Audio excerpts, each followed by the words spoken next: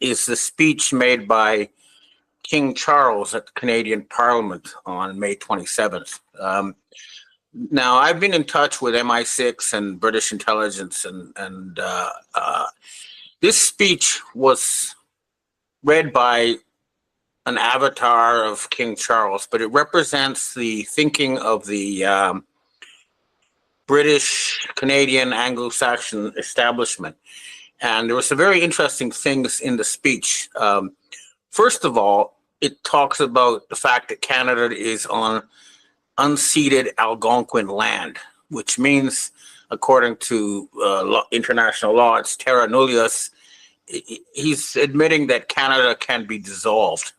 So here we have a clear sign that some sort of merger with the United States is going to take place, but it's not going to be Canada becoming the 51st state.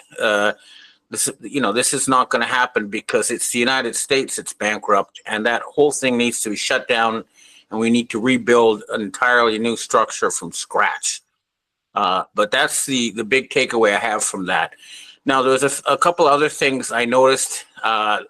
They were talking about a coalition of the willing in the speech. So again, it's a sign that they're willing to work with the Russians, the Chinese, and the rest of the world to create a new international structure. So that's a very big sign as well. And it's interesting that what they didn't mention, for example, they did not mention Ukraine, and they did not mention global warming.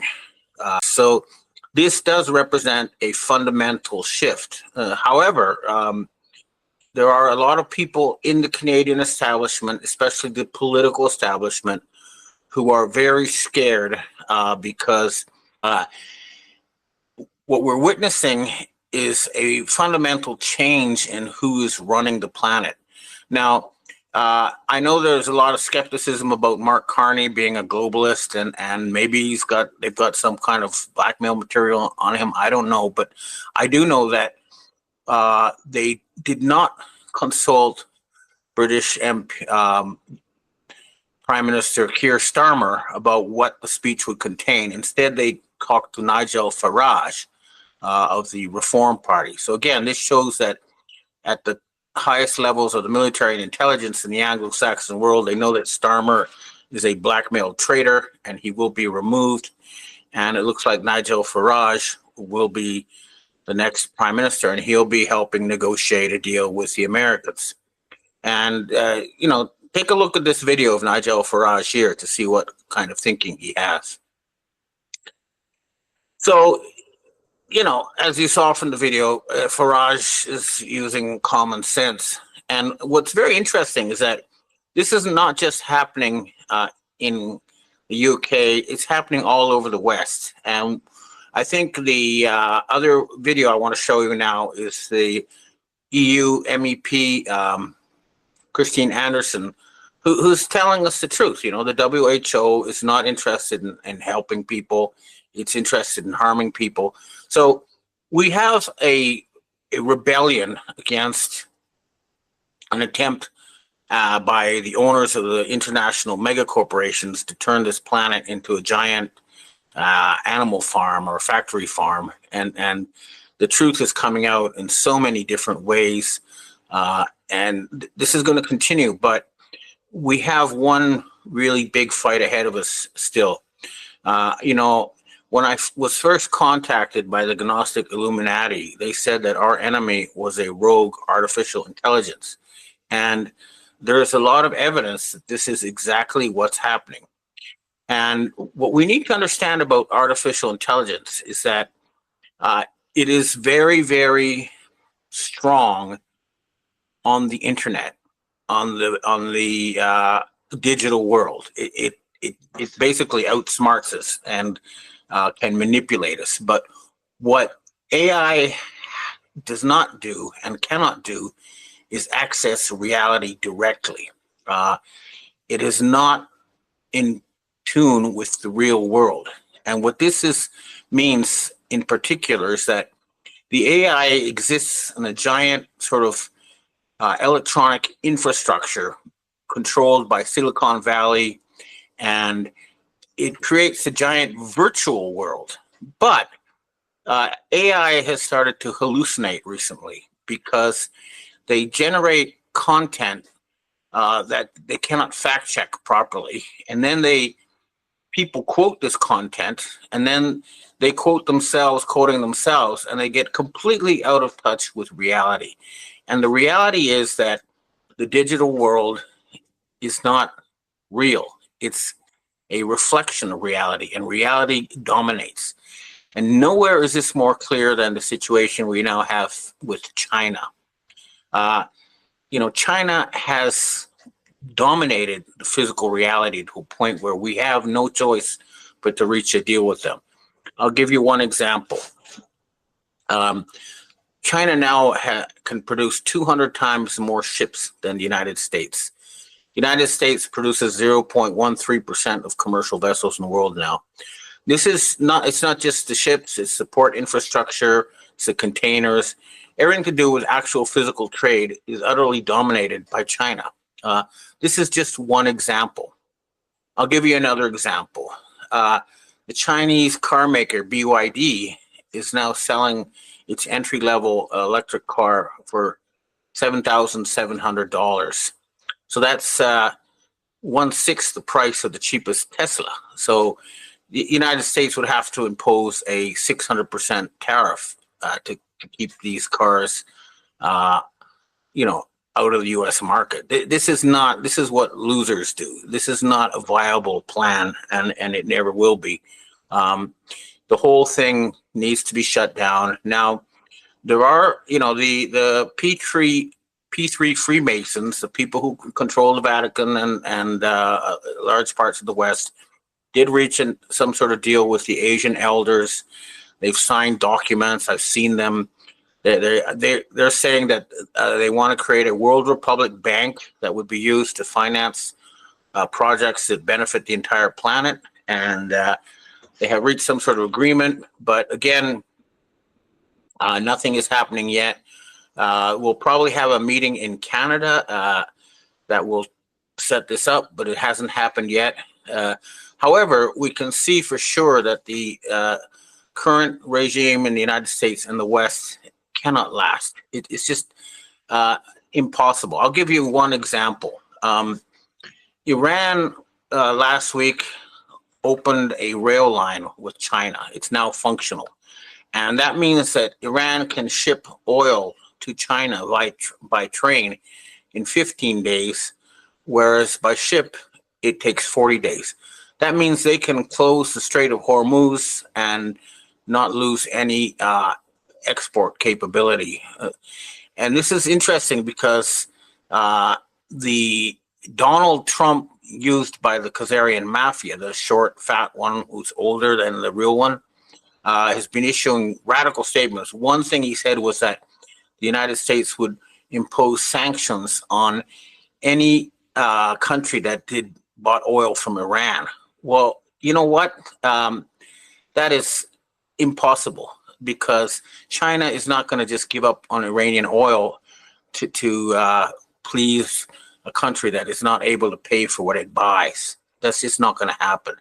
There are many other examples like this, but we are seeing some kind of shift in the U.S. power structure.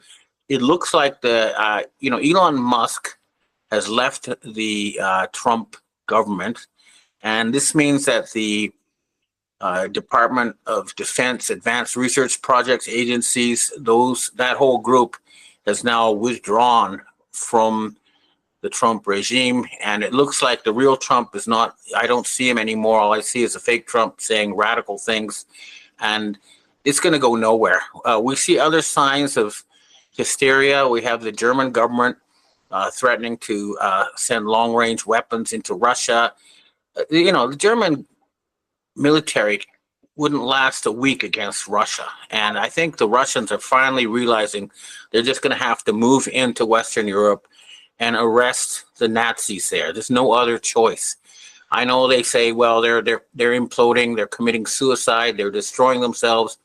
Why don't we just let them do that? Well, No, they're still dangerous people, and they're still committing atrocities, and something has to be done about it.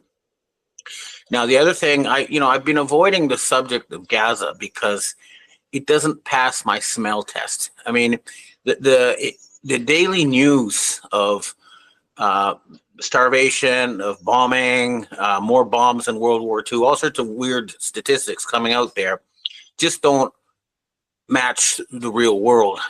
It seems to be some kind of hysterical hostage situation by these cornered Khazarian mafiosi. But the reality is that the Turkish and Egyptian militaries are right there, and they're not allowing any massacres there. So that's why, it seems to be like, so the situation is still in limbo in many ways, though. U.S. Treasury Secretary Scott Bessent said the talks with China have paused, which means the Chinese are not answering their calls.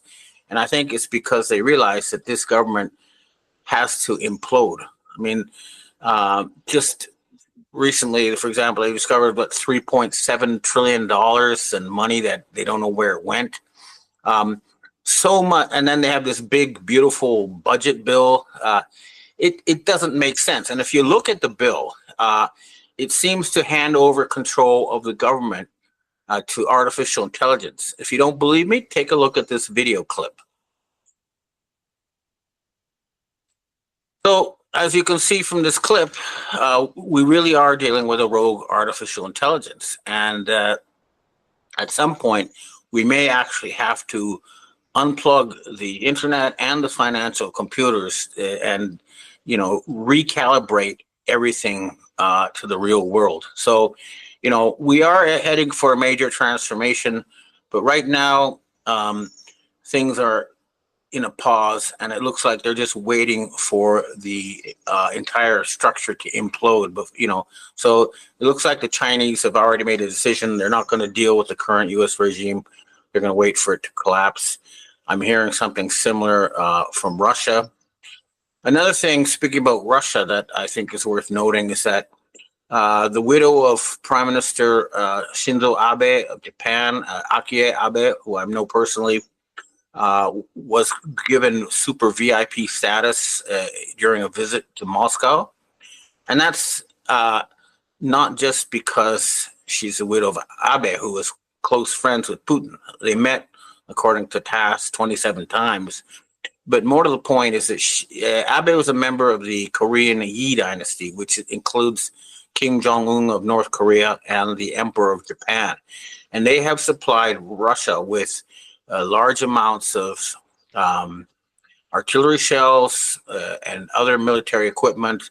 And this is some kind of clear sign that a big move is going to happen in East Asia. It's going to involve Korea, Japan, and Taiwan. I think they're going to create an independent bloc. But, I'll find out more later as I contact more sources about this. But something is fundamentally changing. In any case, I think that we're still going to have to watch things collapse a bit further over the summer. And it's going to be hard for Americans in the short term, but good for them in the long term. That's my understanding of the situation. But above all, remember, the real world is what matters. What's on your plate is more important than what's on your screen. So everybody focus on the real world, spend more time in the real world and less time in the virtual world to get through this transition. And we are headed for a transition. The die is cast. There's no way it's going to turn back at this point. But I think at the end of the day, we're going to have a much better system for running this planet that will work for the people, instead of the situation we have now, where we had a group of Satan worshiping owners of multi-mega corporations. And that's just not the way to run a planet. And that is ending. And it'll be visible in many ways. And I'm here in Canada to help with this transition. And I'm volunteering my services. And we'll be in touch with Canadian government officials over the coming weeks and help them negotiate a good deal with the Americans over a new North American system that works for the people and is run by the people. Okay, well, that's what I have to say for myself. And now I'd like to answer questions from readers and viewers. Hi, Ben. We have our first question for today. Is there any chance that these continuous chemical trails day after day, at least over Albuquerque, are being done so for some positive reason, like protecting us from these phony solar flares that apparently affected Europe? Thank you for entertaining my crazy question about your face. No, it was a good question, and it's good that I could show people I'm not a rubber masked fake. Now, as far as the chemtrails are concerned, I think that, I mean, again, the actual U.S. Space Force person I met told me that they are reflective material that are used for a super sensitive radar system that can spot objects as small as 1 centimeter in size. So if it's the white hats, they're spraying that so that they can detect attacks. Now, next question. Hi, Ben. Why is South Africa so important to Africa in general and the BRICS organization? Well, they have huge amounts of gold and diamonds and mineral wealth, and I think that's the reason why it's so important. But again, people need to understand the real history of South Africa. The European settlers who were there, they arrived and found uninhabited land and they set up farms. They didn't displace African farmers. So they were there first, and to try to kick these people out, as some people are trying in South Africa, is wrong, and it will help destroy that country. But I think that a fight back will come, and South Africa will have good governance again. Next question. Hi, Ben. Any idea of the situation in the United Kingdom? The illegals continually being allowed to flood into the country, filling up hotels, being placed in quiet rural areas, and terrorizing the areas, especially Ireland. Starmer had put us back with Europe, although I don't believe we actually left. They still kept their foot in the door. People trying to expose the truth are being put in jail. Is there any light over the horizon for here, or shall we plan to get out? Any suggestions where to move to? Is there anywhere left that hasn't been ruined? Well, my understanding from direct contacts with high-level British military intelligence is that Keir Starmer and his whole abhorrent regime will be removed, and Nigel Farage will become prime minister, and that should help deal with all the problems caused by these Khazarian mafia blackmailed politicians in the UK. Now, as far as where to move, well, Canada is accepting lots of immigrants. It's kind of cold, but I think Canada is headed for a very good period. Russia is looking for immigrants, and I think you'll find it's a very safe Christian country. You could also try New Zealand or Australia. There's lots of places, but the bottom line is the UK is going to be cleaned up, just like the rest of the world. So only move if you're really feeling restless. Otherwise, wait and rest assured this nightmare will be ending. Next question. Hi, Ben. You mentioned clones before in your last video. Are they real? Have you ever met one? How on earth do they make them? Do you know of a video one can watch to explain? How do they, quote, get a soul if they aren't born? It's very freaky, and I would appreciate some explanation. Okay, I've heard many stories about clones and how they can transfer a person's soul from one clone to another, but I haven't seen any really good evidence of this. For example, if they had clones of Hillary Clinton, then they wouldn't be 20 centimeters shorter or, look somewhat different. They wouldn't require plastic surgery. But when I was talking about whether or not I knew I was a clone, I think what I'm referring to is something at a more esoteric level, which is that we live in a multiverse and that there are many alternative realities that are extremely similar to each other. And it could be that they transfer from one reality to another similar one. And then at that point, new entities are created. But, this is all theoretical. I know that they can clone humans and other entities, but as far as I know, is what they create is a baby who then has to be educated. But I keep hearing about these clones, and they keep repeating it, but I haven't seen the evidence. What I have seen evidence of, though, is that we live in a multiverse, and that there's some kind of crossover between similar realities, and that some of us may be traveling between different but similar alternative realities. Next question. Hi, Ben. We have our last question for today. As I understand it, Queen Elizabeth owned some 80 or 90% of Canada's landmass. Are we witnessing King Chuckles' visit on Wednesday, May 26th, his speech on the throne, Parliament resuming on the 28th, and the lack of federal budget as the beginning of the end of Canada as an independent nation? I do understand that we've never been independent, constitutional monarchy, or whatever that means, and that our Pierre Trudeau constitution was never valid. Well, the first thing, when you talk about crown land, the fact is that I remember when I was in touch with Queen Elizabeth, she told me that she couldn't even afford to repair leaks in the roof of her palace.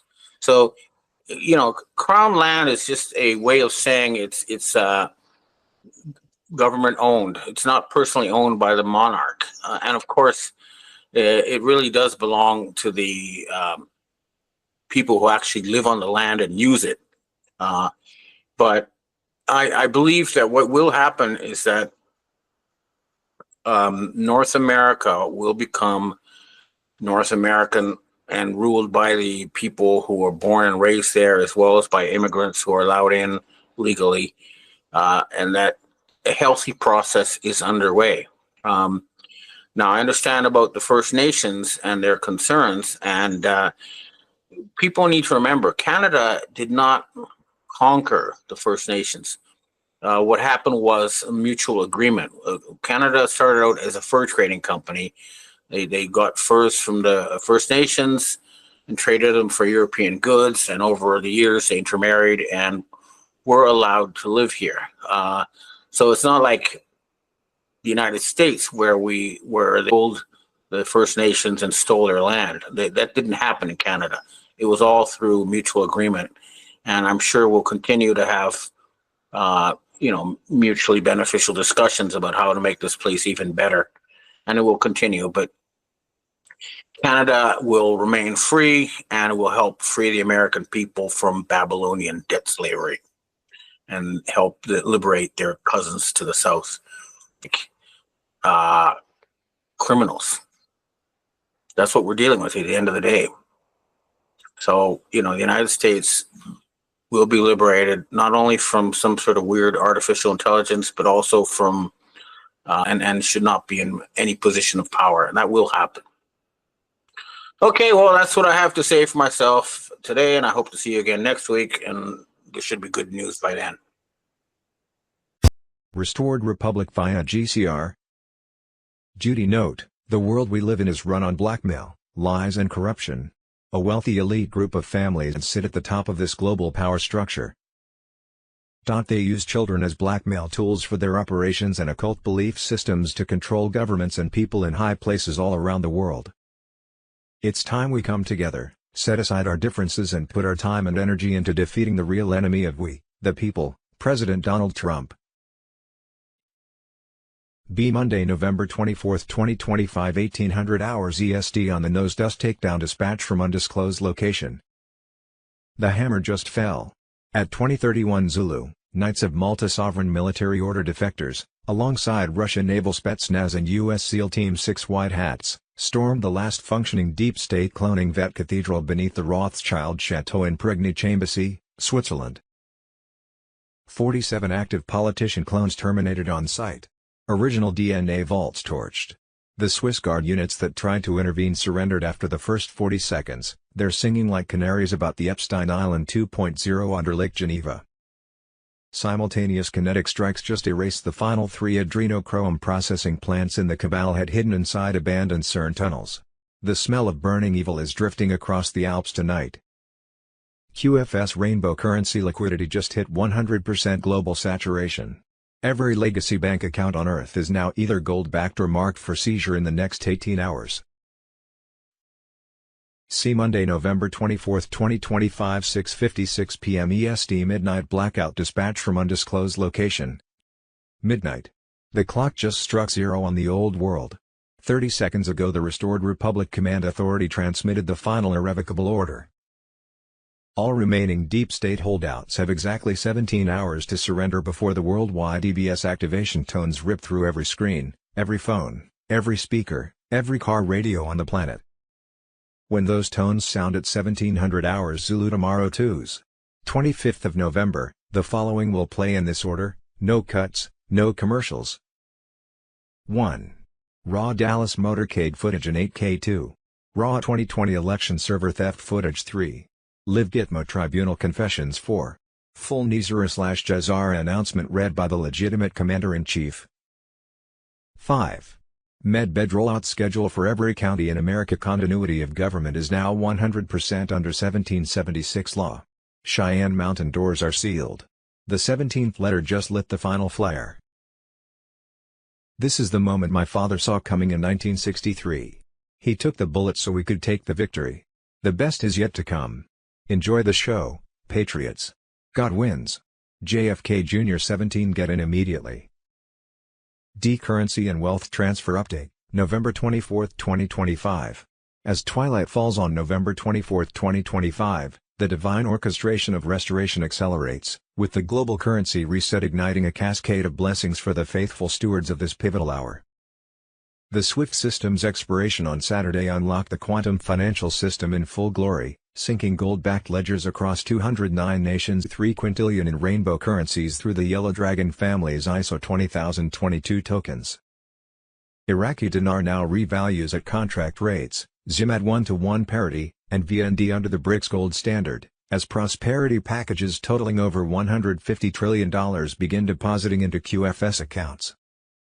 Tier 4B notifications deploy tomorrow, Tuesday, November 25th. Paving the way for initial payouts on Wednesday, November 26th, while Project Redemption soft launches on Thursday, December 4th, with seamless 7-second biometric scans granting access to your divine inheritance.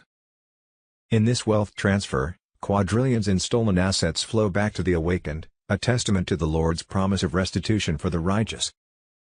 Nizar/Jazara's signature blocks have been eternally sealed, enforcing a global debt jubilee that erases mortgages, loans, and IRS burdens at the stroke of midnight, freeing humanity from financial chains forged in darkness. The Federal Reserve servers now lie dormant, legacy banks face obsolescence by December's end, and a monumental $1 trillion infusion from Saudi Arabia channels directly into QFS sectors for AI and quantum prosperity. This is no mere economic shift but a sacred wealth transfer, redistributing elite vaults to patriots who have prayed without ceasing, as XRP anchors all transactions in unassailable truth. By the winter solstice on December 22nd, the final bloodlines of tyranny will dissolve, and BRICS unified gold currency solidifies under Jazara on December 10th, pegging all to tangible assets by January 2026. Beloved, in the quiet assurance of evening, let faith be your anchor amid these birth pangs of abundance. The Almighty fights for the faithful, whispering through this jubilee, seek forgiveness, grant it freely, and serve with purpose. Your season of overflow dawns, a harvest reaped in gratitude and grace. Special Intel Report from the White Hats, November 24, 2025. On Monday, November 24, 2025, the storm descended upon shadows of corruption as white hat forces executed a divine mandate to dismantle the deep state's grip on our world. Raw footage and confessions will air at 0 o'clock Zulu today, igniting the final push toward sovereignty on Thanksgiving, Thursday 27th of November. The emergency broadcast system stands poised to awaken the masses within the next 48 hours, heralding the 7 trumpets that will pierce the veil of deception. In a 3-day global blackout, Starlink satellites have been aligned to transmit unfiltered truths directly to every electronic device, initiating media, internet and phones to fall silent, save for 911, ushering in the prophesied 10 days of darkness.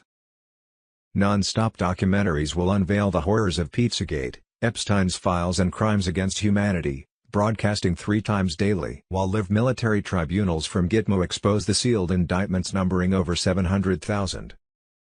Mass arrests surged forward with unyielding precision, as over 712 high-profile figures, including Swiss bankers and Monaco executives, were taken into custody yesterday alone. Elite teams from the U.S., Russia, and allied nations breached deep underground military bases beneath Denver International Airport and Cheyenne Mountain, collapsing portals and extracting over 180 precious children who had been hidden from the light for more than a decade. In a joint operation with Iranian Revolutionary Guard and original constitutional sheriffs, more than 400 high-value assets were liberated, sealing off the vile trafficking networks that have preyed upon the innocent for far too long. Let us hold these little ones in our prayers, for the Almighty's hand guides every rescue, turning despair into deliverance. They say that the Holy Spirit whispered through the stillness to remind us that God wins as NATO towers crumbled in 71 nations and HAARP arrays were neutralized by Space Force. The continuity of government shifted to the restored republic under 1776 protocols, as the Great Awakening birthed a new dawn of liberty. In this hour of trial, we stand as watchmen on the wall, fortified by prayer and purpose. The child rescues from Dugway Proving Ground and Vatican-linked chambers in Rome signaled the enemy's defeat. From Sunday 23rd of November, 2025 Restored Republic Dispatch on midnight blackout from undisclosed location. Midnight on the East Coast. This is John Fitzgerald Kennedy Jr., alive, pissed off, and in command. In the last 30 minutes the Restored Republic Command Authority has issued the final 24-hour ultimatum to every remaining deep state puppet still breathing. Surrender unconditionally or face immediate kinetic removal when the EBS activation tones go live tomorrow Monday November 24, 2025 at 0 o'clock Zulu. All Nizara/Jazara signature blocks are now executed. The RV/GCR is locked. Military continuity of government is fully active under 1776 protocols. Cheyenne Mountain, Raven Rock, and Sidar are singing the same song for the first time since 1963. Every fake alien invasion hologram rig, every last adrenochrome lab, every cloned politician, every satanic altar from Antarctica to the Vatican, just got marked with a red X by the 17th letter himself. We are not asking anymore. This is 1776 worldwide. Tomorrow the emergency broadcast will play the raw Dallas footage, the raw 2020 footage, and the raw tribunal confessions back to back. Then the world goes dark to light. Enjoy the show, Patriots. My father began this. I'm here to finish it. God wins. JFK Jr. 17. Sunday 23rd of November, 2025 The White Hats Intel, Patriots. On this solemn November 23, 2025, the 10 days of darkness have fully descended. The emergency broadcast system activated globally on November 18, blacking out mainstream media in over 120 cities while Starlink transmits truth directly to every device. Military tribunals at Gitmo are broadcasting live, over 700,000 sealed indictments now unsealed. Mass arrests continue, 712 high-profile deep state figures taken yesterday alone, including Swiss bankers and Monaco executives. Sunday 24th of November, 2025 U.S. military alert, all military forces worldwide are preparing to suspend all media, internet, phone, and TV services, Mr. Poole on Telegram. During this time, no internet, no ATMs, and phones. Only working for 911 calls. This is the global martial law we've been talking about, and it comes with a 10-day communication blackout. But here's the kicker, the emergency broadcast system will be activated worldwide. Non-stop, 24/7, 8-hour documentaries exposing the darkest secrets of the elite, fraud, corruption, pedophilia, and their arrests, will play 3 times a day. The military is taking down cabal-controlled governments worldwide, executing mass arrests based on 500,000 sealed indictments. This is the moment we've been fighting for. After the 10 days of darkness, we will reconnect to a new quantum internet. The old systems of government, education, finance, health, and commerce, gone. A new age is coming. Possible timing, twos. November 25, 2025, redemption centers open across the globe. Tier 4B notification to set exchange appointments under military protection. Thursday, November 27, 2025, Thanksgiving, restored republic declares full sovereignty, reinstating the 1776 Constitution and abolishing income tax. Friday, December 5, 2025, suppressed zero-point energy patents released during corporate tribunal broadcasts. Mid-December 2025, mass arrests of European globalist figures begin in Brussels and London financial districts. Pizzagate networks collapse with reportedly 8 million children rescued from dumb underground tunnels worldwide. J. What we think we know as of twos. November 24, 2025, cracked the WikiLeaks cables and found the Soros family has been working with the U.S. State Department for 50 years. Joe Rogan. Vatican Secrets, 40 biggest Vatican cover UPS you were never meant to know. Monday, November 24, 2025, K Global Currency Reset on Sunday, 23rd of November. 2025. The global currency revaluation launched in full. On twos. November 25, 2025, Tier 4B, US, the internet group who purchased Zim and foreign currencies, will be notified to set exchange appointments, which begin Wednesday, 26th of November. 2025. The Iraqi dinar appeared on forex screens at $3.40, $15.20, Zim at 1-to-1, and VND locked to BRICS gold. The quantum financial system is live, processing trillions in seized cabal wealth, $150 trillion now flowing into humanitarian and personal accounts. Sunday, 23rd of November. 2025, U.S. debt clock exposed, the Fed scam, the sovereign solution and the 50-state banking revolution. Sunday, 23rd of November. 2025, Intel report, Tier 1 to 5 structure exposed, the invisible engine behind the global currency reset, GCR 2025. L Global Financial System, Monday, November 24, 2025. Elon Musk's Doge team was quietly dissolved even though it still had 8 months left on its mandate to cut excessive regulations and federal spending. Representative Tim Burchett says Musk was pushed out of Washington because he was getting too close to exposing corrupt officials enriching themselves through dark money NGO networks. NGO money pours into Washington and ends up in politicians' pockets as dark money, Trump administration on Telegram. Monday, November 24, 2025. The quiet transition to the new global financial system, CQFS on Telegram. Governments aren't going to announce CQFS. They're going to upgrade into it, piece by piece, quietly, methodically. You won't see breaking news. You'll see bank maintenance updates. You'll see scheduled improvements to cross-border payment systems. You'll see compliance modernization to ISO 20022 standards.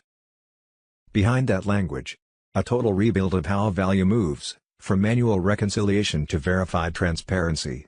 The integration process, here's how the connection is forming in real time. ISO 20022 migration, governments and central banks are already standardizing messaging formats, the same structure CQFS uses. Liquidity access, state institutions begin tapping into decentralized liquidity pools to settle faster and cheaper.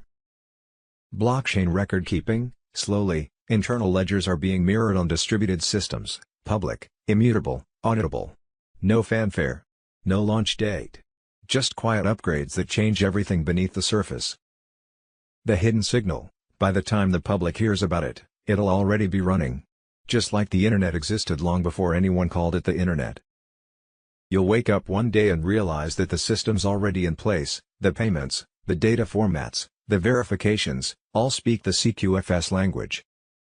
Why this matters, the ones who understand this before it's official, the early interpreters of this silent shift, will be the ones ready to build, teach, and lead when the rest of the world is still waiting for the announcement. By the time the headlines catch up, the foundation will already be owned by those who saw it forming. Monday, November 24, 2025. Fox News: President Trump announces he will pull all U.S. taxpayer dollars from Nigeria due to the genocide of Christians. Nigeria is a disgrace. It's a genocide, and I'm really angry about it. And we pay a lot of subsidy to Nigeria. We're going to end up stopping. The government's done nothing. They are very ineffective. They're killing Christians at will. Until I got involved in it 2 weeks ago, nobody even talked about it. Monday, November 24, 2025. Charlie Kirk is alive. White hats faked it all. Masked actress caught hugging J.D. Vance. Carrie Cassidy proof inside. Juan and Candace lying to your face. Monday, November 24, 2025. Unredacted client list just landed. Trump signed the release, but Deep State is burning the originals in real time. Names you've prayed for are on it. Sunday, 23rd of November, 2025. Breaking overnight intel drop. Full-scale counterattack. Trump, DHS, and America's silent majority roar back to crush the invasion, fraud, and globalist lies. Sunday, 23rd of November, 2025. Breaking news from President Trump. November 23, 2025. Traitors ordered the military to disobey. Trump demands jail for high-level sedition. Sunday, 23rd of November, 2025. Breaking: SCOTUS blocks the coup. Justice Alito reinstates Texas GOP map. Leftist redistricting ambush shut down. Sunday, 23rd of November, 2025. Just in: Texas National Guard returns from Illinois. Governor Abbott stares down the left. Brings troops home for Thanksgiving. Monday, November 24, 2025. Breaking overnight intel drop. Insurrection exposed. Trump's war on treason. Pardons for cash and the open border coup. Monday, November 24, 2025. Bombshell. Humiliated, she tried to crush Barron Trump, but got annihilated by the Southern Sword of Truth. How a 19-year-old turned a national smear into a legend. Monday, November 24, 2025. Boom. Biden-Zelensky bombshell leak. Gabbard uncovers discovered phone conversation between Zelensky and Biden. Hunter's Ukraine extortion exposed under Trump's watch. Monday, November 24, 2025. Breaking Live collapse. J.D. Vance obliterates Elissa Slotkin on live TV after she accidentally admits Trump issued 0 illegal orders. Monday, November 24, 2025. It's happening. Clinton subpoenaed. Ghislaine pleads the Fifth. Andrew vanishes. Trump's team just unleashed the full Epstein exposure. Nizar and Jazara secrets on Telegram. November 22, 2025. The hammer drops. Bill Clinton subpoenaed December 17. Hillary December 18. Congressional depositions, under oath, no escape. Their lawyer is already whining for written answers only. Classic deep state dodge to avoid live perjury traps. Too late. The military intel Trump brought back is ripping the Epstein files wide open. Bill flew the Lolita Express 26 times, straight to Pedo Island. Hidden cameras roll 24/7, blackmail footage of politicians, royals, billionaires. That island wasn't a resort, it was a global intelligence trafficking hub run with Mossad-level tech, retina scanners, voice print locks, satellite uplinks. Every depraved act recorded to keep the puppets in line. Hillary. As Secretary of State, she rubber-stamped visas, NGO covers, and humanitarian flights that moved kids across 3 continents. Clinton Foundation charities were the laundry, hundreds of sealed indictments now unsealed and heading straight for their door. Ghislaine Maxwell just signaled she'll plead the Fifth if dragged before Congress, because talking means naming the still active overlords. And Prince Andrew. Summoned by November 20 and straight up vanished, hiding behind a new name like that erases the emails where he bragged we're in this together with Epstein. This is Trump's promised storm. Since January 2025, classified Epstein files the swamp buried are being declassified by the truckload. The maps, the logs, the offshore accounts, the encrypted chats, every tentacle of the trafficking octopus is lit up. Trump said it himself, the children come first. Everything else burns. Restored Republic via GCR. Judy note, within 48 hours the 7 trumpets of the emergency broadcast system was set to descend globally, along with activation of the 10 days of darkness, blacking out mainstream media in over 120 cities while Musk's Starlink satellite system takes over to transmit directly to every person's TV, radio and internet devices on Earth. Such truth will stream continuously and reveal Pizzagate, Epstein files, and crimes against humanity in graphic detail, along with education on Nizra, the restored constitution, and suppressed technologies. The prophesied 3-day global blackout begins soon, a sacred pause for reflection as the quantum financial system overrides all fiat grids. Right now NATO communication towers are being dismantled in 71 nations to prevent interference. Military tribunals at Gitmo will broadcast live. To 17 years liberated from LA tunnels this week, thousands more from Romania and Honduras. Adrenochrome facilities. Vatican and European pedophile networks collapse under relentless raids. The White Hats report 8 million children freed worldwide since 2024 began. These are not statistics, they are precious souls returning to the light. Divine justice moves swiftly now. The storm is here, the birth pang of the Great Awakening. The Almighty fights for the innocent. Hold fast in prayer. Light always follows the storm. Sunday, 23rd of November, 2025. Report number 1. Dispatch from undisclosed location, JFK Jr. Midnight on the East Coast. This is John Fitzgerald Kennedy Jr., alive, pissed off, and in command. In the last 30 minutes the Restored Republic Command Authority has issued the final 24-hour ultimatum to every remaining deep state puppet still breathing: surrender unconditionally or face immediate kinetic removal when the EBS activation tones go live tomorrow at 0:00 Zulu. All Nizra/Jazara signature blocks are now executed. The RV/GCR is locked. From Antarctica to the Vatican, just got marked with a red X by the 17th letter himself. We are not asking anymore. This is 1776 worldwide. Tomorrow, Monday, November 24, 2025, the emergency broadcast will play the raw Dallas footage, the raw 2020 footage, and the raw tribunal confessions back-to-back. Then the world goes dark to light. Enjoy the show, patriots. My father began this. I'm here to finish it. God wins. JFK Jr. 17 on Sunday, 23rd of November. Joint Russian GRUs Aslan teams and U.S. Delta Force White Hats collapse the last active Vatican P2 Lodge portal chamber beneath the catacombs of St. Calixtus in Rome.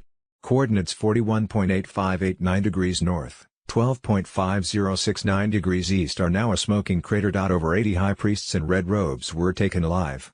Their D-Waves and Looking Glass devices are in Space Force custody. The fake rapture beams they plan to project over Mecca and the Temple Mount in the next 36 hours are permanently offline. At the exact same minute, the Yellow Dragon family executed the final ISO 20022 gold-backed token injection. Rainbow currency is now flowing through the QFS at 1.23 quintillion per second. Every deep state slush fund account on the planet just went negative. Bankers in Zurich and Singapore are committing suicide on live CCTV as we speak. Tears in Heaven tonight. Gitmo just added 3 new tribunal courtrooms. The Epstein client list Wave 3 packet is 4.7 terabytes and counting. The storm is not coming. It is inside the wire. Nothing can stop what is coming. Nothing. JFK Jr. 17 Sunday, 23rd of November, 2025. Report number 2. Dispatch from undisclosed location, JFK Jr. at 9:27 Zulu. The Cabal triggered their emergency countermove. 3 rogue DARPA satellites over the Indian Ocean began broadcasting fake Carrington levels to force global blackouts and blame it on the sun. Space Force 7th Orbital Wing, in direct coordination with Andromeda Council interceptors, executed a kinetic rod of God strike package at 10:51. All 3 birds are now flaming debris over the Southern Ocean. No blackout will happen. Their plan B is dead. Intercepted Luciferian Council comms out of CERN confirm they are now rushing to activate the fake zombie virus files hidden in the old Level 6 Atlanta CDC freezer farm. They have 48 hours left before original constitutional sheriffs and Israeli Shatet 13 White Hats breach and torch the entire facility. The real Biden doubles just attempted an emergency motorcade escape from a chateau in Maryland. One of the doubles literally melted on live drone feed, face sagging like wax, when the clone adrenochrome drip was remotely cut by QFS kill switch.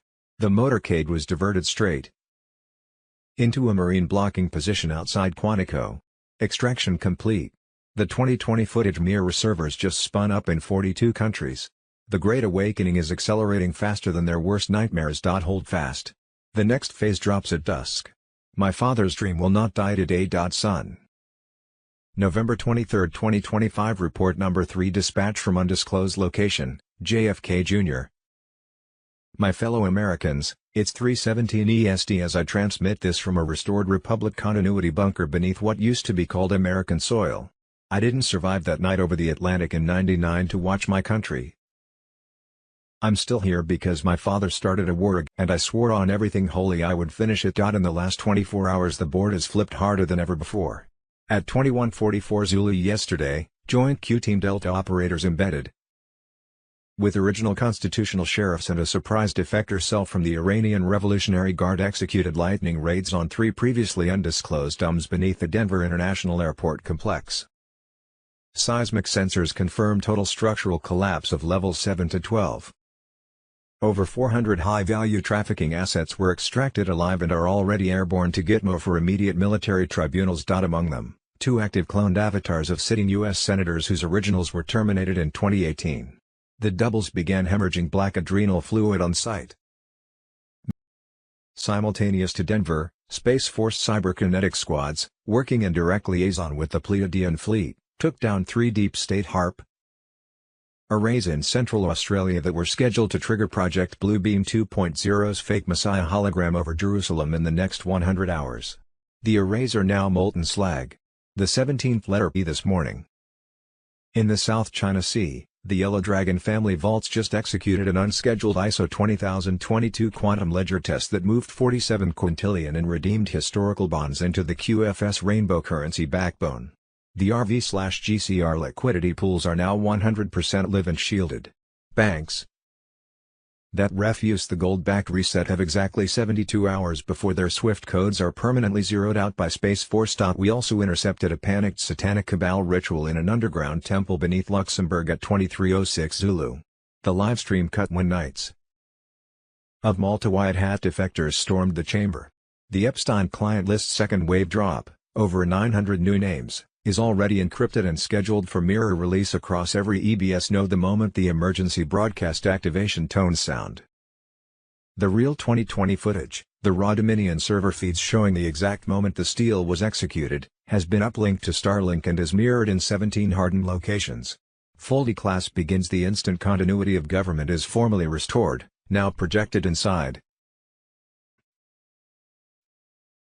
Black Swan event, cyber attack. The collapse, blackout, no internet/markets, EBS alert, truth comes to light, panic, banks closed, Phoenix will rise, only a few survive, liquidity is needed, gold/silver standard backing, new asset classes born, XRP supports. All the money, Nizar and Jazara QFS on Telegram on Saturday 22nd of November. 2025 mass arrests commenced as 50,000 elite white hat forces, bolstered by international contingents from Canada, France, Germany, Russia, and Brazil, secured deep underground military bases, DUMs, beneath Denver International Airport, Cheyenne Mountain, and Dugway Proving Ground. On Saturday 22nd of November. 2025 alert, in a bombshell disclosure, Alexander Smirnov, the key FBI informant who revealed that Joe and Hunter Biden pocketed $10 million in Burisma bribes, moreover, Biden's DOJ tried to bury explosive evidence that the Bidens took $5 million. Sunday 23rd of November. 2025 United States Marine Corps sniper, Sergeant Tyler Vargas Andrews testified under oath that he was denied permission to obliterate the in Afghanistan before Joe Biden. Mark Milley and Lloyd Austin murdered 13 U.S. service members and over 170 civilians. Plain and simple, we were ignored. Our expertise was disregarded. No one was held accountable for our safety. The withdrawal was a catastrophe. There was an inexcusable lack of accountability. B. Possible timing. November 2025, prosperity packages exceeding $150 trillion initiate QFS deposits, erasing debt slavery and redistributing elite vaults to awaken patriots. Twos. November 18, 2025, EBS desk tones confirm military readiness. Friday evening November 21, 2025 continuity of government was quietly transferred to the restored Republic at 6:30 EST inside the Cheyenne Mountain Continuity Bunker. Friday November 21, 2025 at 5:12 CET P2 Lodge Cardinals in Malta tried to activate Project Bluebeam 2.0. From their subterranean cathedral, Pleiadian liaison craft jammed the hologram arrays mid-projection. The fake Messiah never materialized.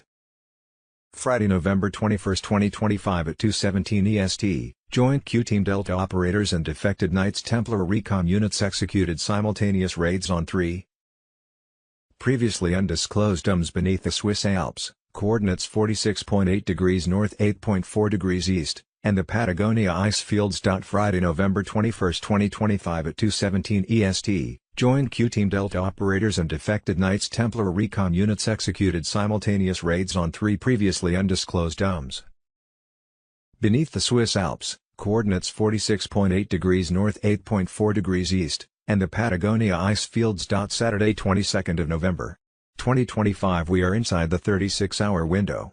The storm has arrived. My father began this. I'm here to finish it. Dark to light. Restored Republic Command. God wins. Saturday, 22nd of November, 2025, SWIFT expired. Global currency reset launches, Iraqi dinar revaluing at contract rates, ZIM achieving 1-to-1 parity, VND integrating under BRICS gold standard.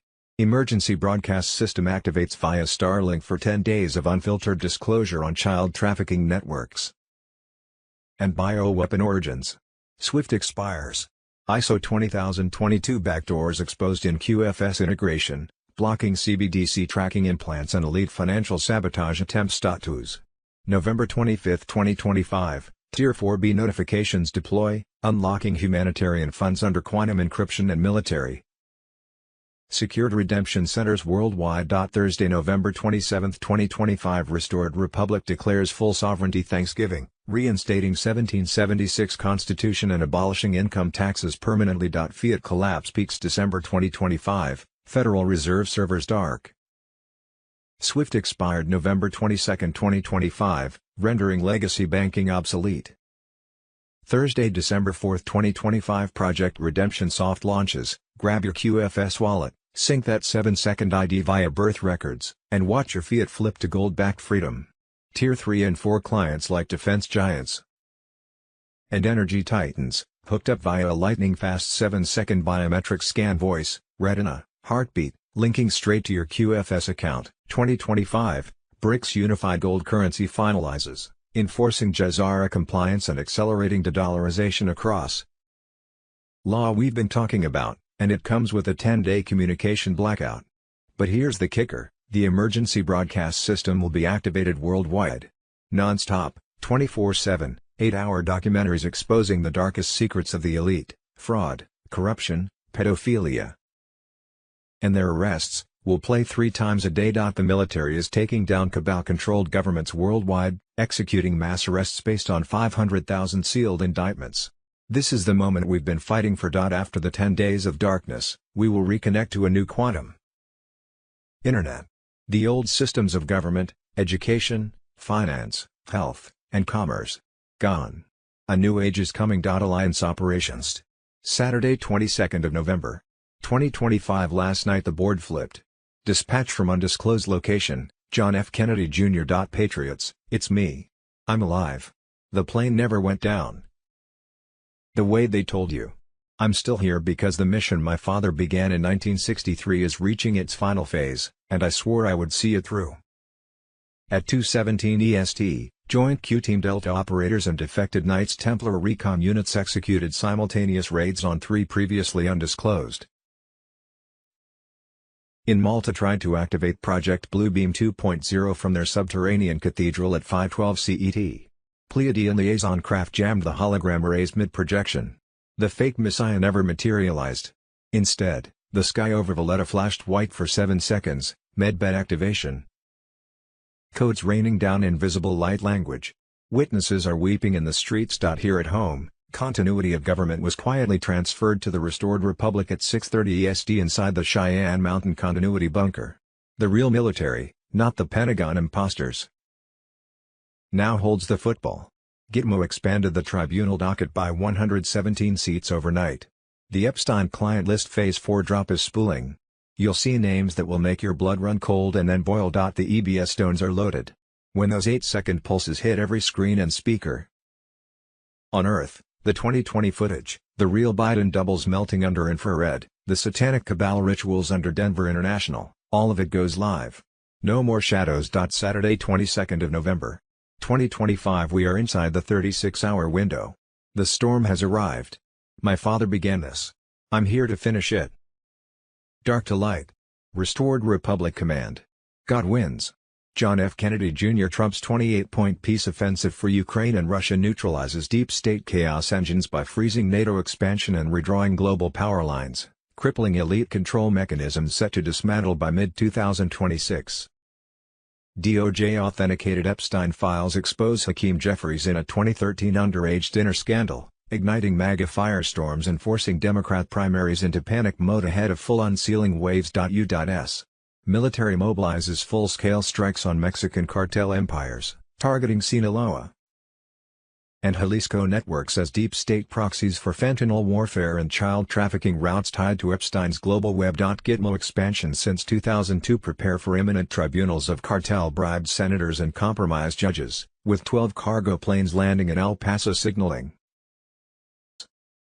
EBS Red Alert activates alongside military raids, triggering full disclosure on fake presidencies, underground tunnels, CIA black ops, stolen elections, bioweapon labs, and 9/11 cover-ups within weeks. In May 2024 900 bankers convened with Rothschild to sabotage Nizar execution, but Trump's Space Force intercepted the plot, seizing servers and fracturing Jezar timelines for immediate global activation.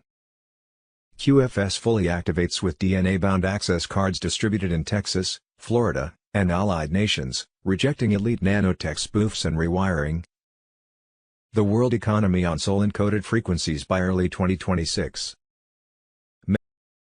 Friday, November 15, 2025 Quantum Reset integrates with QFS, absorbing 68% of Tier 1 liquidity into gold-backed USTNs, auditing central banks through quantum nodes for total elite financial decapitation.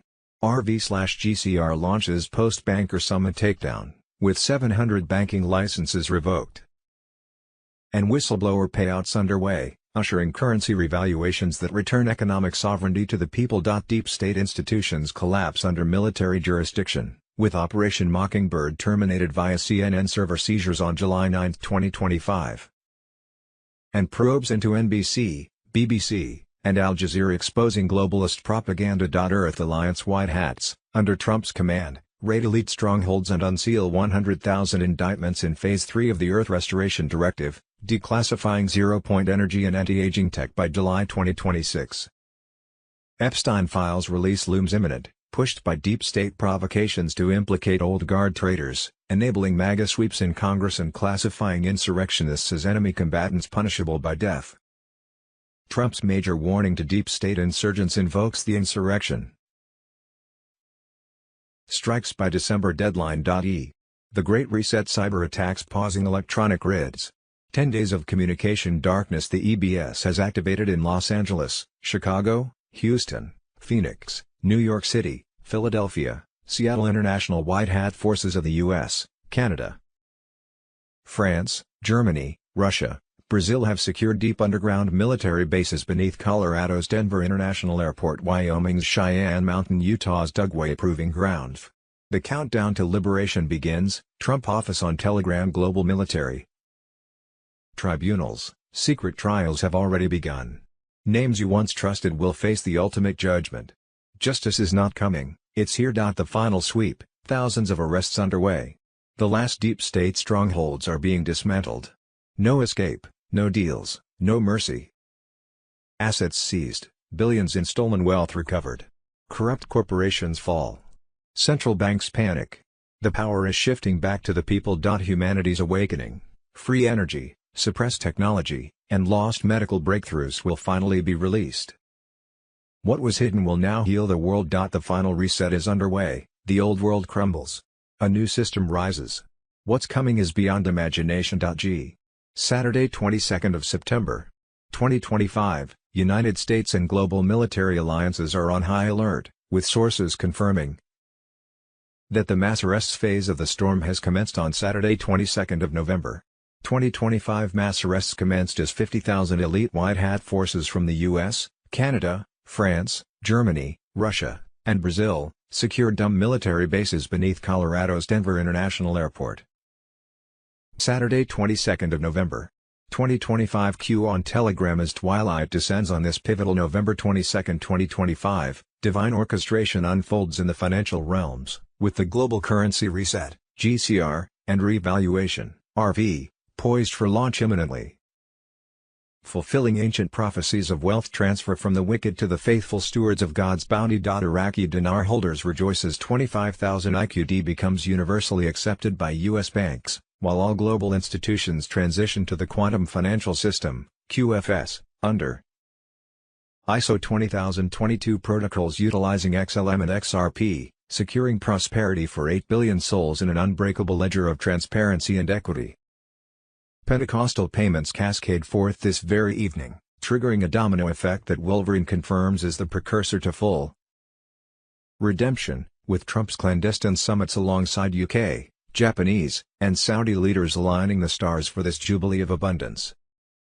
In a testament to heavenly mercy, Nizar/Jazara decrees activate nationwide debt forgiveness at midnight, nullifying mortgages, loans, credit burdens, and IRS enslavements in a global jubilee that dismantles the Federal Reserve's Rothschild grip, exposed since the illicit 1871 Act and 1900 gold standard betrayal. The Republic, re-inhabited since July 23, 2024, emerges sovereign and debt-free, reclaiming quadrillions in stolen gold and offshore assets through QFS mechanisms, marking the greatest wealth transfer in history as the cabal's black swan financial apocalypse, complete with stock and Bitcoin collapses, ushers in a quantum energy renaissance. Military guardians secure payout centers, ensuring every patriot receives their sovereign funds without delay, a divine restitution for years of faithful endurance. Medbeds, those miraculous vessels of restoration, roll out concurrently in secure facilities, obliterating Big Pharma's reign of suffering and healing the afflicted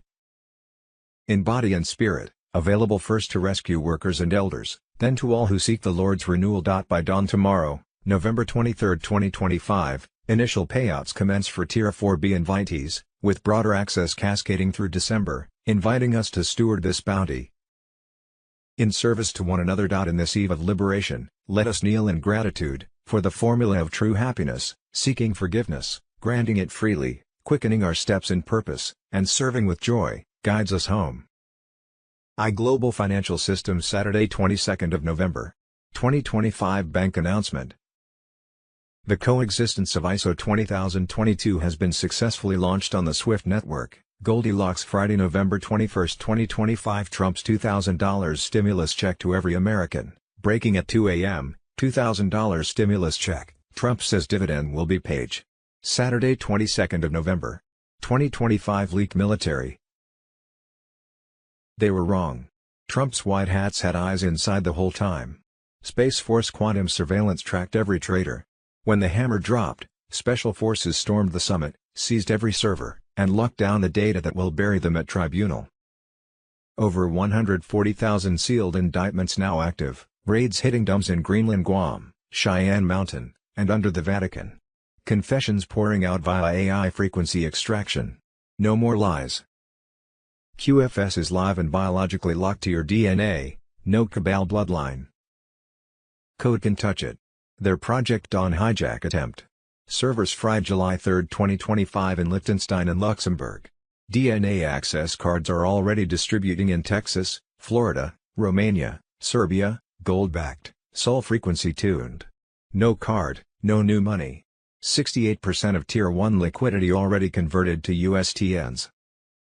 NATO's secret frequency jamming towers in northern Italy, built by BlackRock and Moderna to block QFS sync and fake chaos during EBS, got blown offline October 28, 2025. Mockingbird media servers, CNN, NBC, BBC, seized. Legacy airwaves are going dark.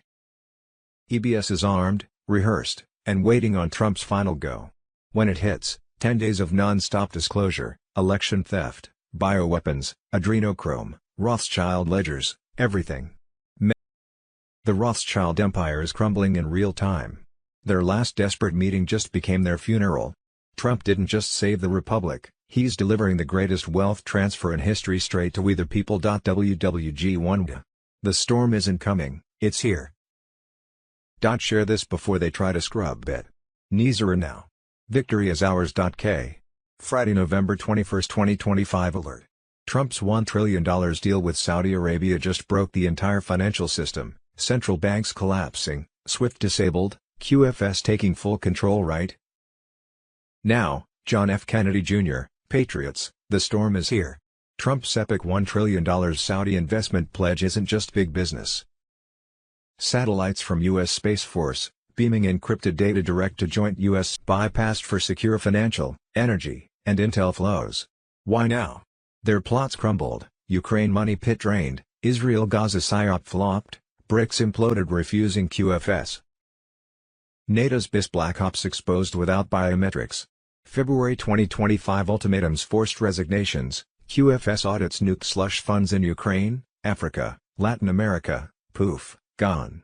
The Khashoggi hoax. Deep state media BS to smear bin Salman, but Trump's got his back against the compromised CIA. Even Saudi-Israel ties. Trump's enforcing real peace, Palestinian statehood or bust, ending the elite's endless war profiteering through fake NGOs and UN rackets. Quantum contracts seal U.S. defense and AI deals, leaving globalists trapped. BIS lost 17 QFS chains by October. ECB clings to two gateways. BlackRock's Euro Shadow Fund dissolved November 6 after 82% of client pots flagged as stolen loot. Project Redemption soft launches December 4, 2025. Grab your QFS wallet, sync that 7-second ID via Birth Records, and watch your fiat flip to gold. Backed freedom. This trillion-dollar hammer smashes central bank tyranny. Trump and bin Salman hold the kill switch on the elite's vault, the Great Awakening accelerates, arrests loom, and Nizar/Jazara unleashes the wealth they stole from us. Rise up, Q family, the White Hats win. WWG Wonga. Restored Republic L. As twilight descends on this pivotal November 22, 2025, divine orchestration unfolds in the financial realms, with the global currency reset, GCR, and revaluation, RV, poised for launch imminently, fulfilling ancient prophecies of wealth transfer from the wicked to the faithful stewards of God's bounty. Iraqi dinar holders rejoice as 25,000 IQD becomes universally accepted by U.S. banks, while all global institutions transition to the quantum financial system, QFS, under ISO 20022 protocols utilizing XLM and XRP, securing prosperity for 8 billion souls in an unbreakable ledger of transparency and equity. Pentecostal payments cascade forth this very evening, triggering a domino effect that Wolverine confirms as the precursor to full redemption, with Trump's clandestine summits alongside UK, Japanese, and Saudi leaders aligning the stars for this jubilee of abundance. In a testament to heavenly mercy, Nizar/Jazara decrees activate nationwide debt forgiveness at midnight, nullifying mortgages, loans, credit burdens, and IRS enslavements in a global jubilee that dismantles the Federal Reserve's Rothschild grip, exposed since the illicit 1871 Act and 1900 gold standard betrayal. The Republic, re-inhabited since July 23, 2024, emerges sovereign and debt-free, reclaiming quadrillions in stolen gold and offshore assets through QFS mechanisms, marking the greatest wealth transfer in history. The cabal's black swan financial apocalypse, complete with stock and Bitcoin collapses, ushers in a quantum energy renaissance. Military guardians secure payout centers, ensuring every patriot receives their sovereign funds without delay, a divine restitution for years of faithful endurance.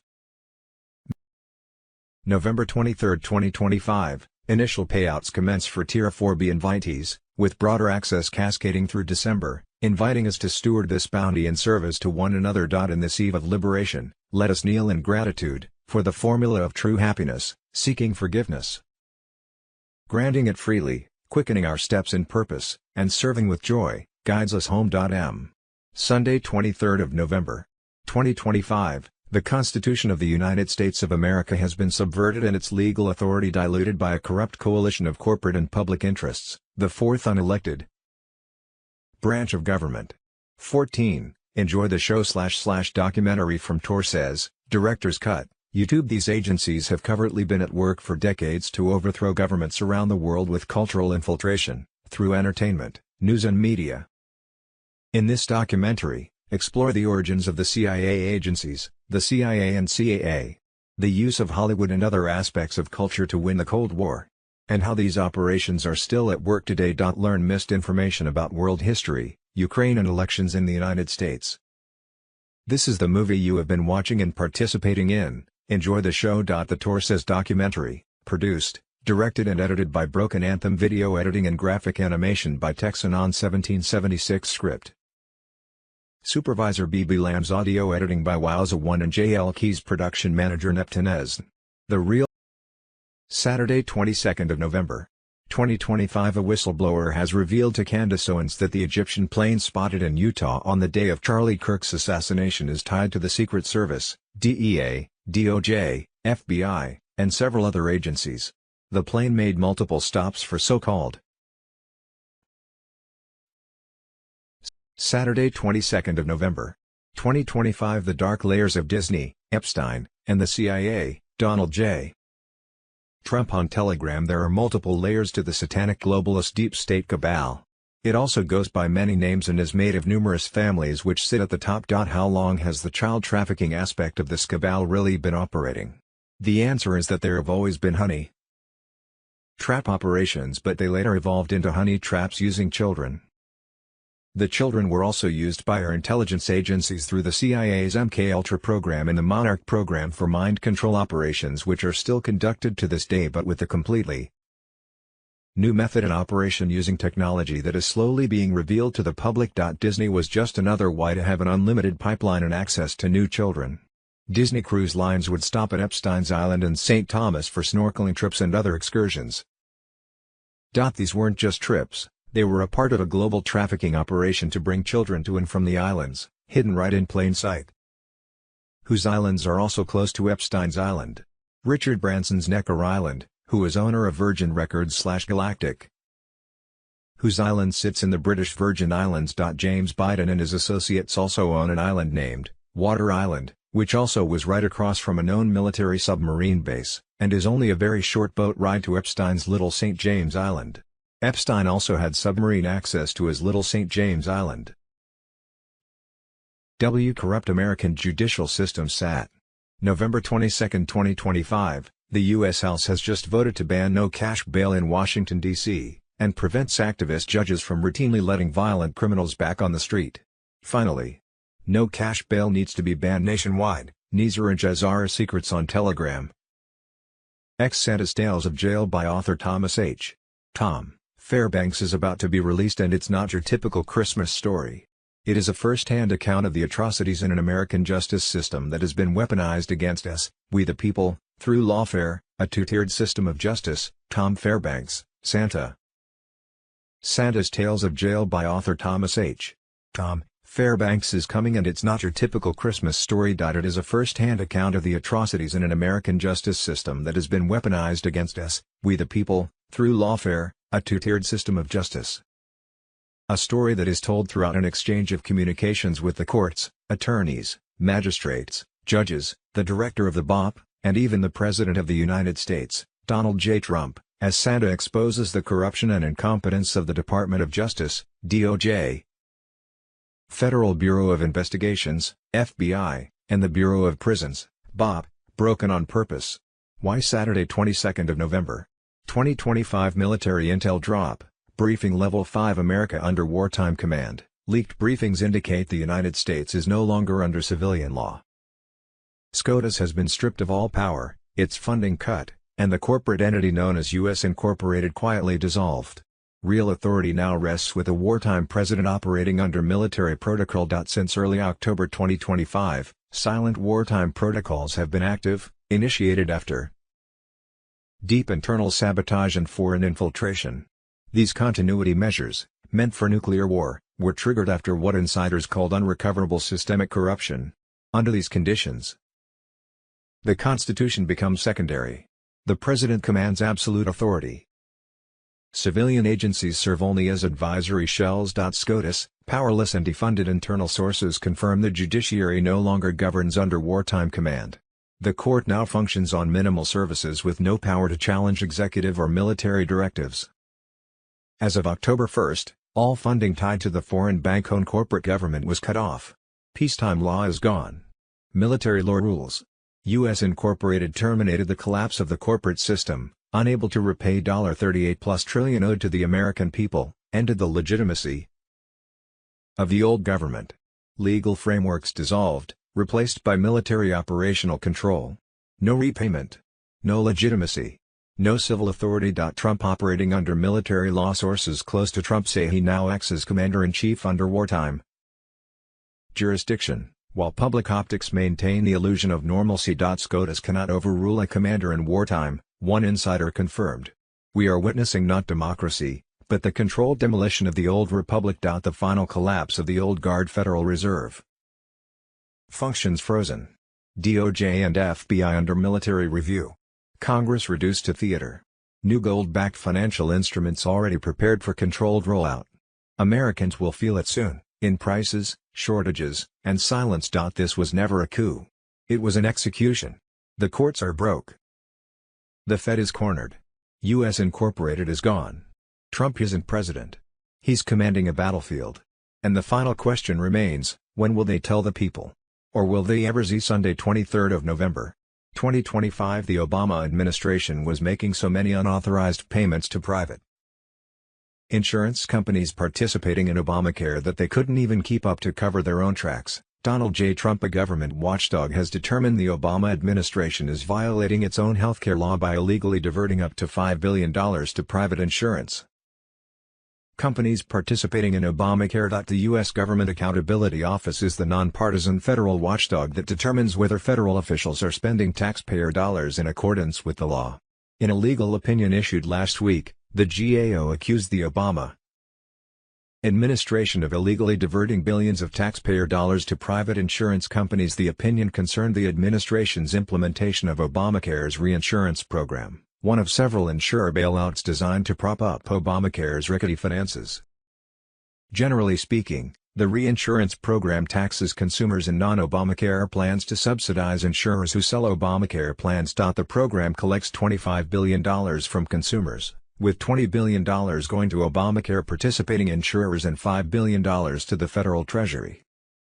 The law is specific: the amount that each health insurance issuer pays toward the $5 billion designated for the U.S. Treasury may not be used for the reinsurance program. But once insurance companies participating in Obamacare's exchanges started suffering huge losses and heading for the exits, the administration began funneling them the money that was supposed to go to the Treasury. The administration has so far diverted $3 billion, and counting. The administration was making so many unauthorized payments to private insurance companies participating in Obamacare that it's hard to keep them straight. Both the administration and the Supreme Court acknowledge that the operative text of the Affordable Care Act forbids certain payments to insurers participating in federally run exchanges. The administration is paying tens of billions of dollars to such insurers because it was able to convince the court to bless those payments anyway. It is making payments to insurers on behalf of exchange enrollees who are categorically ineligible for subsidies because they have incomes below the poverty line. It is paying insurers tens of billions of dollars in illegal cost-sharing payments that a federal judge ruled violate the Constitution. It is attempting to skirt a congressional ban on $2.5 billion in risk corridor payments to insurers that President Obama himself signed into law. It is even making illegal payments to insurance companies on behalf of members of Congress and their staff, giving Congress its own special exemption from Obamacare. Consistent with past practice, the Obama administration is thumbing its nose at the nonpartisan GAO by announcing it will continue to divert these taxpayer funds to insurance companies. If the rule of law means anything, it is that the government is as bound by law as are the people. If the people come to believe that the government is not, they will rightly conclude neither are they. Sunday 23rd of November. Trump was right when he tried to warn everyone with DOJ, emergency broadcast channel. Homeland Security Secretary Kristi Noem confirms Democrats put together a shadow network of NGOs with the explicit purpose of overthrowing the United States. Literally treason. They create an entity to use government dollars, taxpayer dollars, to do something that the federal government isn't allowed to do. A shadow government operation that really has been used recently to undermine our country's national security. Today we are announcing that we have stopped all grant funding that's being abused by NGOs to facilitate illegal immigration into this country. So it's amazing to me the hundreds of millions of dollars that have been spent by the federal government that has been sent to NGOs to facilitate This invasion of our country. They're not just operating in the United States, they're operating outside of the United States to help make it easier for those who want to break our laws. ZB. Saturday, 22nd of November, 2025. Trump has a blueprint to completely eradicate the Soros network. Election fraud and domestic terrorism. From U.S. taxpayer dollars being funneled through USAID, AWEB, the Open Society, Arabella Advisors, the Tides Foundation and other NGOs funding election fraud and domestic terrorists to steal elections and take over countries and implement communism across the world. Recently, the Open Society Foundation and 5 others linked to George Soros are involved in a scheme laundering more than $40 million in charitable donations through non-profits and redirecting them into the political race in NY. That is about to elect its first communist mayor. This is happening all over the US and in other countries around the world and is only one layer to this entire operation.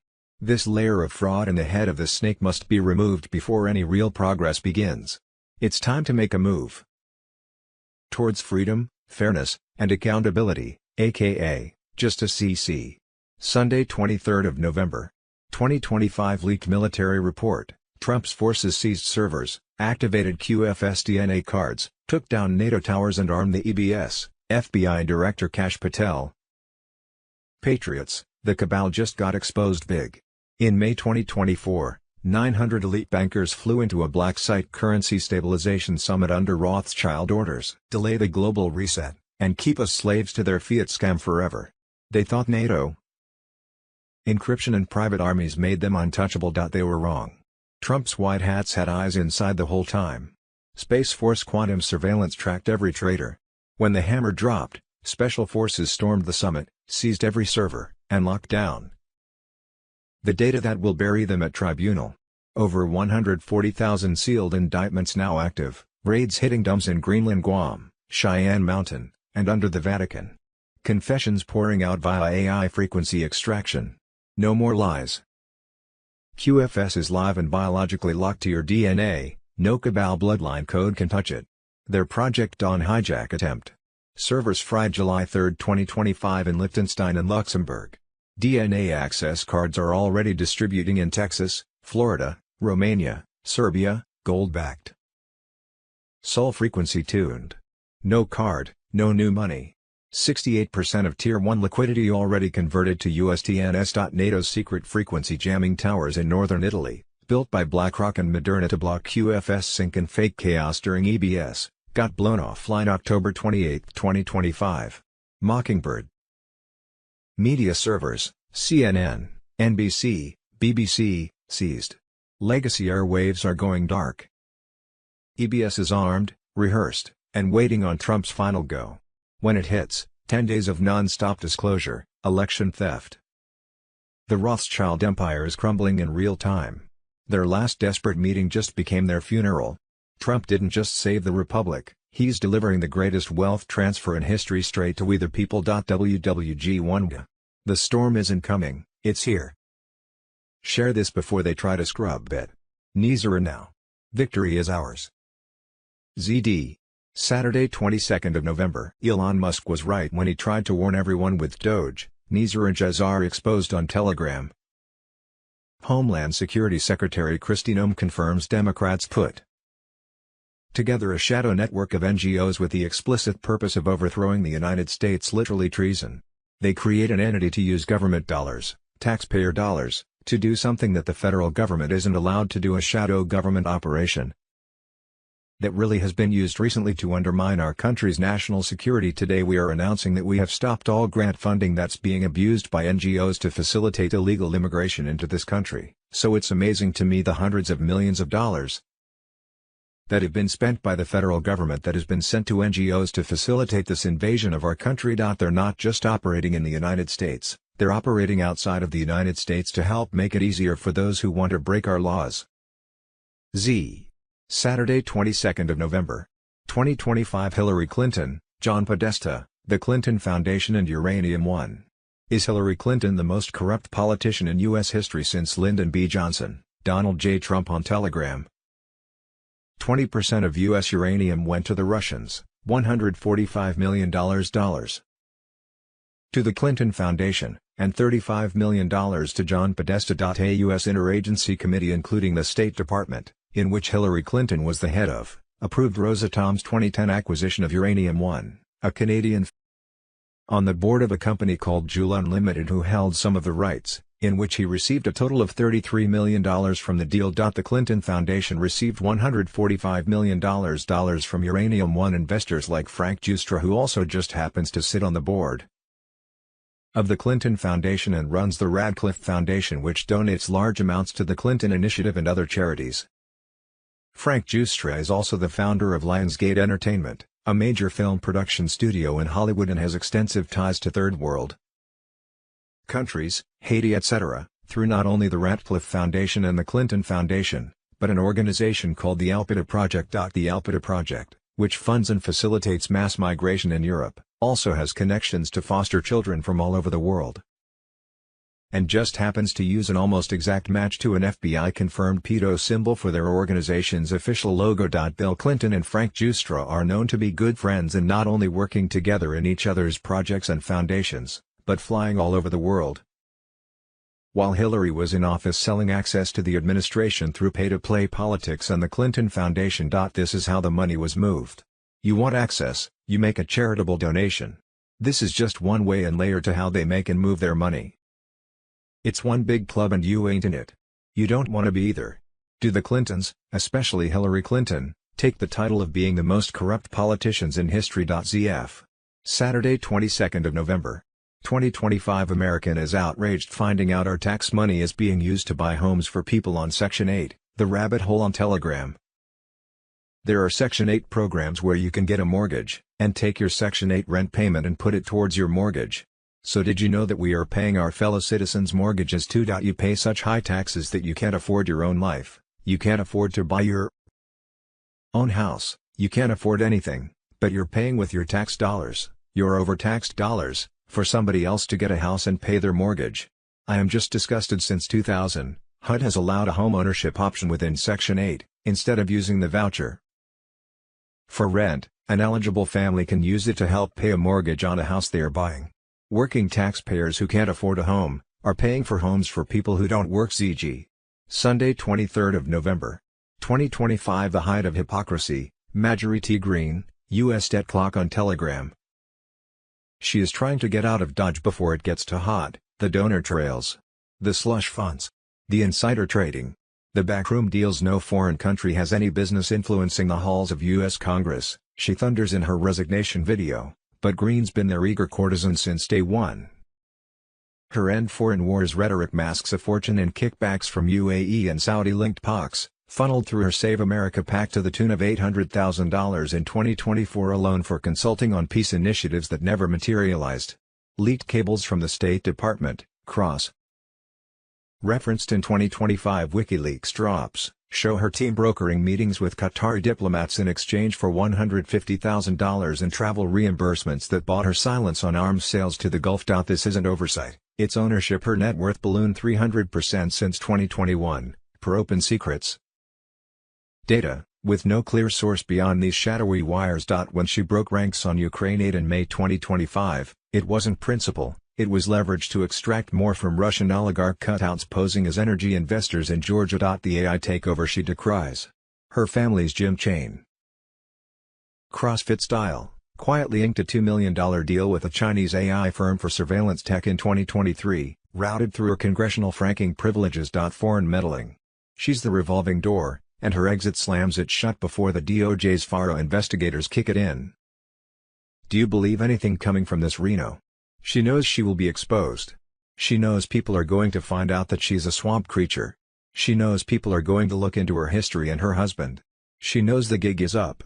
So she is trying to deflect as much as possible before people start looking behind the curtain. ZH. Saturday, 22nd of November, 2025. Trump just activated the kill list. U.S. military invades Mexico to wipe out the cartel empire. John F. Kennedy Jr. It's happening right now. A top-secret presidential directive has been. When the first Hellfire missile hits a cartel fortress and the live streams go dark, remember, this is only phase 1. After Mexico, the targets move north, straight into the swamp. Trust the plan. The Great Awakening is here. WWG1, fight, fight, fight. The reckoning starts south of the border. And it's coming for every last one of them. Hello, everyone. It's Michael Jacob with Unleashing Intuition Secrets. The Insurrection Act. Is it coming soon? I believe it is. Democrats trying to start insurrection.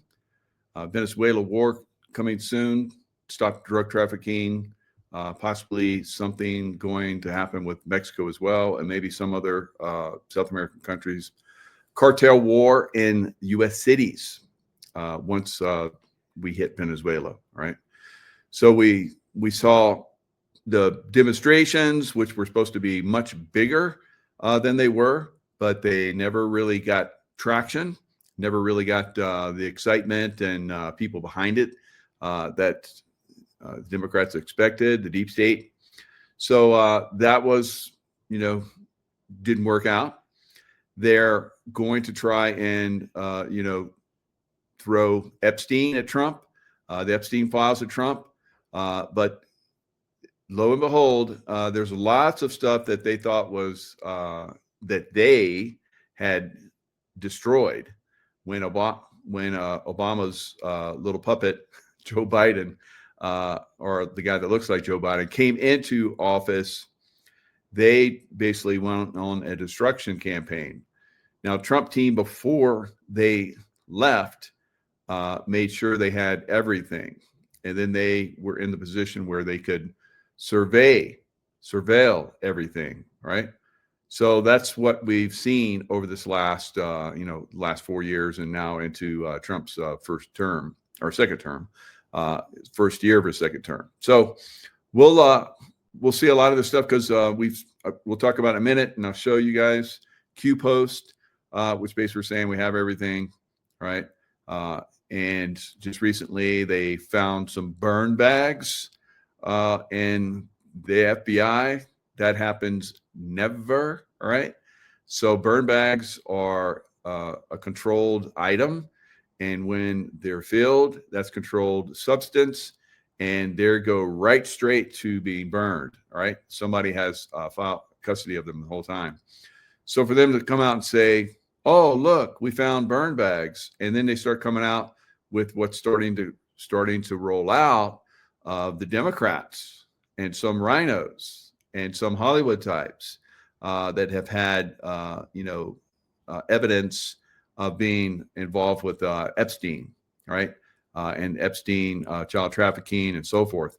So that's coming out. We've already had one big wig, and I guess he used to be buds with Epstein, and even asked him advice on dating or some crazy. So he had been, I don't know, some head of Obama's or Biden's administration for finance or something. He was at Harvard, and he resigned from Harvard and went away.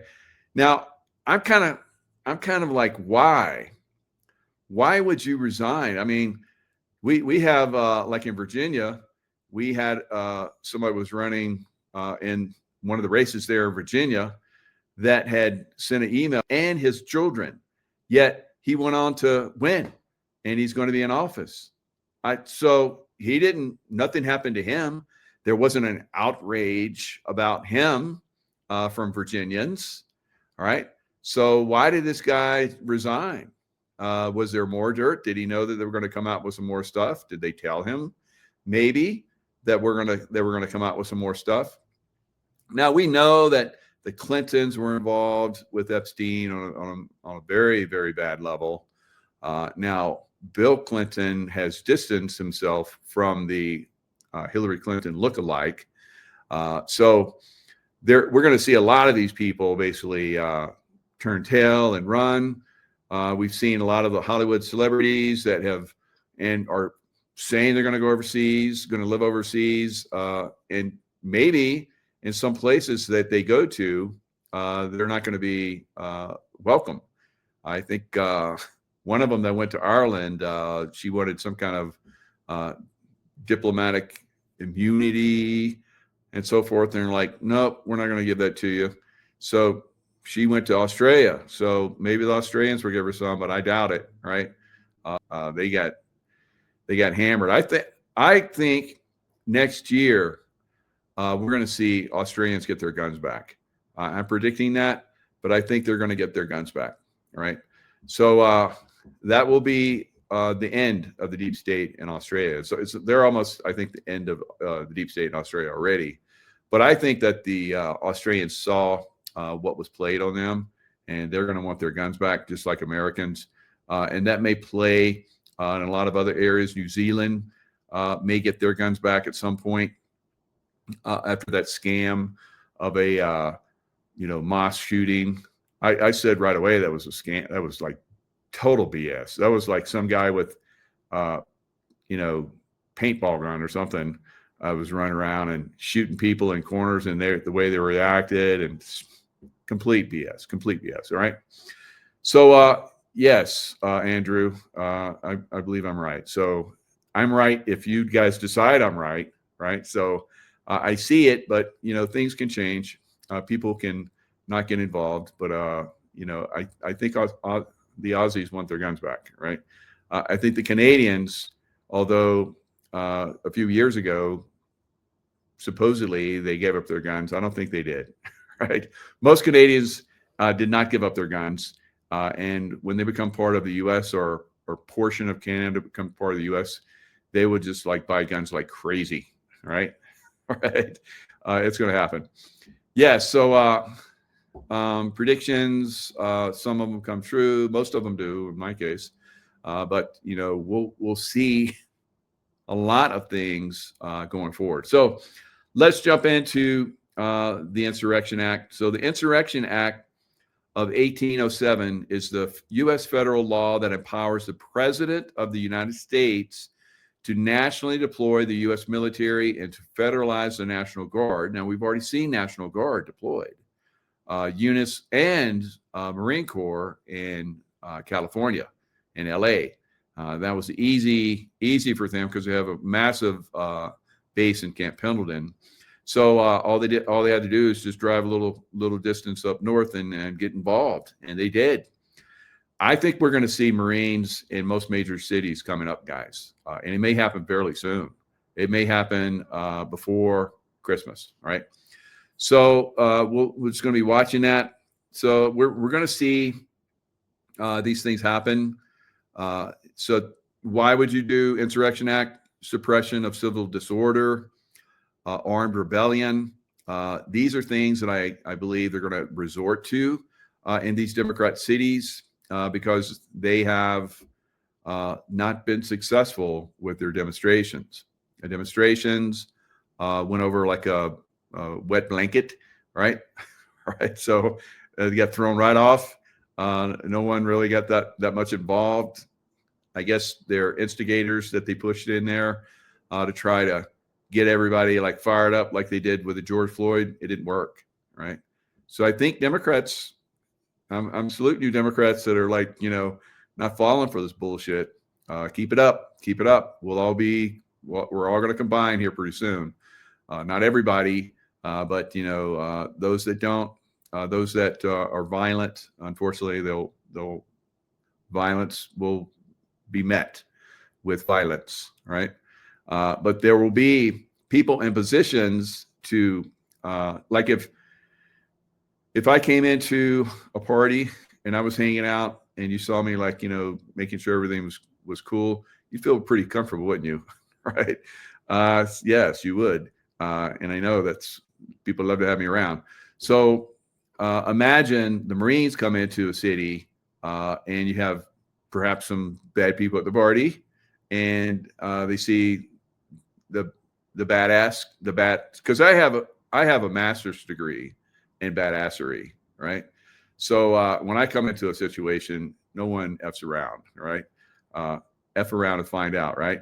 I actually have a shirt. I was going to wear that. I have a shirt on my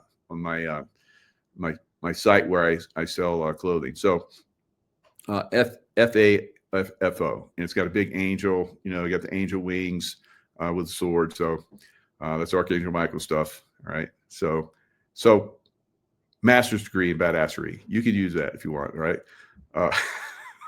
but you've had to have done a lot of work in that area, right? So I've done a lot of work in that area, so I can claim that. So it is one thing that we're going to see with the Marines. They're badasses. They're the most exceptional military unit in the world. And when they come, I saw them in Iraq.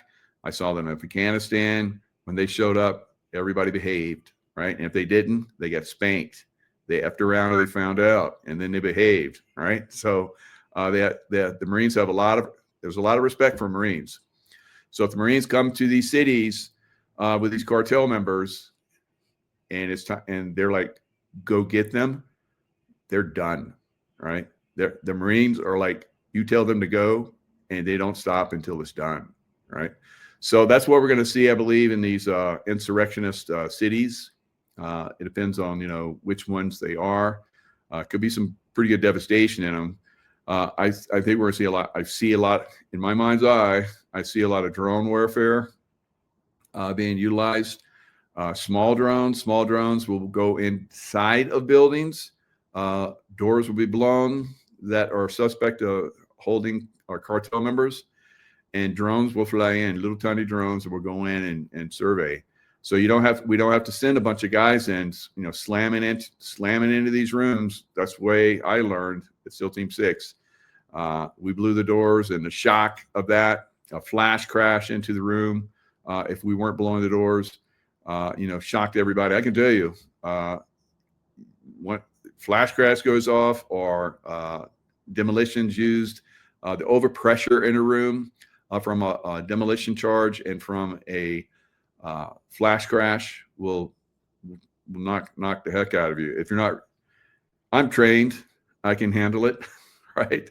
I know how my team would move, so I would be part of the resistance sometimes. We play, reverse roles. We be like the guys going in to get the terrorist or rescue the hostages or both. And I remember being with a gun with the hostage and getting shot. Right, we have face mask on, so we're excellent shots. And but in today's day, we don't have to just blow into those rooms. It's going to be really good. And there's ways to pie a room and so forth that we've learned over time. In fact, I see some people talking about some Aussies in the house. I learned the pieing in Australia long ago, how they would pie instead of going into the room, they'd be outside the room. They'd pie, think of a pie, and you're outside the room. Instead of rushing into the room, you're outside the room, and you're just slowly move and rotate your barrel, and you cover the room that way instead of going in. Very effective, very effective. And so, yes, lots of good guys that are going to be involved in this. That little son just wants to come in there and peek in, and we can't have that. We can't have the sun blinding us, right? Because it does that. It likes to get over my head and give me a halo. So everybody's like, "Oh, Mike is, yes, I'm tapped in." So yeah, fancy stuff, right? Lowering the blinds with remote control. That's cool. And so insurrection. Now, Trump accuses, like we've talked about, and everybody knows by now, 6 Democratic lawmakers of seditious behavior. You think he's just joking around here? Now, let's talk about that a little bit. Now, I said right away that was total BS. I've never seen anything like that before in my entire life, in my entire career. Horrific. And I posted it. I was like, I completely, support these 6 Democrats that, insurrectionist, seditious behavior, for them to be arrested and tried by a military tribunal. And then if they're guilty, then to be held accountable, right? And we know what that means. If you're treasonous, you're going to go bye-bye, right? You're going to get a nice little necktie and you're going to dance, right? So, and I hope we get to watch that. All 6 of them do a little dance, right? And so it reminds me, I just do a little dance, make a little bye-bye tonight, Yeah, shouldn't go there, but the disco times. I remember, get down, get down, get down, get down. 6 Democratic lawmakers. They have sent dozens of JAG officers to Washington D.C.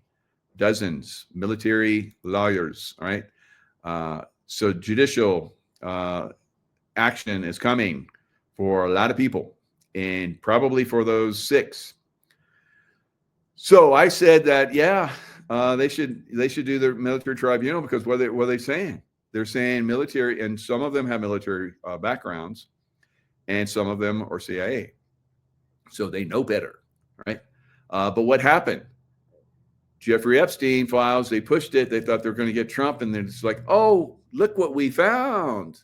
Look what we found. And they're like, oh shit, we gotta like go heavy now. So here we have these 6 throwaway Democrats, because that's what's going to happen to them. They're going to be thrown away. All right. Sacrifice yourself. All right. So it's called seditious behavior at the highest level, Trump said. Absolutely. So let's say that we're all at the party, and, we're hanging out, we're having drinks. And I say, people that drink wine, they should just have their heads cut off. And you'd be like, what? If you're drinking wine. So I personally like red wine. I like all wine. I like beer, wine, not alcohol so much, but I partake occasionally. Tonight I'm going to take my lovely, and we're going to have some champagne and nice food and steaks and lobster. So you can say something like that in a crowd, and it's like people like, but if there's like a military guy that's on a submarine or on an aircraft that is kind of like leans a little bit left, and he just got the okay from upper level, because these are Congress people. So some of these people that are in these groups. Now, when you get a lawful order, Trump has never given an unlawful order ever. So why are they talking this? They're trying to give cover for people that are maybe leftist. Now, we know that cartel members went into the military. We already know that. It's like, and that's the way the military is. Oh, we'll make a good man or woman out of you, right? You want to leave drug trafficking behind? Okay. But we know that some of them that went in there specifically to play like the good guy, and they're in there to do bad things in the military. So then you have these clowns, and I think of them as being in clown suits, making these comments, and with their painted faces and stuff. They have potentially caused some serious problems. And imagine something happens. Imagine, I don't know, we're going into Venezuela, and somebody's told to launch the missiles, launch the Tomahawk from the submarine, and somebody's like, oh, that's bullshit, and sabotages it and blows the whole sub up. Yeah, this is what happens, guys, because we saw that with the Gulf War, where we had a lot of Muslims that were in the military that were throwing hand grenades and commanders' tents. We saw the one guy down in Texas. We can have this happen, and if you have people like that trying to instigate it, which I don't think has ever happened in history, and if it has, it was dealt with immediately. So I think we're very close. We're very close, right? We have Tina Peters was just put in solitary confinement. Now we know she has medical issues. So I would not be surprised.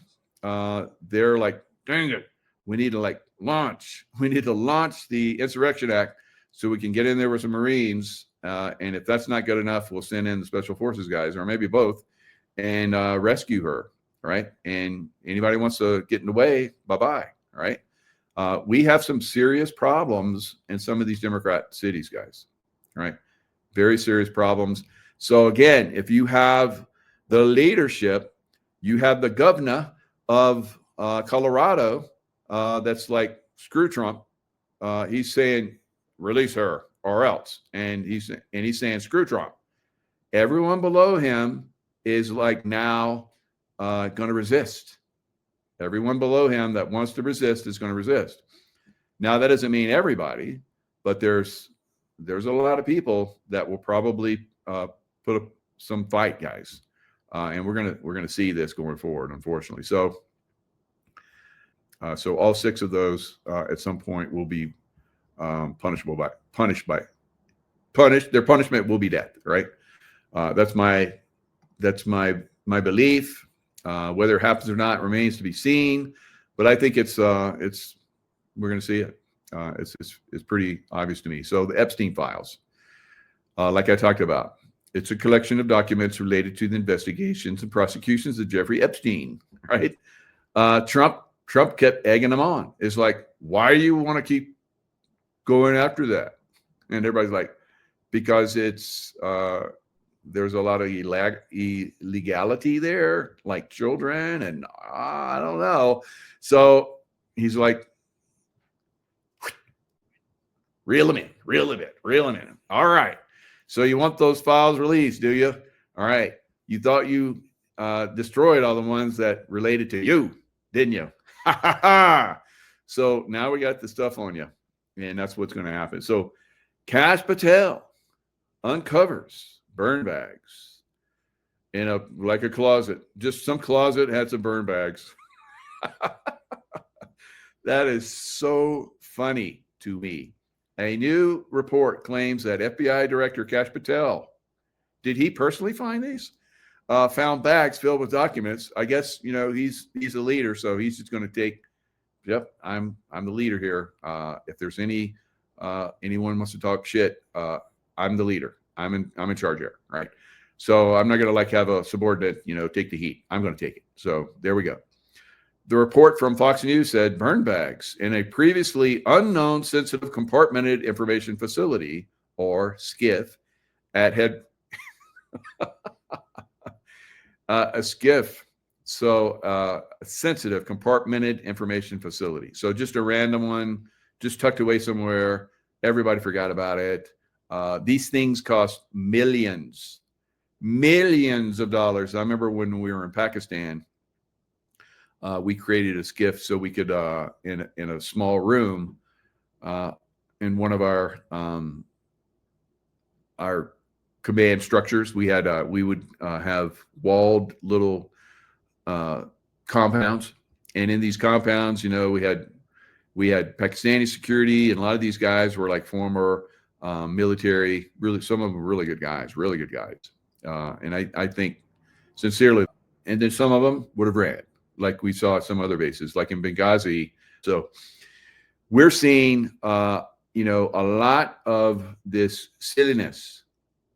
So in Pakistan, we had in our, walled, compound, where not only did we have Pakistani, we also had us like badasses, with degrees in badassery.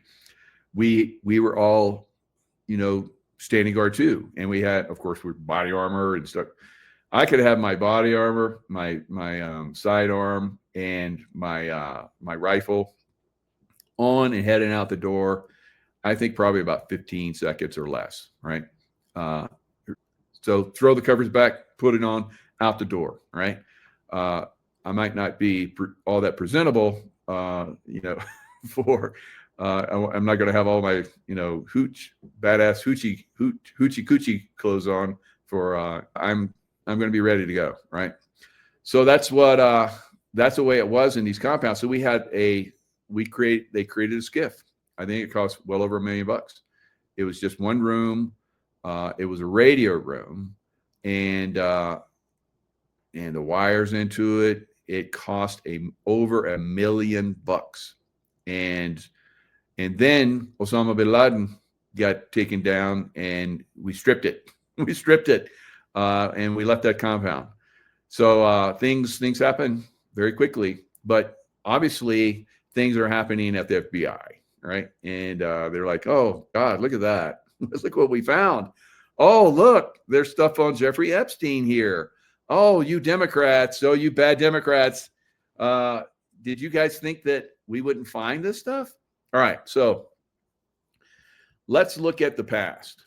Let's look at the past. And the past will inform us. So we've talked about Q for a long time. Of course, you know, they've come in and said Q was BS and blah, blah, blah, right? So Q, the Q boards were basically, I think, you know, Intel. It was when I look at the Q boards, the Q Intel drops, that was like badassery, right?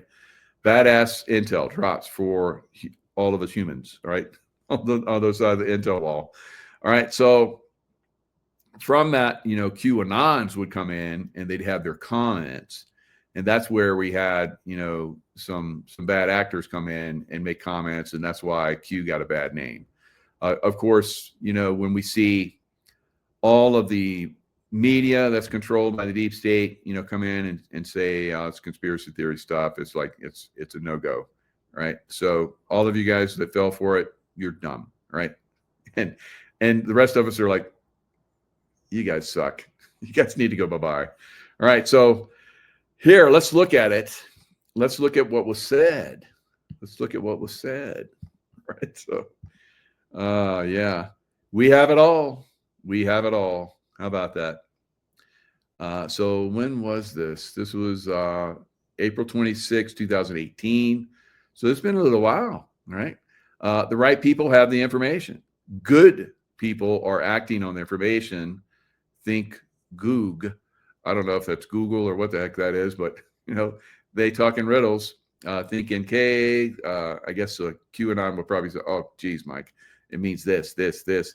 And maybe I've heard of this over the years, but many shared users, foreign and domestic, verifiable access codes, fake emails, game forum comms, new intel revealed today, Gmail comms, define Evergreen. So Evergreen was the CIA business front, right?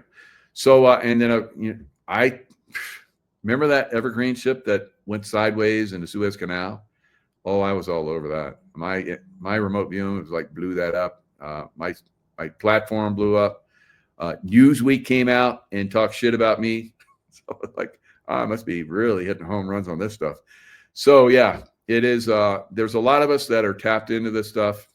Q is God info, in my opinion. And so some of us are tapped into. If you have a master's in badassery, then you're probably tapped into God's source, right? And God talks through you. So that's what I feel. So anyway, you can take it for whatever it is. Jair Bolsonaro arrest. So the Trump of the South America, Brazil. So they went through the same process that we did with J6, but their I don't know what date it was, but they felt that the election was stolen from Bolsonaro in Brazil. It was, right? And Bolsonaro and Trump are really good friends. And afterwards, Bolsonaro came up and met with President Trump, or former President Trump. He was out too. So I don't know. Maybe they're crowning each other's shoulders, but I doubt it. But so they were probably game planning, guys, right? So Jair Bolsonaro was arrested on November 22nd, right? That's today. After being deemed a concrete flight risk. Concrete. This is like solid, or is that like we're going to wrap him in concrete and dump him into water? His feet will be wrapped in concrete and he will go for a long swim. All right. So I don't know. Pretty crazy stuff. He's got 27 years in prison for doing basically what J6 was, right? They blamed it on him, just like they tried to blame J6 on Trump. But we know that there were instigators on both sides. In the crowd, I saw a lot of them. I commented on a lot of them. Now, we were definitely getting jammed. Those of us that were at J6, our phones weren't working. Definitely getting jammed while we're there. So we weren't allowed to do real-time information, but I took video and pictures, right? But I was very smart about how I used those. I was going to put those up. I remember doing a YouTube and, talking about it, but I never put any of that stuff up so they could be used against me. And fortunately, no FBI bubbas came to my door, right? Although it seemed like there were some people that were in my chats occasionally that were threatening that was going to happen to me. But that was all, like we saw a disinformation campaign and, the threats from the deep state and the leftist. So imagine, and I can't imagine that the leftists get in charge again. That's not going to ever happen again. That will never, ever, ever happen here in America again. That was America's most darkest 4 years ever. I think it was darker than the Revolutionary War, Civil War. It was horrific, right? And it was all leftists. The leftists were coming after us. Remember how they said that we were going to be violent? We never were violent the whole 4 years, but damn, they were against us. Damned if they weren't against us, right? Throwing everybody in jail, left and right. Trump team in jail, trying to throw Trump in jail. Lawfare like crazy at him. So Jair Bolsonaro, the lawfare down there is really going after him. Now, this is very interesting because we're coming on the invasion, I believe, of Venezuela by the U.S. military. And I don't know if how much invasion is going to be involved, but they're going to blow the hell out of the military, and basically somebody else is going to take over, right?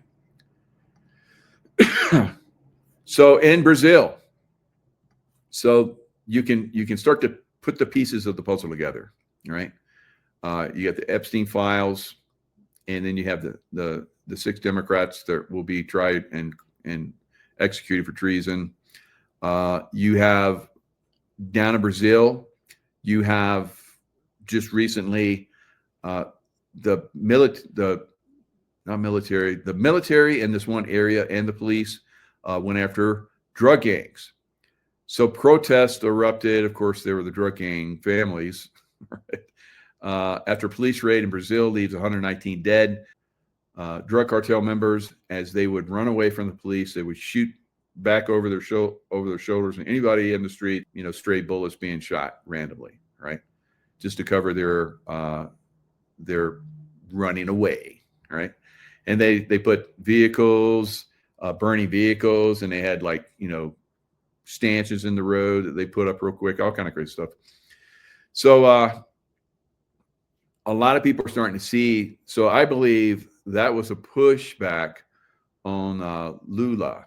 So Lula was the guy that basically took over for Bolsonaro, and he was inserted by big time. He was actually, I think he was imprisoned for election fraud at one point. And then once he gets out, then he shouldn't be able to run for office again, but he runs for office and becomes the president of Brazil. Yeah. So Brazilians are like, bullshit. And so they push back. Of course, they're leftists in Brazil, love him. But Lula did not come and help the guys when they were going after these drug gangs in these multiple neighborhoods. And there was like a total war that erupted.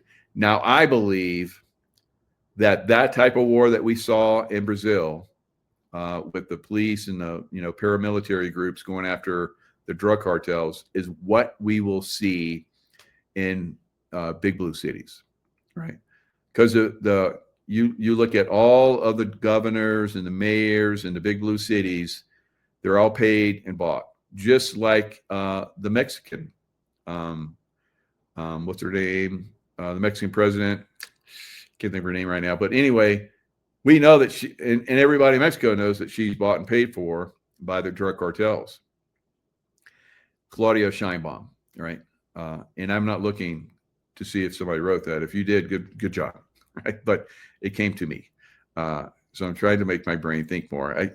I cheat sometimes. I like have you guys think for me. I'm like, no, I need to make my brain think. So, but yeah, I still like the help. If I get stuck, yeah, I like your help. But yeah, so Claudia Scheinbaum, Jewish princess, right?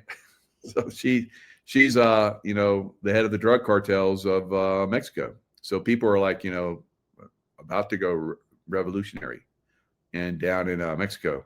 Now, what's also interesting about this, so we have Brazil getting ready to push back and roll over there and probably go insurrection mode in Brazil. We're probably going to see the same thing in Mexico. Trump was recently asked, would he launch strikes in Mexico to stop drugs? And he says, it's okay with me. So, of course, the press has twisted that and said that President Trump is going to bomb Mexico. Right? No, he's going to bomb the drug cartels, not Mexico. He's going to drive big difference, all right? So, that he's really beefed up with military all along the border, right? And I guess the Mexicans, Mexican military and police were staging a border crossing, because a lot of us have said that's coming. So they were practicing it. So yeah, after I guess Trump said that, yeah, we're going to bomb the drug. I mean, we're going to bomb Mexico. So he's not going to come out and say it, of course. But we know. Consuela? Consuela? No. No, it wasn't Consuela. So we're going to see this thing kick off, guys. So when it kicks off, that's when the drug cartels, I believe, in the big cities are going to kick off, and we're going to do the Insurrection Act, right?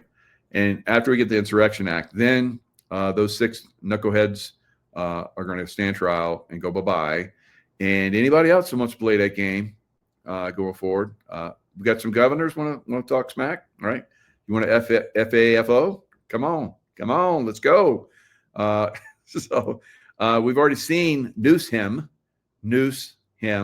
has already started talking smack. So he's already got that FAFO going on. He gets a little bit more, and he's gonna find out, right? I think he's already found out. I don't think that's Newsom. I think Newsom, when he disappeared for 2 weeks, that's when he went bye-bye, and they we got to put somebody back in there. California is our biggest moneymaker for the deep state. We just suck all the taxes out of there, and all the businesses that are still there. Most of them left now by now, but the ones that are still there, we're ripping them off. So I think that very shortly we're going to see some problems, probably in. Maybe not so much in Sacramento, maybe a little bit, maybe. Now I like Sacramento. I remember long ago when I went through a Marine Corps climbing course up in Pico Meadows, California. Thank you, Marine Corps. That was a great course.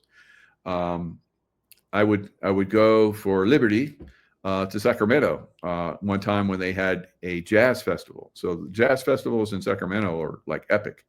So, it's like every other Democrat city, unfortunately, Sacramento also has a homeless problem.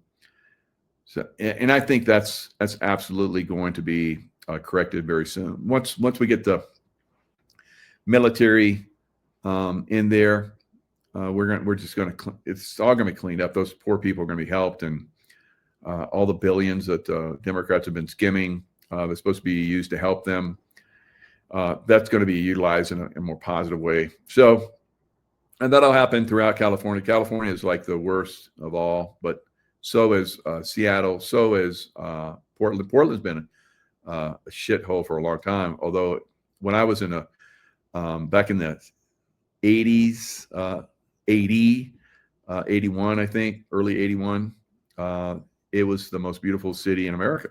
Voted the most beautiful city in America. Rose Festival, just absolutely a magnificent city. And now it's an absolute shithole after years and years of Democrats there. So it's gonna get turned around. So Detroit and all these other places that were once magnificent cities will be turned around, I think, over the next 8 to 10 years. All right. So Trump, and then probably JD Vance. That's I'm kind of iffy on Vance, but the more I kind of look at it, probably Vance. He's got the best shot at it. He's being trained, obviously, by the Trump, and he's doing a good job. So I think he's going to be, and there could be, like I've said, Trump may not make it his full term, right? So, and if he doesn't, and you have Vance trained up, it's an easy transition. So we may see 12 years of Vance, 8, 9, 10 years of Vance as president. So that's a possibility. And I know everybody wants Trump to be, I mean, look how long Trump has been there for us, guys. It just absolutely unbelievable. All right, so we're starting to see U.S. troops invade Mexico and dramatic escalation of tensions as Pentagon scrambles to contain the fallout. Oh, yeah, you guys want to practice coming over the border? We'll just go ahead and come over the border. Oh, are we on the wrong side? Oh, okay, sorry. So they're at some beach somewhere, and they started driving 6 signs into the ground which said, "Warning, restricted area," while Mexican personnel watched. Right? So, written in English and Spanish, they claimed that the beach was the property of the U.S. Department of Defense and had been declared restricted by the commander. They also said unauthorized access or photography was not allowed in that area, and that if you're found here, you may be detained and searched. All right. So it's on. The little games are being played. That's the way these things usually kick off, guys. All right, so here's a picture of it. There's the boys on the beach.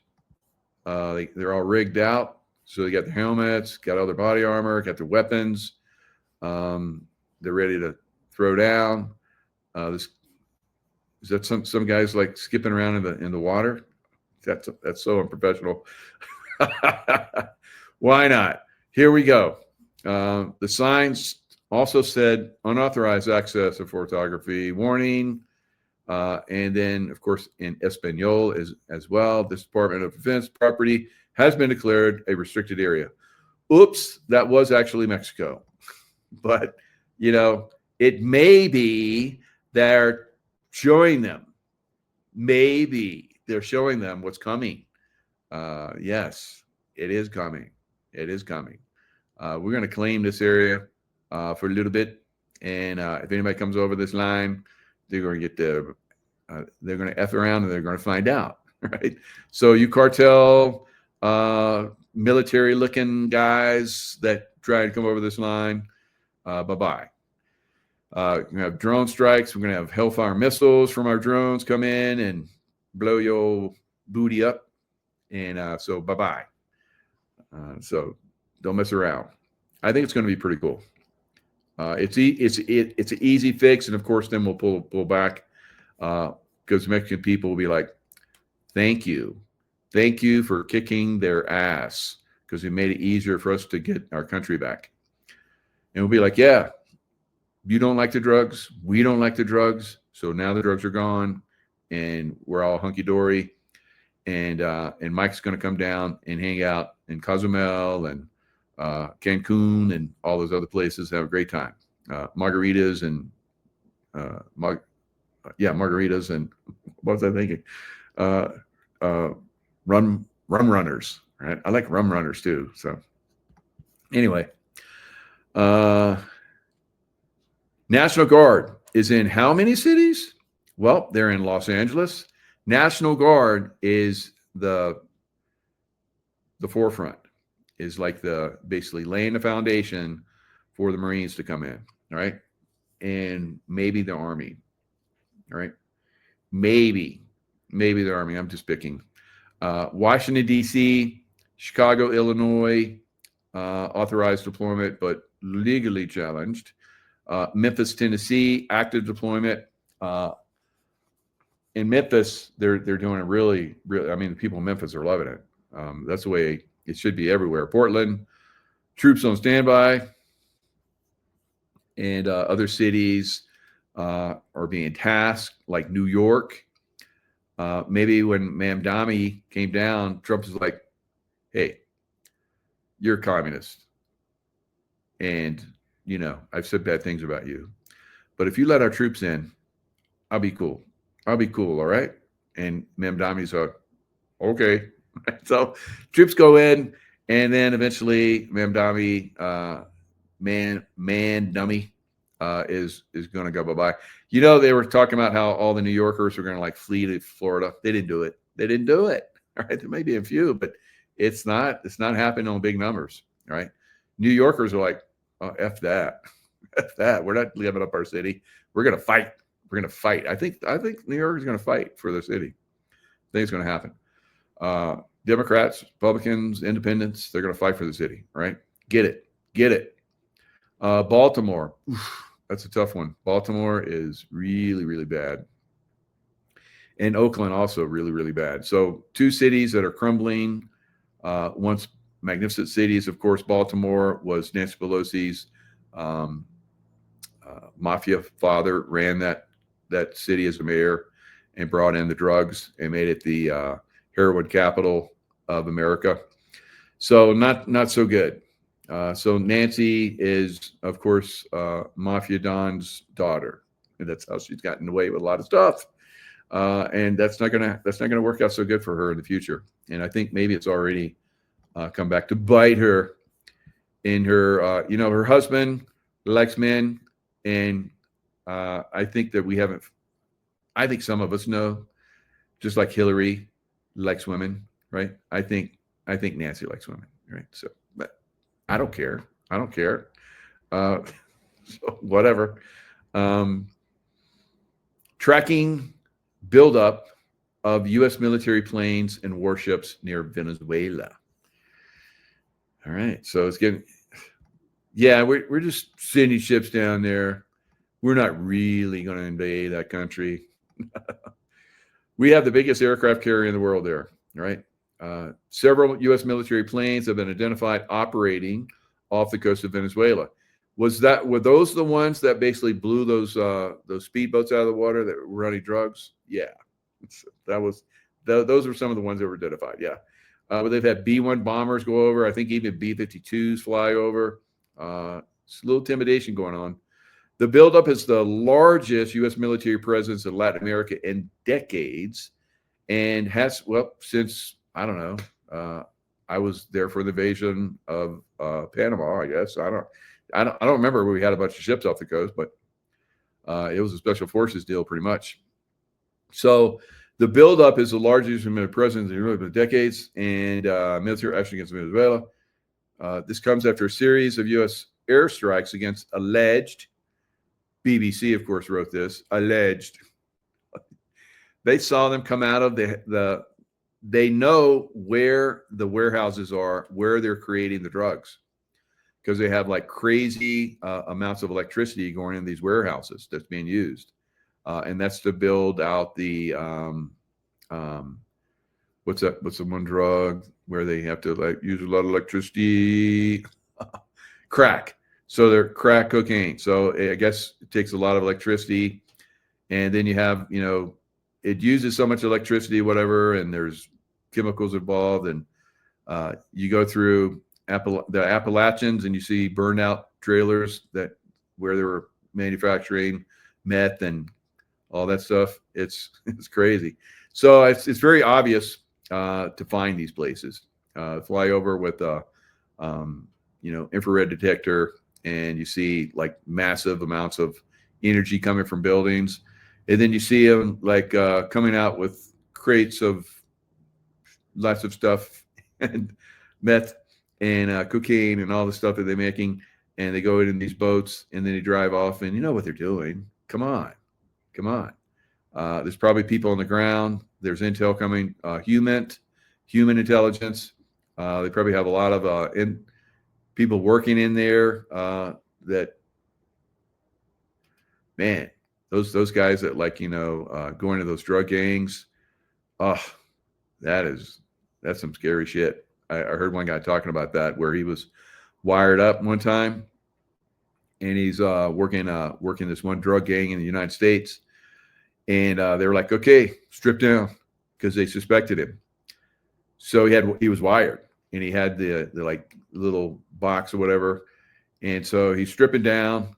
He stripped everything down. This guy's like starting to search his clothes, and I guess his wife had this feeling, and she's with the kids, so she pulls over and starts praying. And this guy so he had a team that was basically ready to, they were getting ready to come in because they could hear there was an issue. So they're going to crash into the building and start shooting all these knuckleheads. But she's praying, and he's had all these other incidents, kind of like me, that the guy that was searching just somehow passed over the wires, just missed them, and passed over the device to collect, the sound and all that stuff. But crazy stuff like that, those guys that infiltrate in these drug gangs, FBI and all those guys, holy smokes. Wow. That's crazy. That's some crazy shit. I mean, I've been in combat zones, but these guys pushing the envelope, man. That's tough. So where are the U.S. warships? USS Gerald Ford, the largest aircraft carrier in the world. Largest, I think, maybe shipping. Well, if you look at some of those oil tankers, they're the largest ships in the world. But as far as like military ship, that is the largest military ship in the world. All right, so you got all of the support that goes along with the USS Gerald Ford, and it's got lots of ships around it, and all these other ships, guided missile cruisers, command, special operations command ship. So there's Delta's down there, SEAL Team 6 is down there, Green Beret, SEALs, Rangers. You got some serious peeps down there ready to kick some serious booty, right? So I think they're gaming it, and it'll be like a massive strike when it goes down, right? So lots of planes now. They can have aircraft carriers right there, but of course Puerto Rico's right there as well. And as we've seen, President Trump can fly planes all the way around the world and back again, and blow the hell out of anything, and with precision. So if they're real close, that makes it a lot easier. All right, U.S. B-52 long-range bombers briefly appeared on flight tracking website. So they've been over there. I think the stealth jets and all kind of F-35 fighter jets, all kind of stuff has been flying over there. All right, so they're basically intimidating them. So there's Venezuela, and there's Florida, not so far. Puerto Rico, is that right over there? I think so. I think that's Puerto Rico right there. So they're very close. Of course, Cuba, right there, and Haiti and Dominican Republic. So we're buds with Dominican Republic. I work with some of those guys in Iraq. They're really good guys. I did a trip. I got a paid trip to Dominican Republic. I always want to go there after working with those guys in Iraq back in what was that? 2002, 2003. Really good guys. And so I get to go there. LifeWave. I high up in LifeWave, so they paid for my trips to all kind of exotic places. So I went there, and I was very happy. Very, very good people in Dominican Republic. Beautiful, beautiful island. Of course, Haiti, just right on the other side, at the other end of the island, not so much. Quite a shithole, unfortunately. So, and that's the deep state stuff. Of course, Hillary Clinton and her brother was there getting the gold from Haiti. What a bunch of horrible people. They did, HARP on them, created the earthquake so they could get control of the island. Well, that's so crazy. So we got to take these people down. So, conducting strikes. So off of Colombia, Colombia could be another target, I think, for us, or at least not Colombia, because we're pretty much cool with Colombia. But the cartels that are in Colombia, I think there are going to be some strikes there. So 6 strikes off the Colombian coast, 7 strikes off Venezuelan, 3 strikes off the north eastern coast of Colombia. So, and then 3 strikes off of Mexico. So, 1 strike off Dominican Republic. Uh-oh. Was it coming there? Was it leaving there? That's kind of interesting. So we're going to see some serious action down south, and I think that's why they have so many down there now. In Puerto Rico, I guess they have a lot of Marines. Now the Marines, I think, if we do the Venezuelan strike, we could probably see the Marines not go to Venezuela into the jungles and stuff, but to American cities and go after the cartels in American cities, right? That's what I think is going to come. So it's easy for them to, if we do the Insurrection Act, for them to fly from Puerto Rico and right into American cities. And of course, so the National Guard, places where they have all those military vehicles, they'll start rolling them out, and I don't know if Marines take control of them or what happens. I don't know. I don't know how the Marines are going to get their vehicles and so forth, but maybe they're pre-positioned. We'll see. All right, so lots of interesting things. What a large-scale U.S. military action against Venezuela will look like.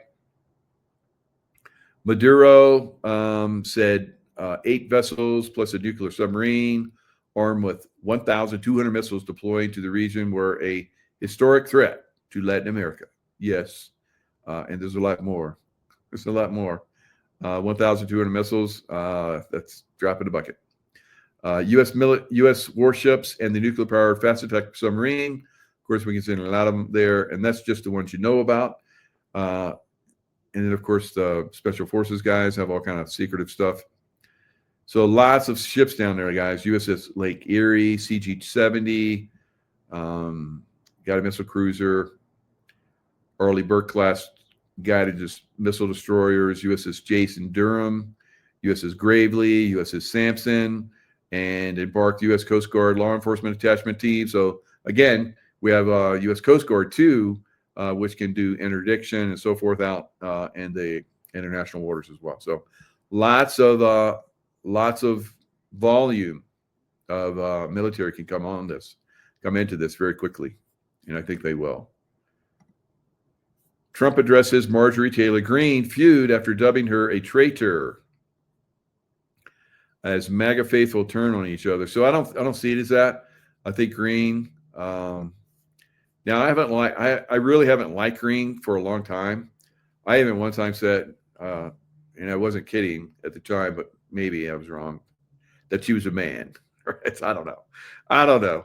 But so other people said, yeah, I think so. But I looked, and I don't know if she had kids or what. But so I don't want to insult her. That I don't want to piss women off. But she looks like a man to me. All right.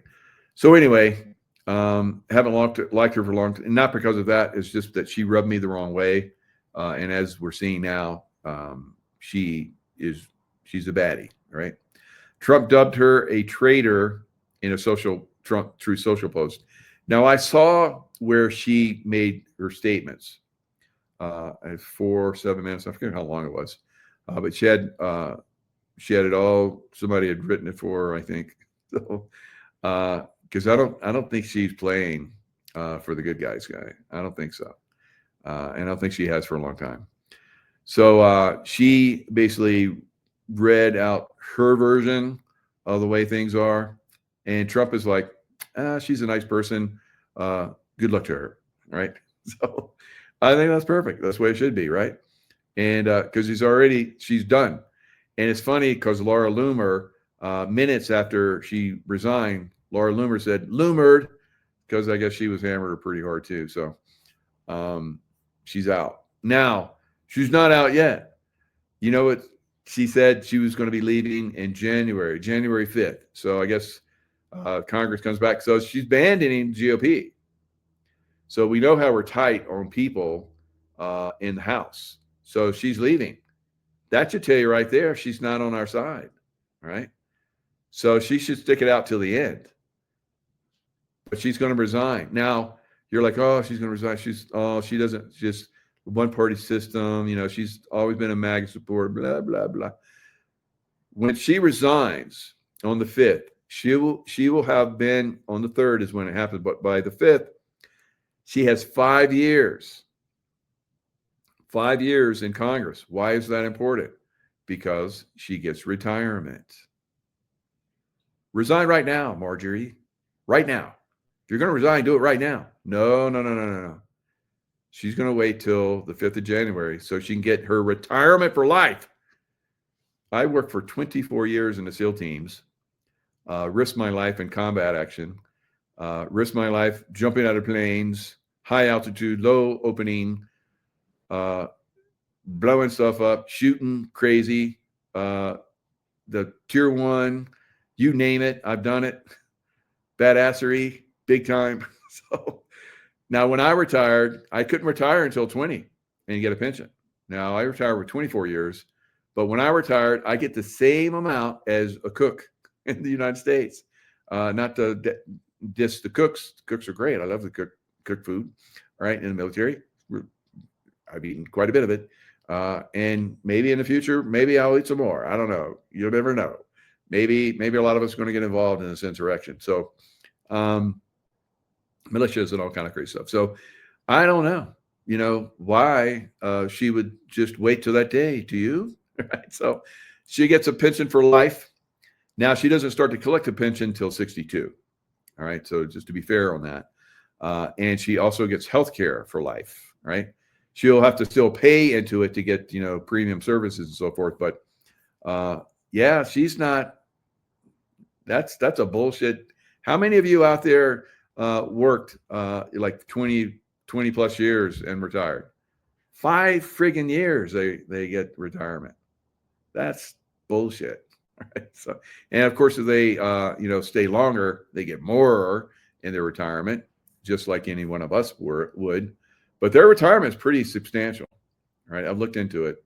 They get quite a bit. Now, I'm going to read what this one Marine, who's I guess running for her district, Semper Fi Marine Corps, go, right?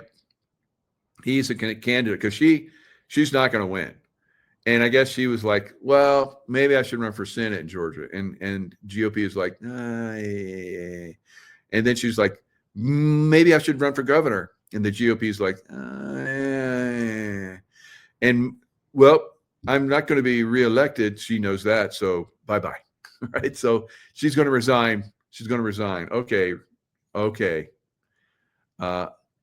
So I couldn't figure out why Marjorie Taylor Greene chose January 5th, 2026 to resign. But y'all know me. I always dig because I'm a nerd. That date just happens to be 2 days after her congressional pension for life. Let me break it down. Members of Congress only need 5 years in office to lock in a lifetime federal pension paid for by us, right? Paid for by Georgians, or I guess for all of us. It's federal. MTG was sworn in January 3rd. 5 years later, January 3rd, and then 2 days after that is her golden parachute fully secured. So some of you guys that still are weeping because Marjorie Taylor Greene just resigned, look a little deeper, right? And that man, that woman that is resigning, I'm not quite fond of her, him, whatever. Members of Congress retire at age 62 with at least 5 years of service. And it goes into how much they make. Of course, it's going to be dependent upon how long they serve, but it looks like they're at this point right here, they're getting around 45,000.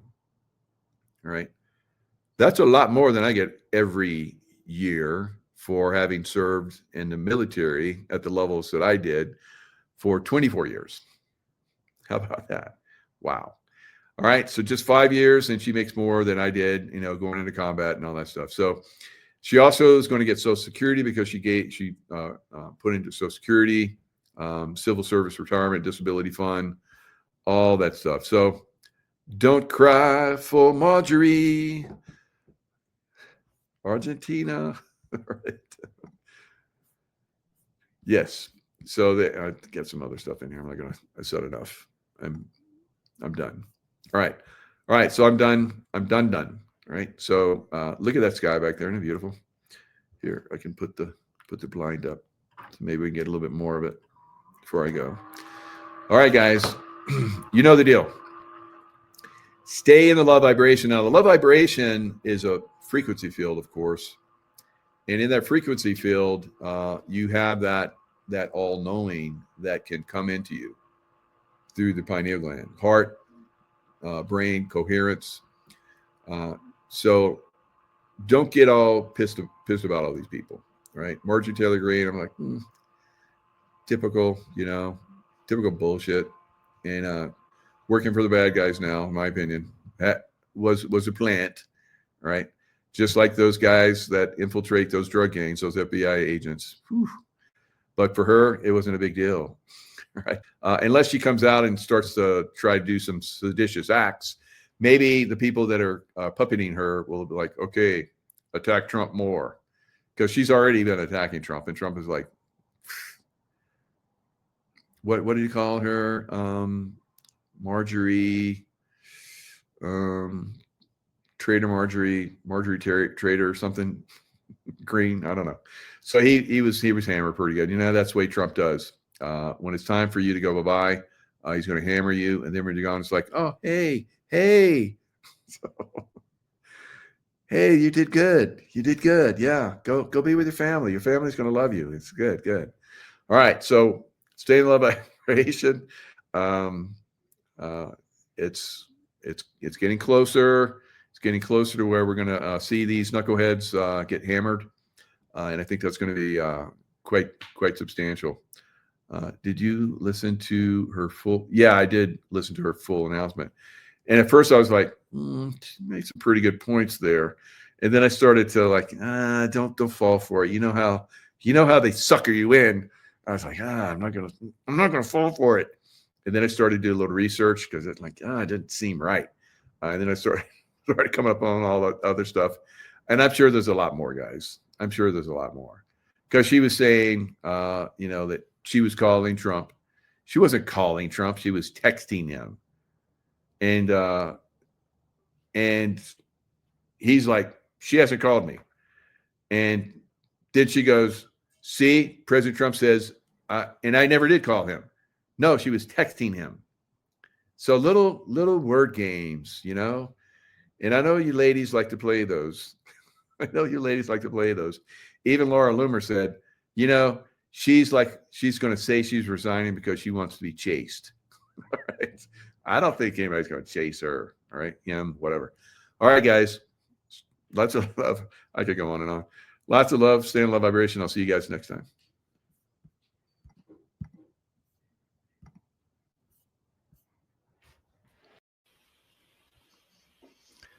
Hello, everyone. It's Michael Jaco with Unleashing Intuition Secrets. Joined once again by Jim Manning on the anniversary of JFK assassination, which is actually tomorrow, right, Jim? That's right, tomorrow. Mm-hmm. Yeah, tomorrow. 62 years. 62? Yep, 62 wow. years. That's amazing. So, you are an incredible researcher. We've done a lot of shows, and you've done a lot of interviews with James Files, who we know that was behind the picket fence. Yeah, James. I spent about 5 hours up in Lincoln, Illinois, filming. He he came out with so much that, he couldn't do before, because he always thought that if he admitted to anything else, that he would be arrested. Because they would never be able to arrest him, because that would blow the Warren Commission out of the water, So he was able to get by with that. But since he's in hospice, he knows he doesn't have much time, and so he wanted to come out with everything. But like myself, it was only in recent history that I knew that he was a 28-year member of the Central Intelligence Agency, and he called in daily to David Atlee Phillips, and wherever David Atlee Phillips was, he got that call. If they needed him, David would tell him, go to the airport, there's tickets waiting for you. And if they didn't need him, he'd say, well, have a nice day. And his number, I believe, was 4214, close to that anyway. And he even had one of those black cards, didn't have anything on it, but it could be used all over the country and maybe the world by people that are deep and dark for medical assistance of any kind and transportation. And I don't know if he still has that card or not, but I heard he had one of those. So many things that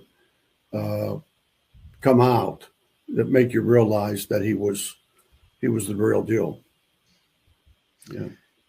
Yeah, most definitely. And he's talked on our shows before where he was part of assassination teams. Former President Bush Sr., George H.W. Bush. So I've done a lot of research. I've had a lot of people on my show that said that he was not born in America. He was born in Germany, and his father was German. And their last name was Scherf, and they changed it to Bush when they came to America. That's true. I believe so that you know too, about that too. Oh, good. Yeah. So, and of course, Jimmy Files was recruited by George H.W. Bush to be part of this assassin team, and that's where I know that Jimmy has gone way down that rabbit hole, talking about all of the things that he was involved in with this assassination squad. Now, when I was in the SEAL Team 6, we would get called up at a moment's notice, and we fly away. We were trained to incredible levels. I've seen and talked to Jimmy, and he is of the same caliber and the same training as I had as a SEAL Team 6 guy, the very top. So he had the top training, and he was part of a military. We can't say he was part of the U.S. government, really, but he was part of another, I guess, a U.S. corporation, for better terms. What are your thoughts on that?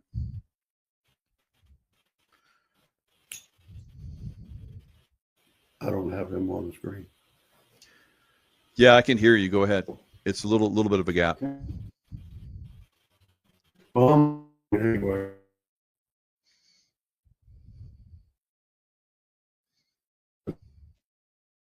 Today's problems, and one of the things that we are trying to do at this point in time is to make a connection with the oversight committee. You're back, Mike. You were off my screen for a while. I didn't know if you were off. Anyway, just filling in until you got back.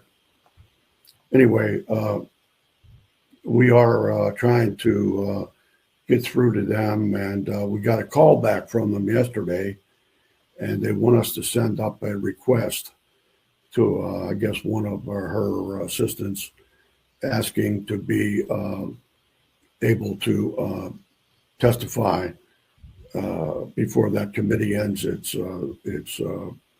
investigation. And I believe that it would be a good thing for the country, because everybody in the world is entitled to an opinion. And I never cared if somebody didn't like what my opinion was, but I think the whole idea of this country is that people tell what they want to say, and you accept it or you don't. But the idea that you won't even let competent people, the Warren Commission half-heartedly studied this thing for 6 months, and basically the Alan Dulles could have written up this whole thing probably in 3 days himself. But anyway, they took 6 months, and I took 60 years, and it's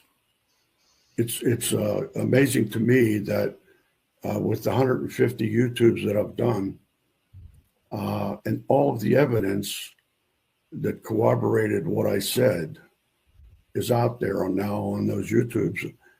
And not one time as a newspaper columnist or a television news service. I mean, you wonder why nobody does anything, and it's because of the conspiracy theory thing. Everybody's a nut, and but I've done some recent research on the conspiracy things, and I came up with some FOIAs where the CIA had to give information to somebody that asked about the term conspiracy theory. And while it was actually invented in the 1800s by a philosopher named Popper, it sort of lied dormant for a long time. And probably it was Frank Wisner, one of the guys that started the CIA, who brought that back up again, because they kept looking at what Goebbels did with Hitler, which was to tell Hitler, you just keep saying what you want to say, keep saying it over and over and over again, and pretty soon everybody's going to believe it. And if you think about it, that happens a lot. And but in that FOIA, it said that there's it explained to the agents how to do that. And I'm gonna get a copy of that, and I'll send you one, Mike, too. Okay. And, Very yeah. good. So we hope that we'll get an invite to go up there and just tell them what we know and show the evidence, and stay as long as they want, answer any questions. I told them that we would get sworn in, and that it's possible that if they wanted to, maybe Jim would even be included by computer, and he could get sworn in and answer all the questions that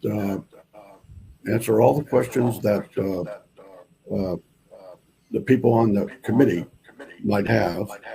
And so I think that right now, with the situation the way it is in the country, there'll be a lot of heat on the president in the next month or two. And if he were to make an announcement relatively soon, actually tomorrow would be the best day, that there will be people coming up to that oversight committee who have another direction that they want to look at. And he might be the president who, after 62 years, brought out the truth.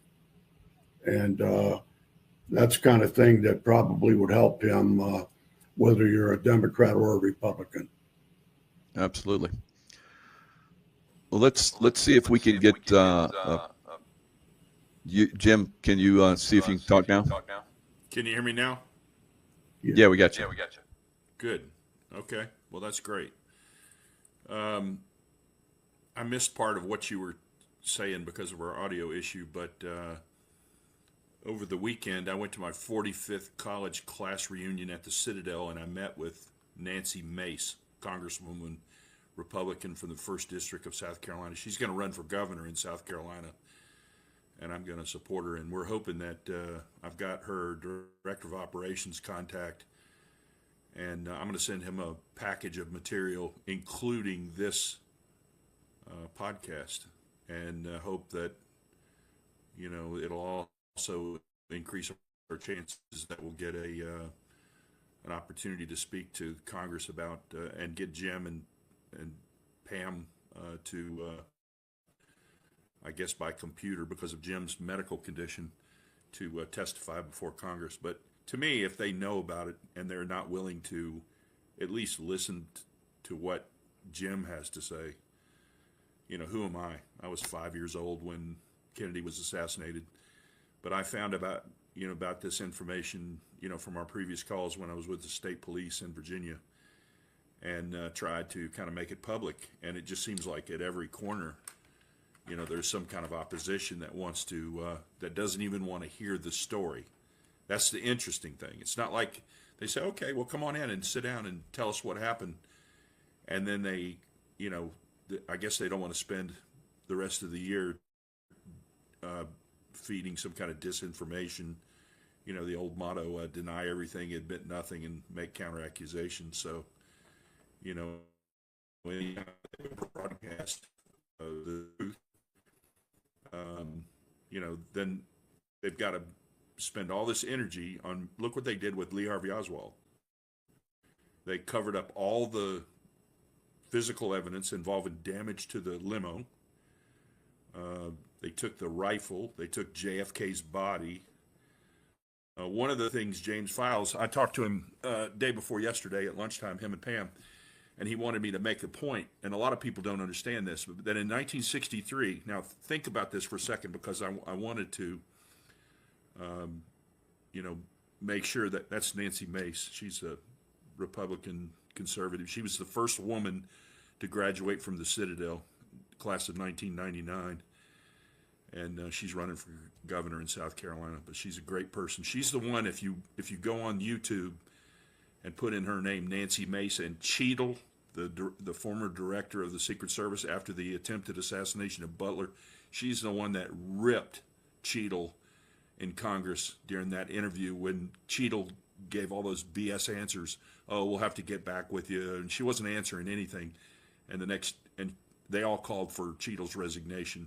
And I personally think the Secret Service was involved. I hate to say that, but I know they were involved in the JFK assassination, so why wouldn't they be involved in, you know. But back to the point that James wanted me to make on, in 1963, and there's a lot of your audience members that are going to roll their eyes when they hear me say this, but in 1963, technically it was not against the law to kill the president. Let that sink in. In 1963, Texas police had the jurisdiction to investigate and prosecute that case. The Secret Service took all the evidence away from them, the car, the gun that they claimed, which was not really the gun used, but you know, they took all this evidence and then made up this story over several months, the Warren Commission, and said it was Lee Harvey Oswald from behind. No court case, no testimony, no anything. And then all these other witnesses that saw, you know, people that said, hey, I heard a gunshot from behind the picket fence on the grassy knoll. Like 40 or 50 people said that. But none of those people were interviewed by the Warren Commission. And if they were, their testimony was not included in the Warren Commission. So could Lee Harvey Oswald orchestrate that after his death? No. I mean, it just shows that the government was behind it all. But Jimmy wanted me to make the point that in '63, it was, you know, elected officials of the president or whatever. There is now, ironically, it was Lyndon Johnson that was behind that. That picture that you just showed a second ago was a reenactment with James Files in 2020 of him standing behind the picket fence on the grassy knoll. That is a plastic Zytel Black XP 100 Remington stock. That did not have a barreled action. And at the time, he was a convicted felon, so he couldn't have a firearm, but he's posing for that photograph. You can see the briefcase on the ground that simulates, you know, Kennedy. But that's a reenactment from about 8 to 10 feet from the corner of the picket fence where that makes a 90-degree corner. From that shot, it's about 29.3 yards. That flyer that you skipped over, if you go back, go these one at a time, and I'll talk through them real quickly. This is a flyer that, God bless her soul, Barbara Honegger, put in the Dallas Morning News on Sunday morning. I think that would have been the 18th or 19th of November of 2023. And it showed in there that on November 21st, Tuesday, we were going to do this, presentation at the Homewood Suites by Hilton in Dallas. And we did that to standing room only, members of the news media and JFK researchers and everything. It took 5 hours, and everybody stayed the whole time. And then we had a get-together on the Grassy Knoll, and James and Pam were selling their books on the Grassy Knoll, the 60th anniversary of the JFK assassination, and the news media wouldn't talk to him. Now, what does that tell you? So, it's important that President Trump and Anna Paulina Luna, the representative from Florida, that if they really want to get to the bottom line, they need to have Jim Manning and myself and especially James Files testify before this committee. And they can discredit him all they want after they listen to him, but if they put it on national television and let him testify, by some kind of, by satellite from his home or from a hotel or something near where he lives, they could get the truth out there and then let the people decide, what it is. But if they don't let him testify, because he's one of the only people that I can think of other than Felix Rodriguez that was alive in 1963 that's still alive today. And not only was he an eyewitness, but he's the guy that pulled the trigger. So, you can read 10,000 books about the JFK assassination, but you won't really know what happened. And it's so compartmentalized. You know how that is in operations. Only the few people that were involved know the real truth about it. If you want to know the truth, you have to listen to the people that actually did it. But after he told the story, you could jump up and down, call him a liar if you want, but the people need to hear his story. A lot of people believe him, and there's a handful that don't, and it's because these professional people that have tried to discredit him, like the story that came out tending to his daughter, Kathy, was being born in November of '63. Well, that's not true. That was a story to discredit, it was make counter accusations, right? His story that he was there. Kathy was born in '66, and Jimmy's really funny about it because he says, hey, because Kathy wasn't born until '66. So the story that's out there that he was in Chicago because his daughter was being born is just pure BS. And but some people will hear that one thing and go, oh yeah, see, he's lying, which I haven't ever heard him lie about anything. You want me to talk about these pictures real quick? I can't hear you now. Can you hear me? Yeah, so I remember one time, I'm gonna have to mute you because it's strange. All right, so I remember one time Jimmy came on, he was talking about free falling and stuff like that, and as a free faller, high altitude, low opening type guy, I know how that works, and he was talking about that, a mission that he was on. So this picture right here is a B-54 Saddam. It's a backpack nuke. And this is obviously a guy free falling. So I was trained in all this. So all the stuff that I've heard Jimmy talk about over the years, it's like I said, he is trained to the highest levels of the military industrial complex's capabilities. And then he's told stories of how they would come get him. I've been called up. A helicopter came to get me one time. He talked about that. And I was, taken to a airport where there was a jet waiting. So that's only reserved for people on the highest levels.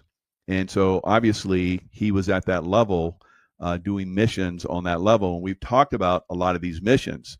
One of the things I want to get deeper into and I know Jim Manning has a lot of this information, and it's been shared by Jimmy with us on a certain level, where he was involved with Ted Kennedy and the Chappaquiddick, incident, and he talked about that, and he gave detail that no one else could know. I mean, like, they told him, you can't go and reveal this until we get on the ferry 2 hours from now and leave, and that's why there was a delay in him, reporting, Mary Jo Kopechne, I think that's her name. So all these different things he's talking about. Now, what I like to get deeper into, and one of the things that, we've been holding back on, is, how he was involved in other missions and, as part of this assassin team. And maybe we can bring some of that out.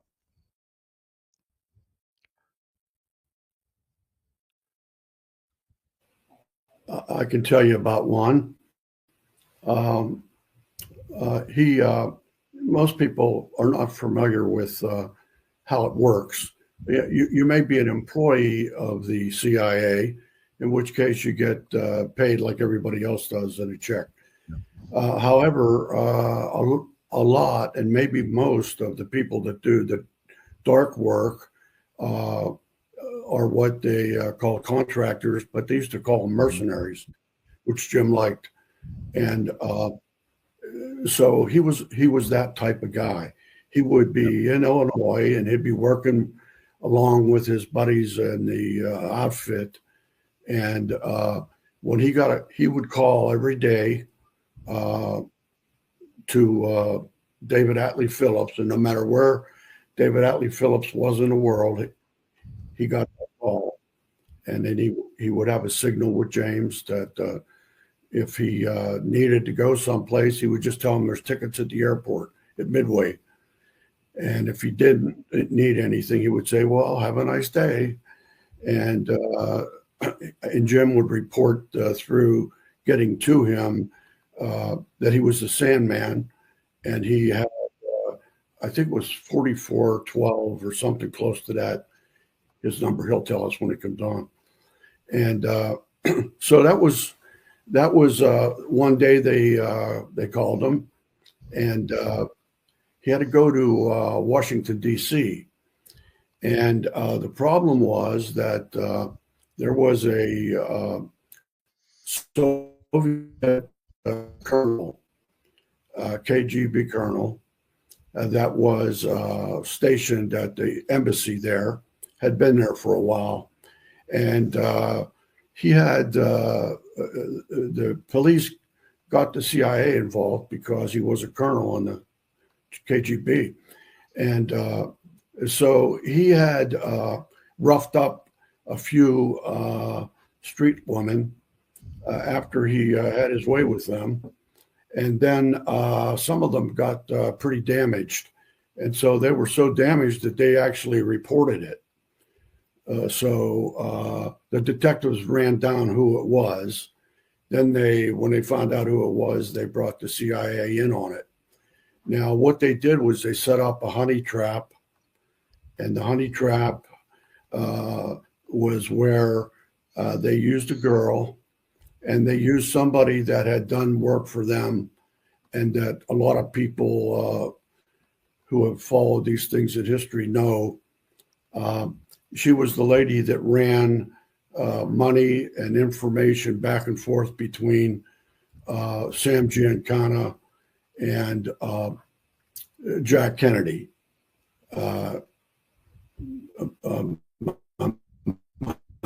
Going a little bit. What was that name again? Her name was,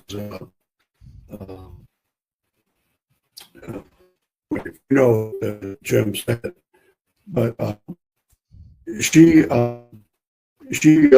worked, and the detectives found the bodies that they had found recently, and they so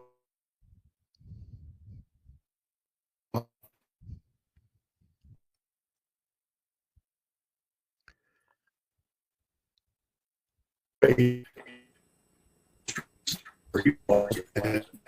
took her to a motel, And of course, they were outside, and they were listening, and he started to beat her up pretty bad. And so that's why Jim was there. So Jim went in and got the girl out, and with that,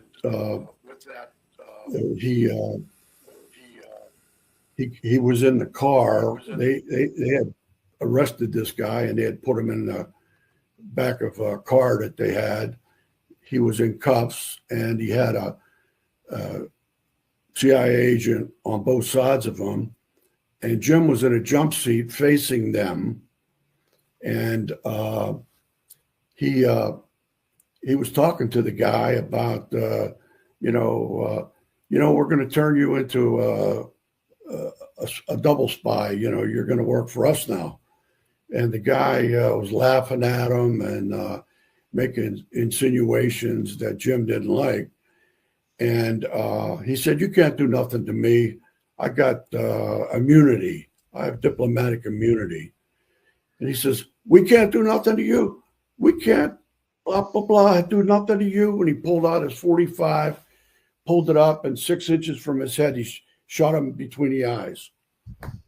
And unfortunately, that temper tantrum was a little hard for him to deal with David Atlee Phillips and his bosses. But anyway, that gives you an example of the kind of things that he did.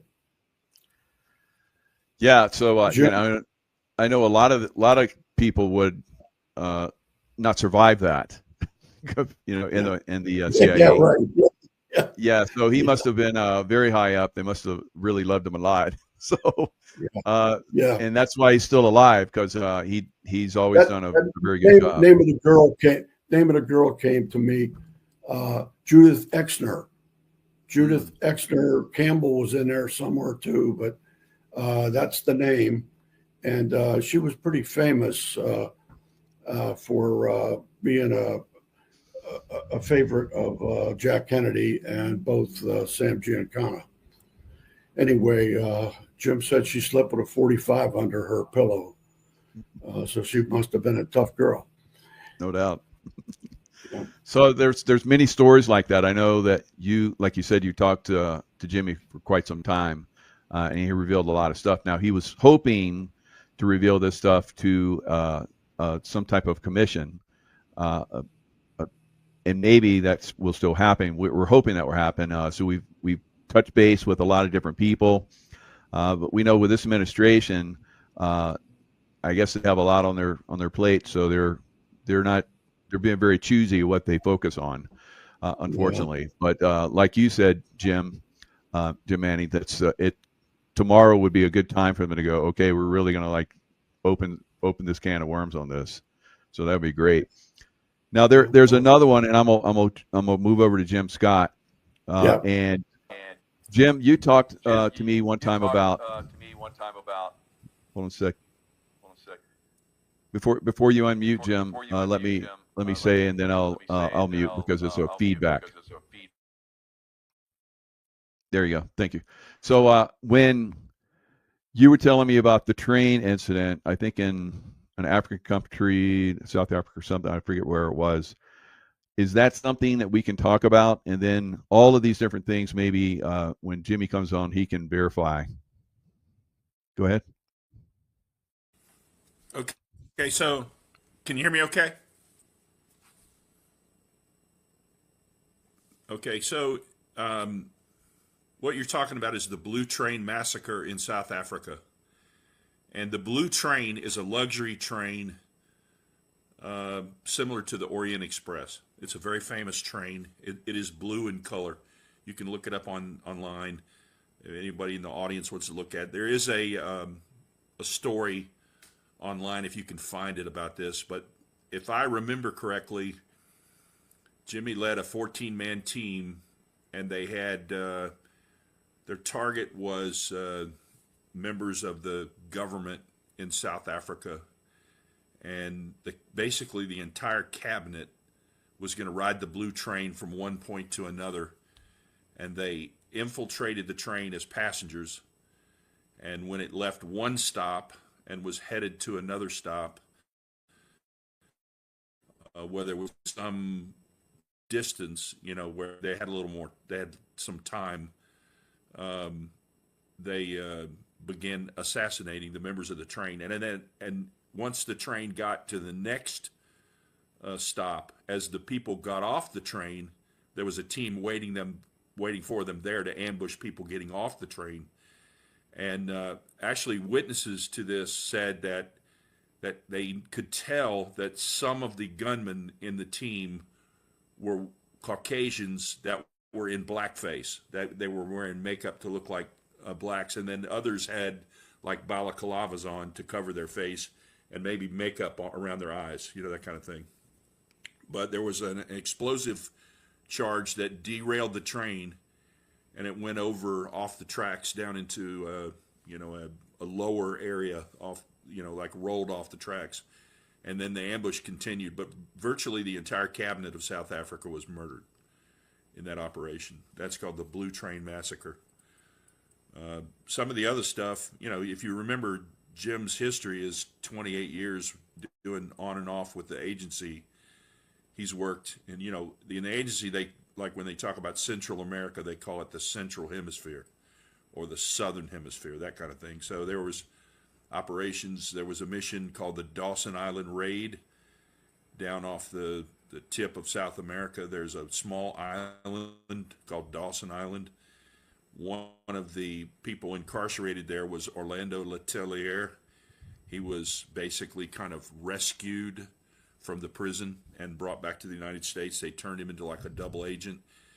And then he worked in the embassy of Chile in Washington for a while, but apparently was not performing the way they wanted him to.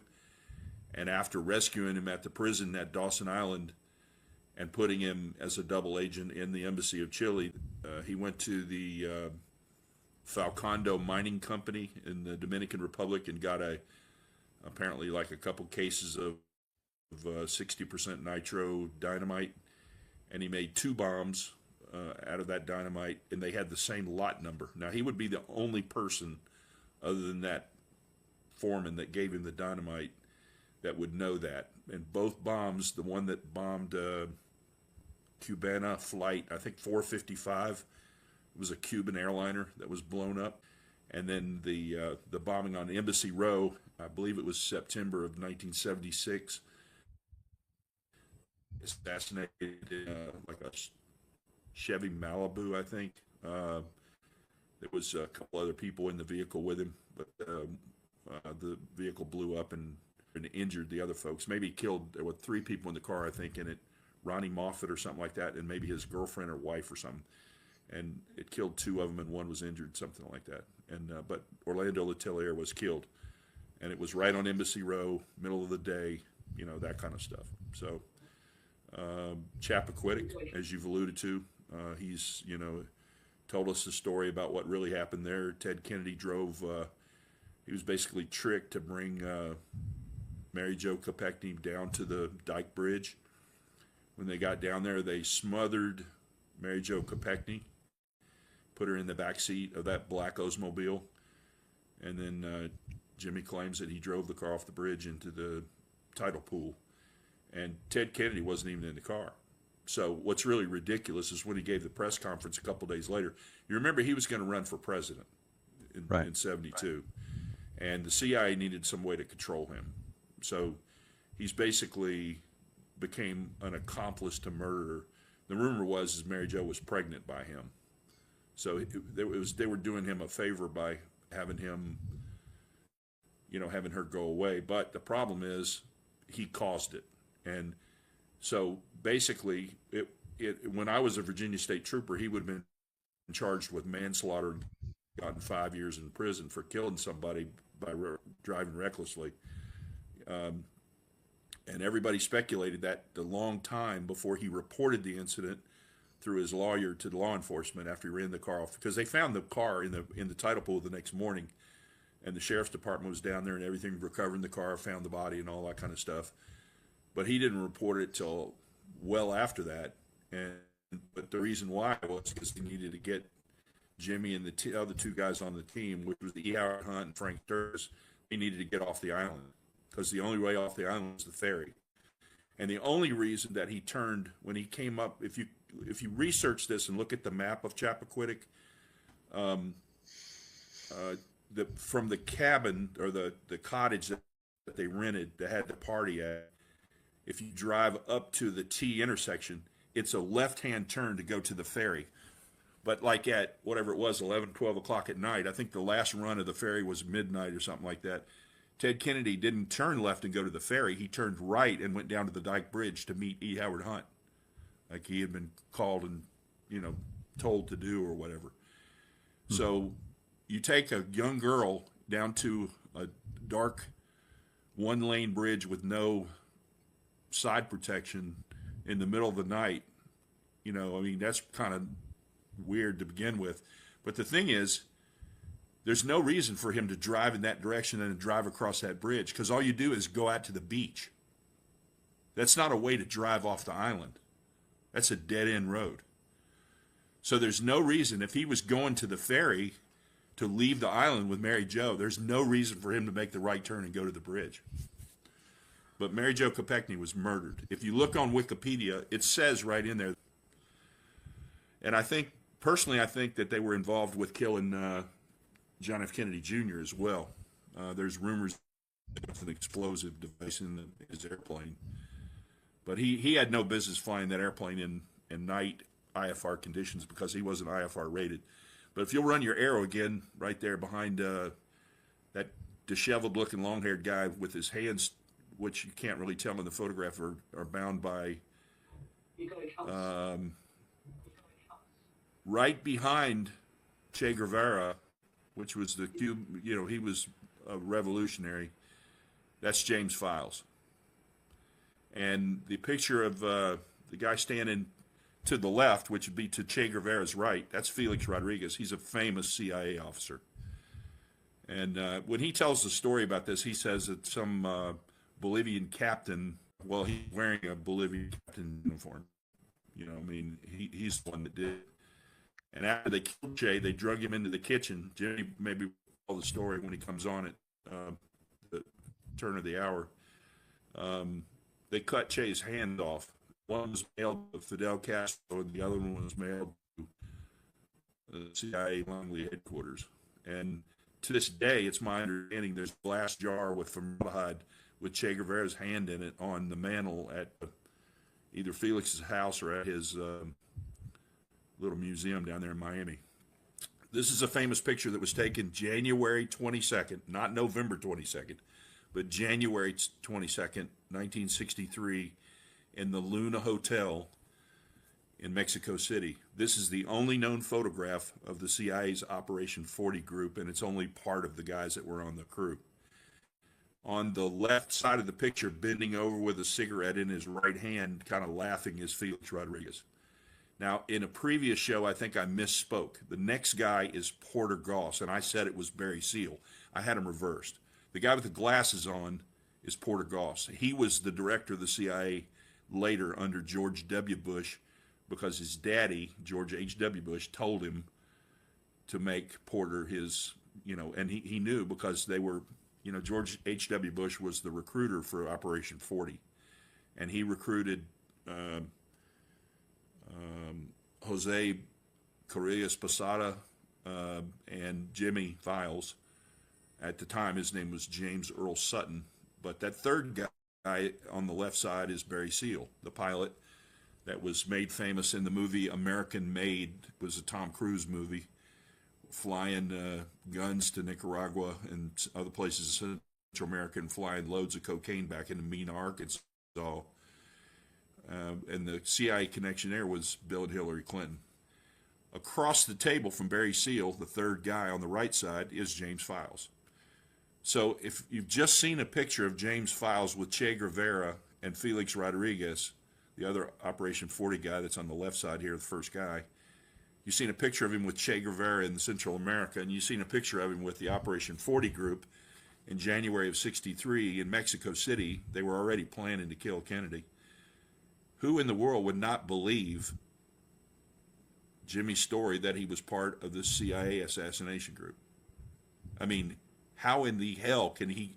That's not photoshopped. It's, I mean, I don't care who you are. People say, oh, that's not him. It is him. Okay. Felix Rodriguez is still alive, and he did a lot of stuff, you know, in service as the CIA as well. A lot of you know, dirty black ops, right? And they Right. do So it to- let me jump over to Go ahead. Jim Manning and ask him. There's a reason why Jimmy Files and all these other Assassin 40 group, and probably more, you know, later in time, were taking down all of these governments like that. And it's the same as when they took JFK down. They're controlling governments around the world. So the Schur family, Nazi family, eventually would get to the point where he's the head of the CIA, George H.W. Bush, and then the President of the United States. So this is obviously a compromise of our country on a massive level. And I know, Jim, you have done such incredible research. Your whole life you've been involved in this. Tell us your thoughts on, you know, what is going on. Well, you know, the deep state, and nobody knows exactly what the deep state is, but I believe that the group that they had a bank. There was a number of people's names that you would recognize that were part of this bank. In fact, J. Edgar Hoover closed down the bank right before or right after they started World War II, where we got in it. But they were, that bank was handling all of Germany's money in this country. And they were also giving money, loaning money to people that were furnishing firearms and making, you know, necessary things for they to build up the Third Reich. And so anyway, the Dulles brothers worked in a law firm in New York, and they were very close with Prescott Bush and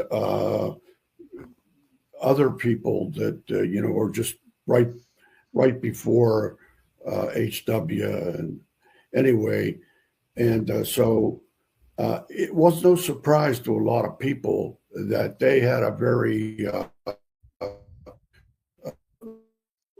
strong leaning towards Germany. And what happened was, Dulles brothers were the ones who said, I'm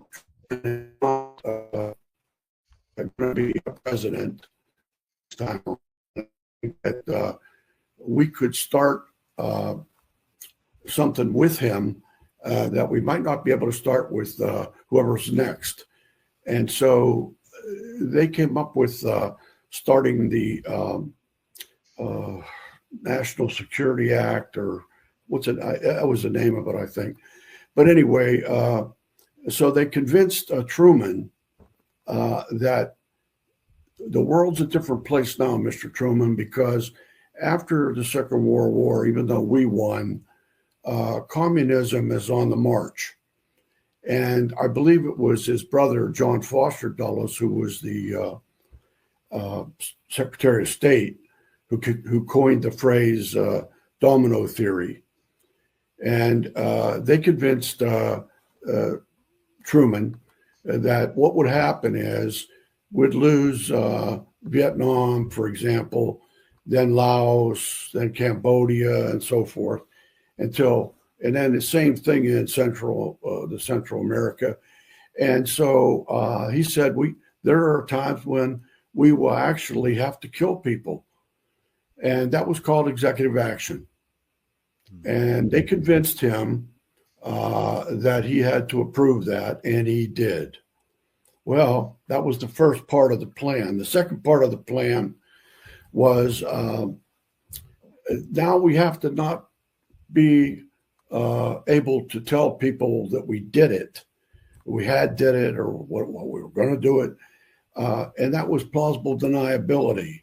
So they went back to Truman, and they talked to him about it and tried to convince him, and he said no, absolutely not. And then they left, and sometime very close to that time, Allen Dulles, told the Congress that Truman had approved it, and so they passed that particular article.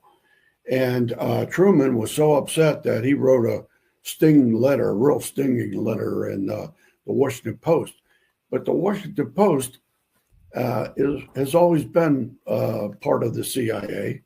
The Grahams, they owned the Washington Post, and the husband was a big drinker, but Catherine Graham was a real business person, and she was an actual CIA agent. And also, they hired Ben Bradley, and Ben Bradley had been in intelligence before and some journalism. And so they hired him as the editor of the Washington Post. Now, he was such a connection to the CIA that he knew his sister-in-law was going to be murdered. And her name, her Mary Pinchon Myers, whose husband was a one of the top CIA agents, and had gotten divorced, and Mary was finally became a paramour of John Kennedy. In that month before he died, his wife was on a sojourn of some type, gone for most of the month, and he was visited by Mary Pinchon Myers.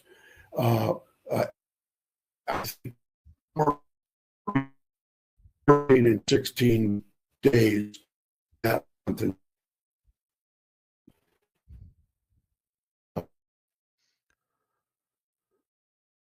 Used to have coffee clashes with people that she had been friends with for years, wives of CIA people. And at those little get-togethers, she talked a lot.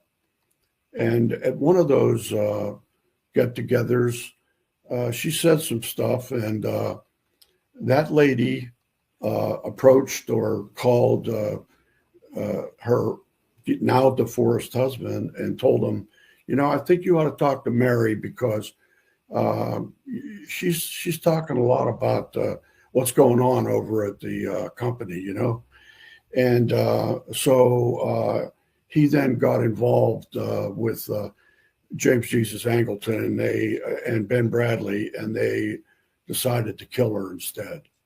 So she was shot by a CIA agent in Georgetown along the Chesapeake and Ohio Canal, which runs along M Street.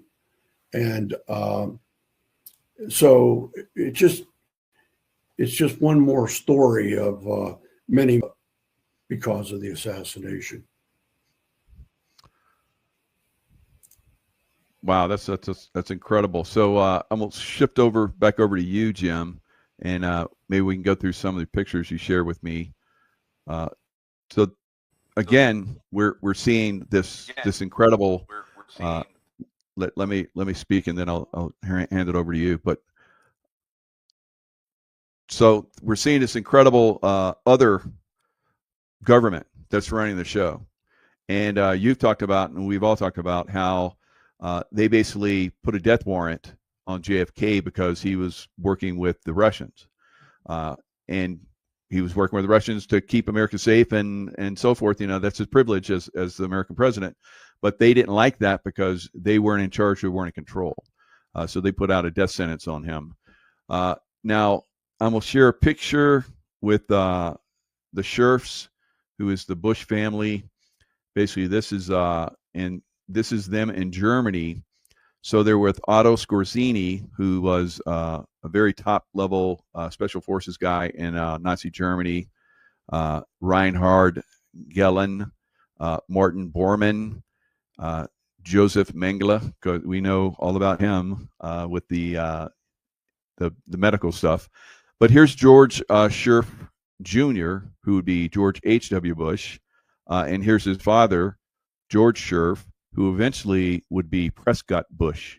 So Prescott Bush, as we know him, was born in Germany, served in the German Navy, and his son, George Scherf, was born in Germany as well. So obviously not eligible to be an American president, but he was. Of course, both of them are running the government of this deep state and making decisions and so forth, like we saw. We know that George H.W. Bush was at the scene. He's been. There's pictures of him at the JFK assassination. So, what are your thoughts about that? And Jim, and I'll share some of your pictures here in a second.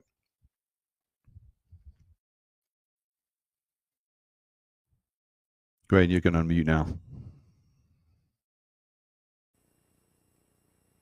Can you hear me now? You can hear me? Okay. All right, so I haven't seen that picture before. That's an amazing picture. I've heard the story before.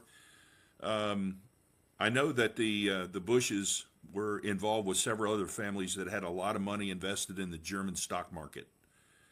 And back, in the time frame between World War I and World War II, going up to World War II, there was a lot of money invested. Now, Jim Manning already alluded to the fact that Alan Dulles, as a CIA officer,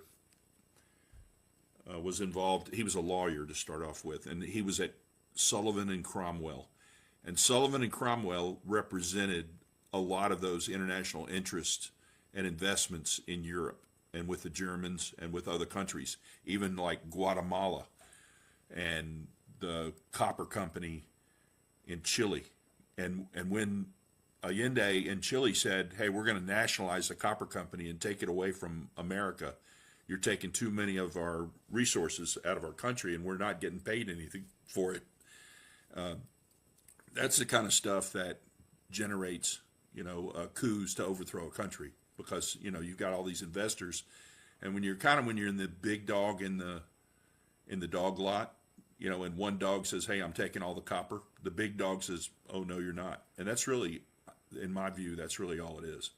Those people don't want to lose. And that's why the mafia was so pissed off at Kennedy for the failure of the Bay of Pigs, because they wanted their property back, all those hotels and beachfront property in Havana that they lost when Fidel Castro took the country and then basically announced it was going to be a communist thing and aligned with Russia. So, but the Bushes, he was basically CIA his entire adult career. He was on one of the Jedburgh teams. Late in the war, he parachuted into France.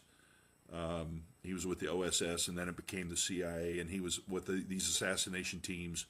He used a cover in Texas, and it was called the Zapata. It starts with a Z, oil company, and I think they were taking those the big grants, to have the oil rigs and things like that in the Gulf of Mexico. He had two ships. One was called Barbara, was named after his wife, and the other one might have been called Sabata. I can't remember, but it's something that was significant to him and his family. But we know that from James Files that they were running heroin from Laos into those oil rigs, and then they run them in, because they weren't checked by customs. They went back and forth between like Louisiana and Florida and Mississippi and stuff like that in these surface boats and helicopters. I've got friends that left the Marine Corps when I was a pilot in the Marine Corps and went to work for PHI, Petroleum Helicopters Incorporated. And they flew helicopters back and forth to those rigs several times a day. and there wasn't anybody checking them. So they could have brought a bale of marijuana or, whatever, 50 kilos of cocaine or, whatever. So we know Bush was, the Jeb and George W. were involved in picking up some of those loads. In fact, there's a picture floating around of Jeb Bush at one of the airports picking up, at meeting the airplane that had like Barry Seal's plane full of cocaine. And Hillary picked James more than, picked him up and they went to lunch. Y'all have heard that story. Hillary Clinton, but she was one of the ones, or Jimmy was one of the ones that Hillary tried to clean up at the end, where all the Arkansas state troopers were killed and Jimmy got in the gunfight, which is what sent him to prison for so long. But he hadn't ratted on anybody. He stayed quiet. I mean, he could have, he did come out and the FBI threatened him if you tell this story about you being involved in the Kennedy assassination, we're going to give you, and he's listening right now. I think when he comes on, he'll tell that story. They threatened to give him like another 30 years, and he did the interview anyway. And I think it took a hell of a lot of courage to do that. And then basically they tacked on another 30 years, and then he fought it in court and won the case, and ended up getting out of prison when he was like 74 years old. So, but George H.W. Bush was in Dealey Plaza. I think that's one of the pictures that I gave you, but you don't have to flip to that. Just if you want to flip through the pictures real quick, I can quickly describe what they are. I think a lot of them are evidence of the stuff that we're talking about.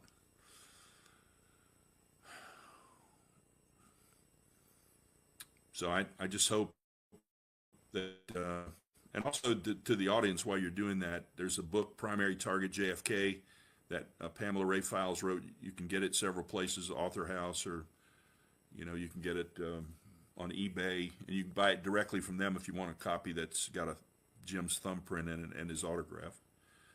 But, all right, so that picture is, actually, that's a very special picture.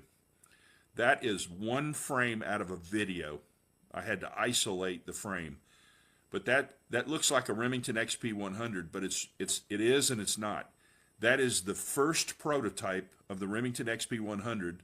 I got it after Remington went bankrupt. They sold a bunch of their guns to a dealer, a friend of mine, and that is the first prototype of the Remington XP 100. It's got actually a Remington 722 action that's stamped XP. It's over here on my counter. I can show it to you if you wanted a close look at it, but it's actually chambered in 222, and it has a wooden stock with finger grips. And Jim Files, way back when he did that first confession, he said that Remington had tested these guns with a 222 barrel, and that they found issues with the barrel. And if you look at the barrel, the contour of the barrel near the chamber is very thin. And the 221 Fireball that actually came out, that's a shortened case, a little shorter than the 222 Remington. That's the ad. That's the original 1963 ad, and for the Remington XP 100, they sold for $99, and that's James Files' thumbprint and his autograph on there. You can keep flipping as you flip. I think some of these, a lot of people don't know what a Remington XP 100 is. Several thousand of them have been made, but and they've been made in a lot of calibers too.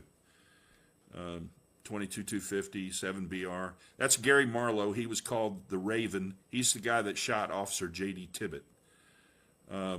Gary was working with the Mafia, and Sam Giancana had told him not to let anybody know he was in Dallas that knew him. And he was tasked with killing Lee Harvey Oswald.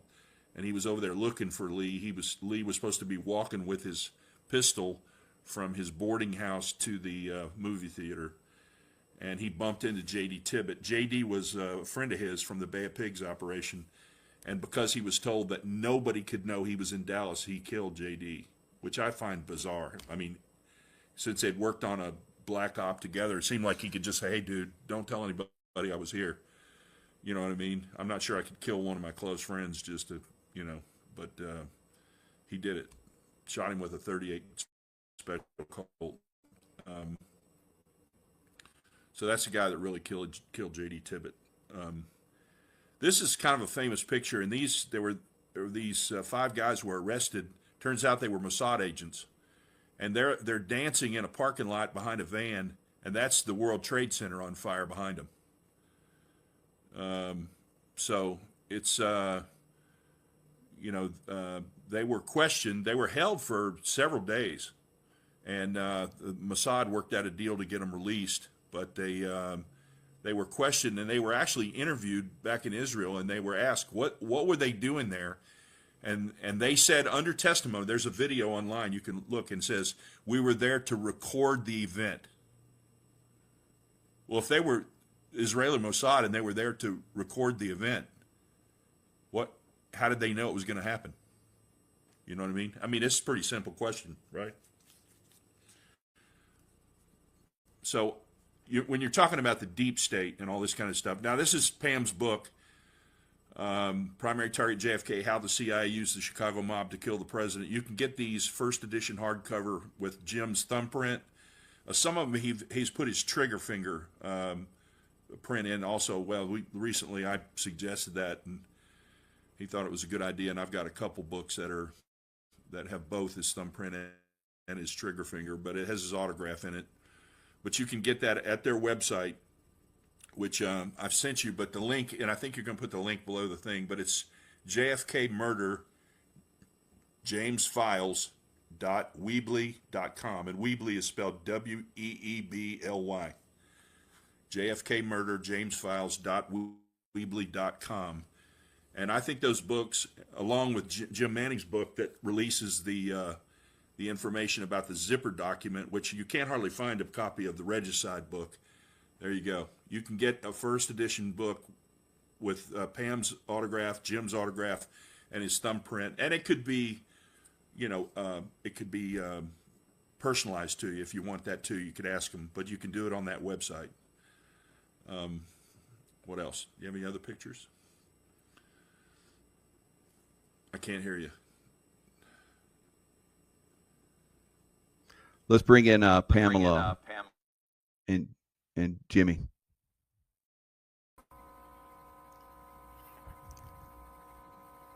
Here's James here, guys, and we're gonna be James. Can you tell us a little bit about your background in the CIA and how that happened? Well, my mother left home in 1941 from a little town in Alabama called Oakman, and she went down to Mobile, Alabama. She met this guy by the name of Les Sutton, and that's where I acquired the name Sutton, never legally, just started using it because I was born with an X number.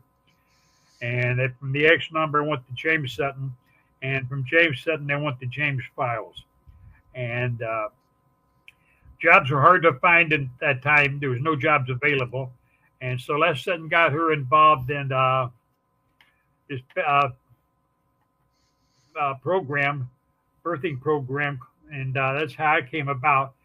And I don't know who my real father is. There's several different DNAs in the jar, I guess, in the tube, and they mixed it up. And I always joked and said, yeah, I'm a milkshake. But they put it there, and I was the results of it.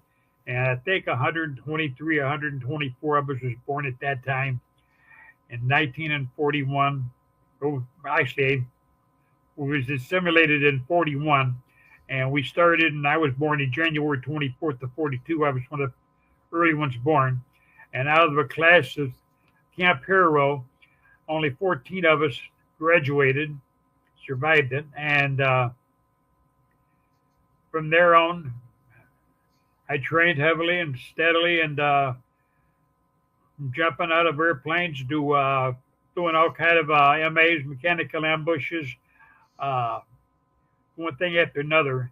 And as a kid, 10 years of age, I was able to throw a knife 35, 40 feet and hit the target every time of a human being they had pinned up, what we'd call the kill zone.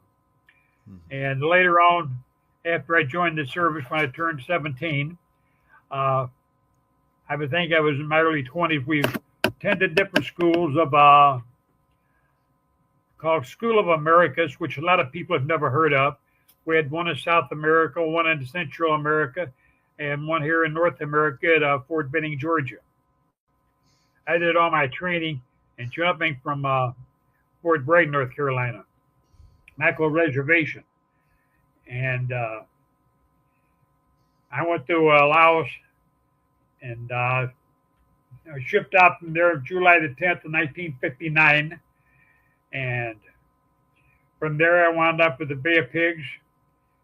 From the Bay of Pigs, the Kennedy assassination and on through in the rest of my life. Most of it is in the book Primary Target. And not all of my life, but some of my life. I made some of the points there. My wife does not know everything that I did. And a lot of people said, oh, why didn't you take your wife's name if you wanted to get away from the name of Files or something? And I said, why? My wife's first name is Pamela Ray. Then I'd be known as James Earl Ray. Would that be any better than James Earl Files or James Earl Sutton? And people used to laugh about it, you know. And so I just kept the name Files, and I did federal time under the name Files in the short stretch, which was in Oxford, Wisconsin at the FCI. And then this last case I had was the one where I went to Stateville for the shootout with the cops. And anyway, while I was there, Pamela contacted the officer that got shot, and he told her he was very upset with the government because he felt to say who he was up against because they didn't give him the details of me or my career. And that's Pamela's got that on tape also. So she called him. She told him that we was doing a book, and she had my story. And she wanted to know if he wanted his side of the story told, and he said yes, definitely. And he claimed over 50 rounds was fired. The government never told him who he was up against, and he said he was upset over that. And a couple of sentences later, Pamela said, well, Jimmy said you had a $50,000 contract on him, and he didn't say yes or no. He just laughed a little bit, and then he said this when he started in about the government. And were you still working for the CIA at that point? Yeah. When that happened? I was still employed by the agency at that time, yes. And Eugene Habenfuss had been shot down while I was doing federal time. They had a couple of agents come visit me at the Oxford FCI, and they asked me my own opinion where Oswald was shot down. The plane with that lady was shot down in Central America because it was one of my old theater of operations. So I told them what they should do and how to get him to take him out because I told them that Eugene would talk. And they didn't do it, and he wanted to spill the beans on everybody.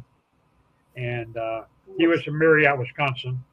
What scandal was that all about? That was about the fat lady. That's when we were supplying the Contras and fighting with them and all of that. Iran-Contra. So anyway, from that, and then the operations in Vietnam and operations are basically around the world and in Eastern Europe, where I got blown off the cliff by a Hi-24 helicopter, which was Russian. It was firing rockets at me, and I was dealing with it with a carbine rifle and a 9mm, and helicopter won. I got blown off the cliff, and I got severely wounded and hurt, and I spent a lot of time, and they sent Bruce Bratchik halfway around the world. I went, they sent me to Sweden, or Switzerland it was, and Bratchik flew him over there because he worked on the computers, and he helped locate me a lot of times when I would be lost, and they had lost track of me. And he helped me get back on my feet, and it took me about 6 months where I could walk again. And like this time, I've been laid up for the last year and a half, going on 2 years now, where I'm bedridden and I'm restricted to a wheelchair. And I have to have help getting from the bed to the wheelchair and from the wheelchair back into bed. And so I'm 83 now. I'm going to be 84 in January if I make it to January. And all I can say is after I had the stroke, a lot of the things in my mind, a lot of the names and answers, I can't think of them right away, but most of it is in the book Primary Target. And my wife wrote the book, and if it hadn't been for her, that book would have never been published because she wanted it out there. She felt the people should know certain aspects of the truth. And she kept after me, and finally we did that one. And that was the only book we did together that while I was out of prison. Excuse me. The other two books that she did, I was in prison. and she wrote 3 books altogether: To Kill a Country, Interview with History, and the third one was Primary Target. So all 3 books are, well, I guess each one is 500 pages or better, and they carry a lot of the stories in there and a lot of the things there, and a lot of I put a lot of pictures of my artwork in a couple of the books, and she's got them made them now. She made pictures of the artwork, and she's got that on display or whatever, and she put some on the website because we're selling some of the artwork that I did. And at Stateville, when we go in lockdown, was when I did most of my oil paintings. And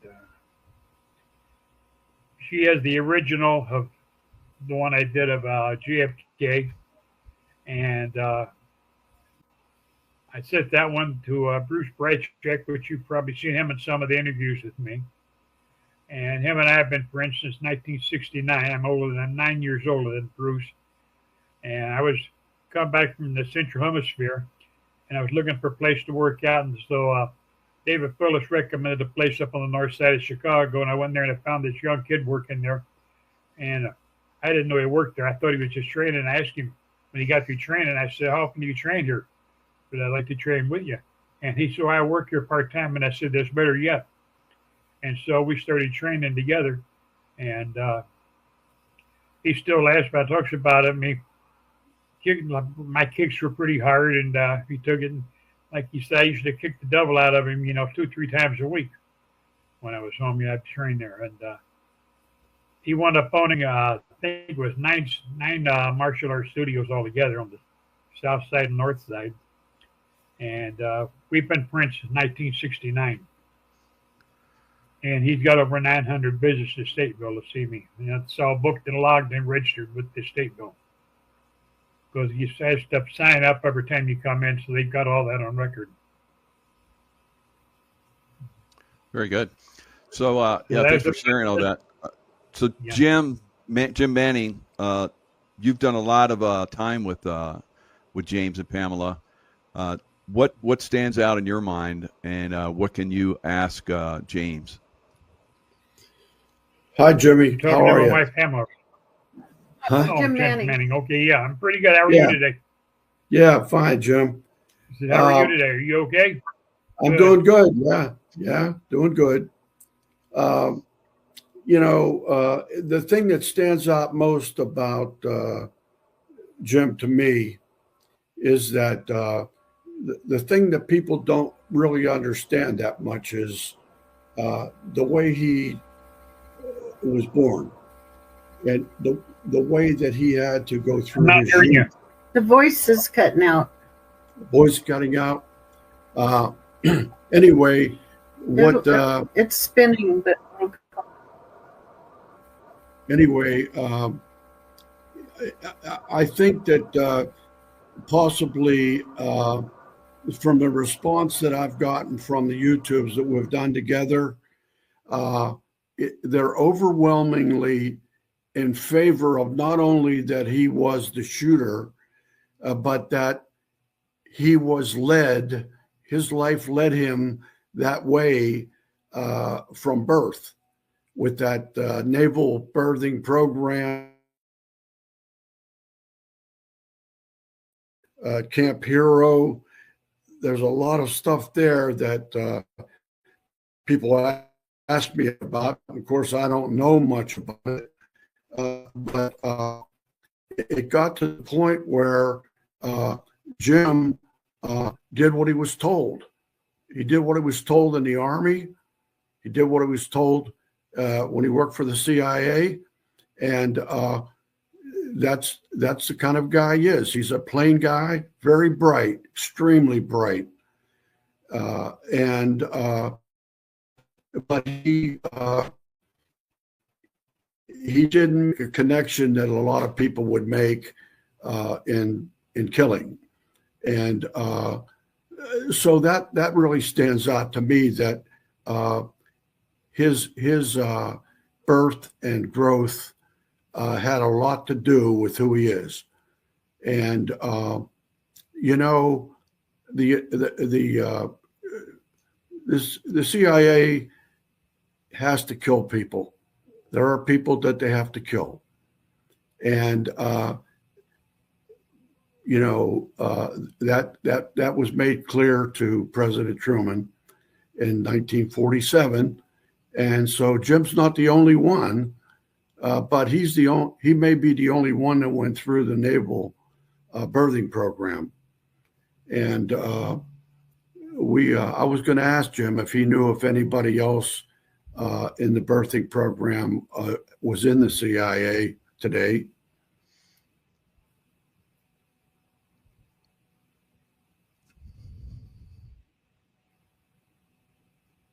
Every now and then. Go ahead.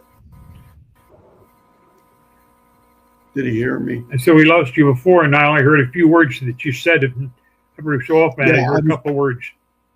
Yeah, well, I was going to ask about if Sam, any I other can see you people. now, but I still hear you. I don't know. I'm not real good at this TV stuff. Let me try it. But Now, can you hear me? Yeah, go I ahead. hear you. Yeah, I hear you, but I don't hear Jim. Jim Manning. There's two Jims. Okay. If you knew anybody in the birthing program that left Camp Hero with you and then was with the CIA, somebody else. I don't know anybody.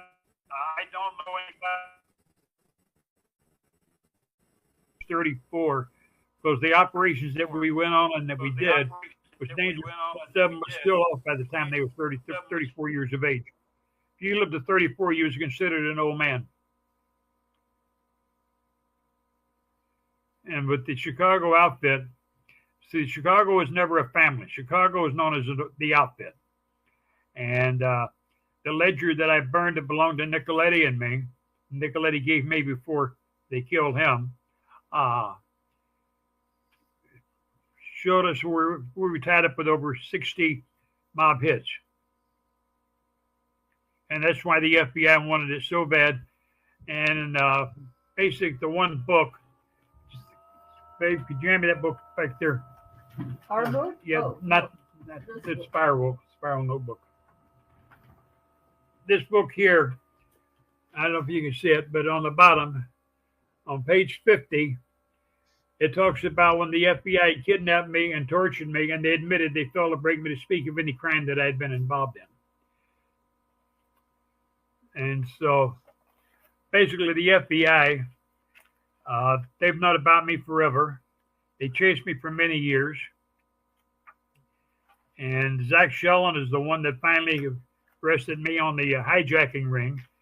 And there's a episode, it's a 2-hour episode on the Daniel Seifert killing, which I did not participate in, but it tells about the Chicago mob and how we handled things and did things.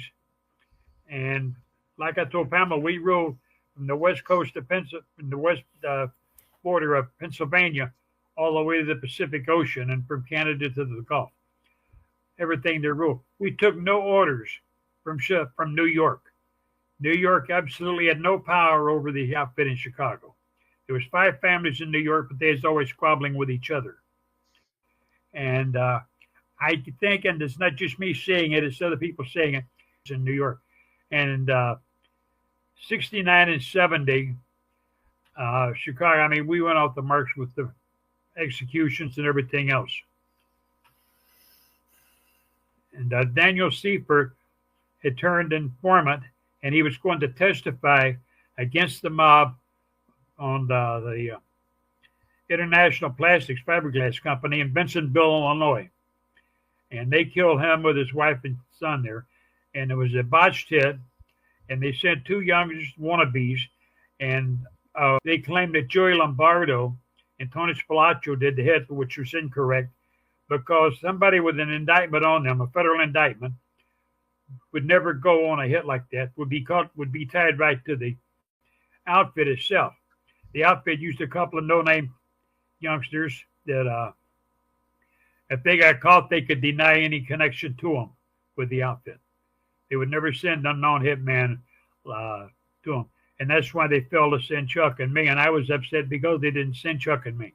And I wound up, it was the botched it, but they killed him. They did what they're supposed to, but it was a very sloppy job. And if you ever get a chance, watch the Chicago's Deadly Associates on YouTube. It's a two-hour feature, and it's well worth watching. And it's very interesting. But they've got a lot of the facts wrong in there. Jim, if you can hear me, tell the story about Jimmy Hoffa. Jimmy Hoffa? He was at the restaurant. Yeah. This driver went in to get coffee for him, and somebody walked up alongside the car. Jimmy rolled the back window down because he was sitting in the back seat, and he was shot and executed. And a blanket was thrown over him in the back seat, and he was drove out of there in that car. Went to a sanitation plant, and I believe it was in Broadview, Michigan. And they took his watch off, and they took his wallet out, and they returned it to his stepson. And Jimmy Hoffa's body went into the furnace. The ashes went all over Detroit. That's why when I was at Stateville, I used to bet the people there, I'd give them 100 to 1 odds they wouldn't find nobody. They dug up horse sperms, and they dug up everything else, and they never found nobody of Jimmy Hoffa.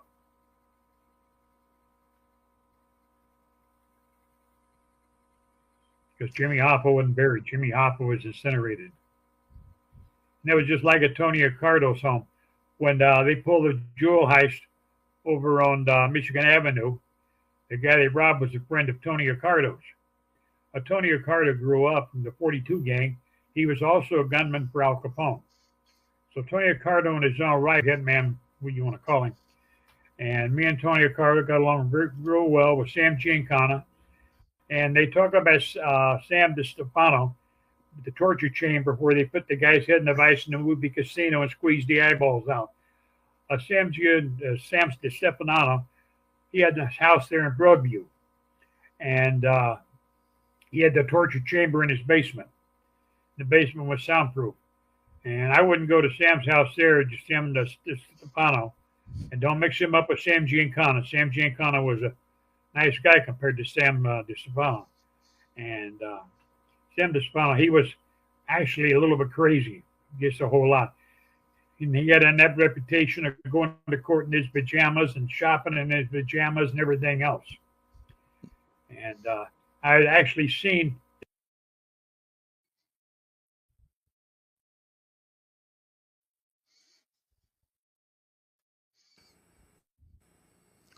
If you can Looks hear like me, we Jim, lost you him. cut out. I guess the CIA was tired of hearing his story. The NSA or somebody cut him off. Maybe the FBI. So while we're there, there's this one picture that you shared with me, Jim. Let me share that real quick. Looks like they're trying to come back in. So I'm gonna share this one picture and just give us because there's a lot of conspiracy theories out there. So this is Maryland at Area 51, Site 4. What is this? What is this? That supposedly is a depiction. You know, Marilyn was, and there was a rumor that she was pregnant by John. And, you know, Jimmy drove the 4 guys that killed Marilyn to the airport. And they gave her a barbiturate enema and killed her. 3. We can see you now, Jim, again. We had to go off and actually, it was only three guys that drove to the airport. Oh, 3. Okay. Who were they? It was Chuck and Louis the Lips, and was it Butch Brassey?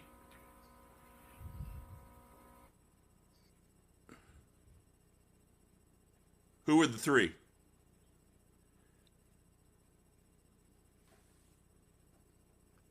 Oh, we can't hear him. If you can hear me, Jim, we can't hear you for some reason. It muted on your end. Oh, he's dropping off again. So there's 3 guys he drove to the airport. Anyway, they went out there. How about now? Can you hear me now, Jim? You pop back in. Yeah, you're coming in loud and clear now. Okay. Who are the 3 guys? Chuck and who else? One of the parties is still alive, and he lives at there in one of the western states, and he's in good health and everything. And I wouldn't want to put him in prison by naming him for being involved in the murder of Marilyn Monroe. And what about the guy that flew? The pilot is still alive. The pilot is. I did not drive the pilot there. The pilot was there in the plane. The pilot you don't is want to still alive too. At least he was a few weeks ago. That's one of the things for everybody's knowledge. That's one of the things Jimmy didn't want to implicate people that are still, so we can talk a lot more about this stuff. So he's not gonna talk about people still alive. We didn't publish the book Murdering Marilyn because I used the man's real name in the book, and then I come to find out he was still alive, and I talked to him on the phone, and so I'm changing his name and giving him an alias. And like on the front cover of the book, it says some names have been changed to protect the guilty, not the innocent, but to protect the guilty. But evidently they're not. But to answer your question real quick, Michael, this picture is an artist rendition. Can you hear me? Yeah, go ahead. Yeah. Okay. So basically, this is an artist rendition of the sport model that Bob Lazar outed. It's Bob Lazar. the craft that about 52 feet, in diameter, and it's got a cyclotron in it. It's radioactive. If any of your audience ever come upon one of these UFOs, don't get near it. But anyway, the rumor was it'll burn your that skin red. John F. Kennedy and Robert were read into the Majestic 12 program, and they talked to Marilyn about it in bed, I guess trying to impress her. And she started talking about it to an art dealer in New York on the phone, James Jesus Angleton, and via the agency, the counterintelligence, they had Marilyn's phone bugged. And they had bugs in the apartment. So they had dirt on John and Robert, right? Supposedly that team was let in, and you can correct me if I'm wrong there, Jimmy, but when the team got there, I'm not sure one way or the other whether she was already unconscious from being drugged or something, but supposedly Robert Kennedy Sr. is the one that let him in Marilyn's house there in Brentwood. And they gave her some kind of a That is correct. barbiturate enema. That is correct. But the bottom line was Marilyn was talking about this information, and there was a letter. It's called the Byrne Memo, and I think Jim Manning probably knows about it. But it's a document that was found, and it basically says, if JFK persisted because he was going to, and if you've seen the real trademark speech that he was going to give in Dallas, he was going to explain that the Roswell incident was true. That we had not only the craft, and one of them, he wasn't going to say it in the speech, but one of them had lived. They called him J-Rod. And they had to build a bubble for him to live in because of the atmosphere from his planet different or something. But anyway, bottom line is, well, was talking about stuff in there. It's considered to be the greatest secret of our government, supposedly. That and the location of the gold. I understand in Fort Knox anymore. And Jim probably's got some comments about that. Oh, please. Well, If anybody has any questions. for a long time. Oh, okay, Jim. Okay, go ahead. Street Jims. Street Jims. Yeah, I meant both of you. Yeah. Go ahead. Say Manning, Files, or Scott. Don't use the name Jim. There we go. There. Thank you, Okay. Pamela. When it's my turn, just say Manning. Trying to help everybody. Go ahead, Manning. Manning. Oh, Scott, okay. fine. Most people know very little about extraterrestrials and things like that in this country. I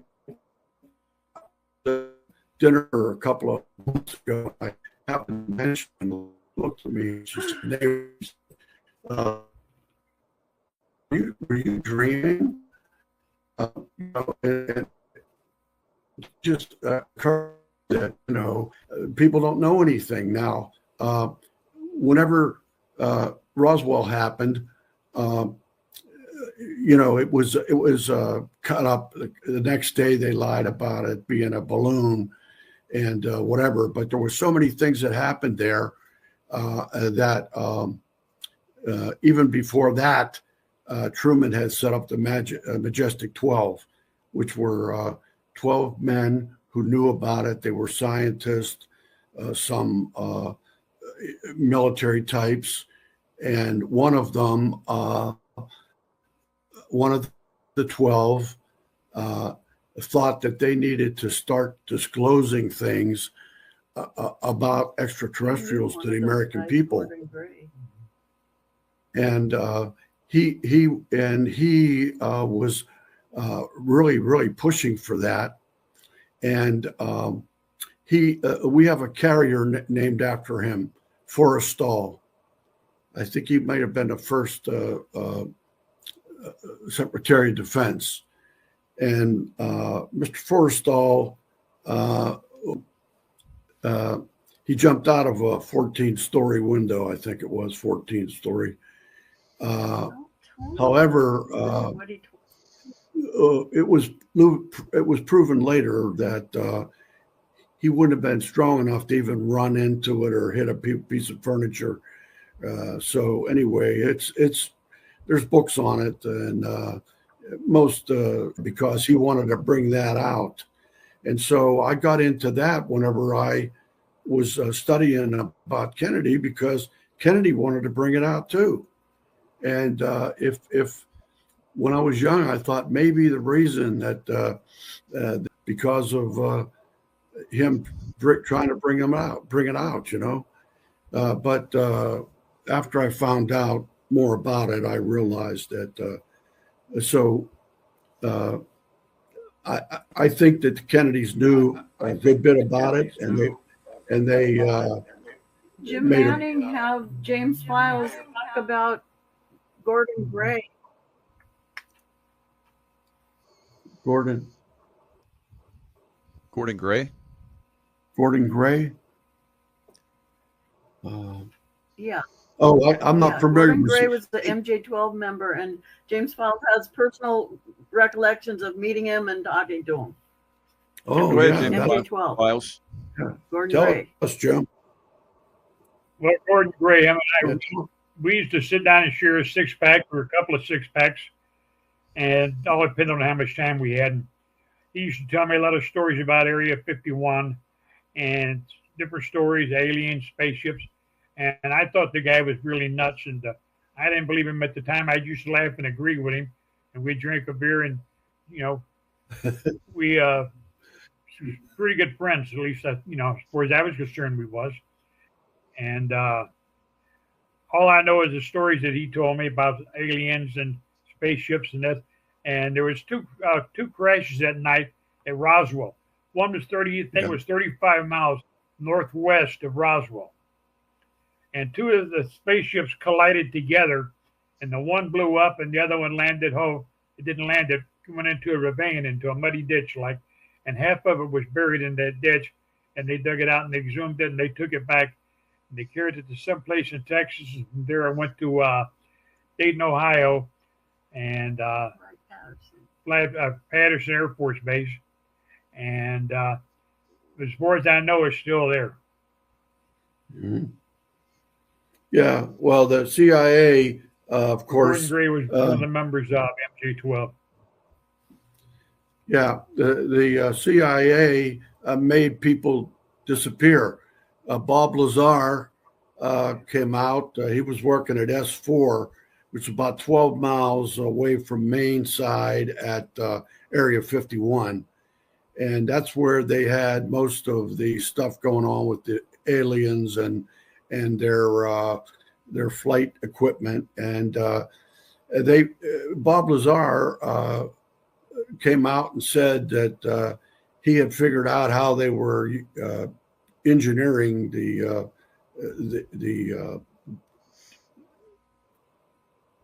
saucers, how to make them fly. Reverse engineering. Yeah, and he came out with another element. I think it was maybe 119, and they said there is no such. What is it? 116. 115. Okay, yeah, I was close. 115. Anyway, he came out with that, and at the time he came out with it, they washed his whole life away. I mean, they went and there's no. I don't know if he ever had They took a birth certificate away. They took his colleges that he went to away. They erased him from the world, and then Right. unfortunately they missed one thing. He had been in another government facility in New Mexico, and he had his phone directory from that, and his name was listed in there, and what his telephone number was. So they missed that, but most people that are looking at that, they know that Bob Lazar is on the level. Well, Bob Lazar is on the level, and just like me, they erased most of my life. It's very hard to find part of it. But Joe West found part of my history at the archives in St. Louis, and he went back there. You mean John C. Grady, John C. Grady, John C. Grady, I mean. 82nd He Airborne. was the historian for the 82nd Airborne. He went back there, I don't know, 6-7 weeks later, and the folder was empty. He said, no further evidence available, the label on the ticket. They had a fire in the archives. Another thing that burned up was 1959, Operation Mobile White Star. Yeah. And some of my friends, finally, they dug deep enough into it, and they found out that Mobile White Star did exist in Laos. And they interviewed Fletcher Prouty, and he said, yes, that was one of his men. That's right. That's right. So they tried real hard, but sometimes there's always a couple of things they don't do. It's like me. A On couple of this things sec- that I had, like cards of who I was or where I traveled at. And I also had the nickel with the double 5 on it, which is the airborne, is known as the double nickel that was in 82nd Airborne. As with 100, I think it's 122nd, was double nickel. When you walked in, you laid it on the bar, and your first drink was like on the house. And that one missing also while I was doing time. It's amazing with all the information that you 44. have, files that they haven't taken you out, because I have mentioned some of this stuff, and MJ12 does not mess around. They will come after you and eliminate you. So I'm happy that you're still here with all the information. You're saying stuff on a level I haven't heard before, so it's very impressive. Jim, you have something else you want to, or Scott, you have something else you want to say? Have y'all heard of this? It's called the SOM 1, Special Operations Manual 1. Have y'all ever heard of that? It's a top secret document involving extraterrestrials. It was mailed in a film canister to a researcher years ago, and some people somehow get copies of these documents, and it was published in 1954. I don't know, is that reversed, or can you see it okay? Not great, but I if think you take the gave plastic us off the front.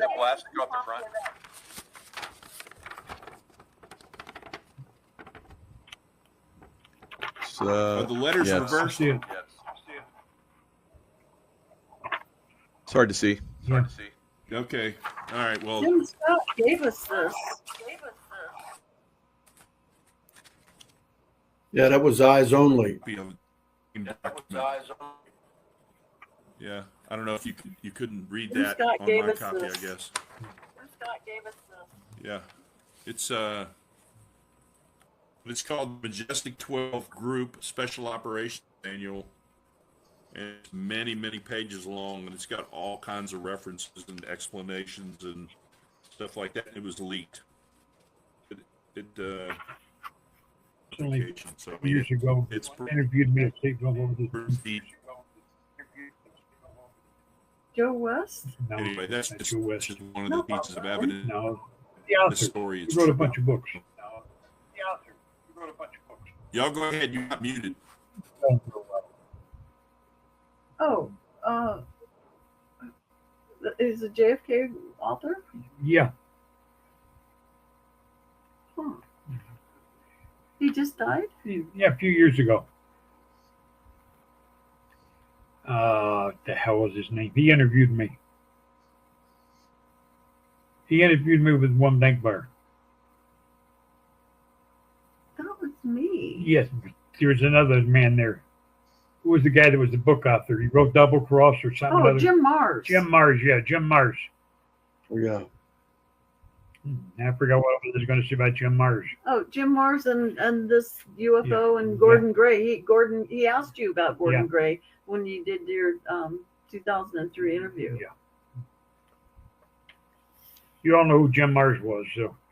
But he was the one that handled the interview. I was still locked up in prison. That was in Stateville. And he come there to interview me when he first mentioned UFOs. I told him, I said, if you used to put in the book, people think I'm crazy as it is. I said, I don't want to talk about UFOs, but I do want to talk about Gordon Gray.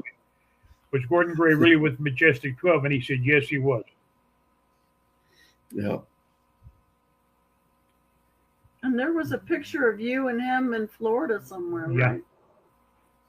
Yeah, I had a house there in Florida with plastic pink flamingos that everybody was buying back then. You stick them down in the soil in the yard. Uh-huh.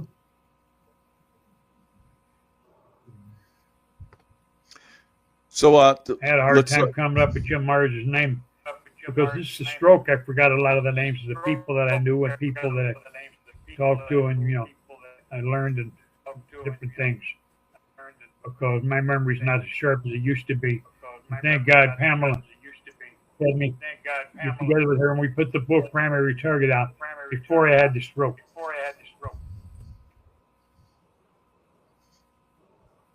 Yeah. So let's talk about your book, Files, the Primary Target, and people can. There's a lot of details in it. Yeah, it's a great book, and so we've talked about it before on the show, but we've talked about how people can get it. Yeah. Right. So they can get it up. And I put my thumb for one reason. I could see that it was mine. This and one is cover, upside down, but they're normally on this first page. But he accidentally did that one. But we'll fix it. But on the back page, the back cover, it's me standing behind the tombstone of Nicoletti's grave. And Nicoletti and me worked together. Him and Milwaukee Phil was partners for a long time. But when Milwaukee Phil stepped down from it and decided to remain in the shadows for a while, I became Chuck's partner in a lot of the hits. And the ledger that I had burned had over 60 hits in it with Charles Nicoletti and me in it. Wait, because it's spinning and it might not be hearing you. No, we got it. You're good. Yeah. Did you hear all that about me standing back of Nicoletti's grave tombstone? Yeah, that's good insight. I didn't realize that. Yeah, okay. Ask if there's any questions, because is there any questions from that you want to people that and the people that's watching the show? This might be one of the last chances to get it. As far as I'm concerned, this will possibly and probably be one of my last interviews. Now, Dory is going to come out with a feature on the documentary. But when it will be released, I don't know. But Dory came here and no, Matt, the guys that filmed you in 2023 are coming out with the documentary. Yeah, okay, Matt. Dory's Matt not going to have a documentary. Matt Guthrie. I get people mixed up. Like I said, since the stroke, my mind is not as sharp as it used to be. They're going to do a feature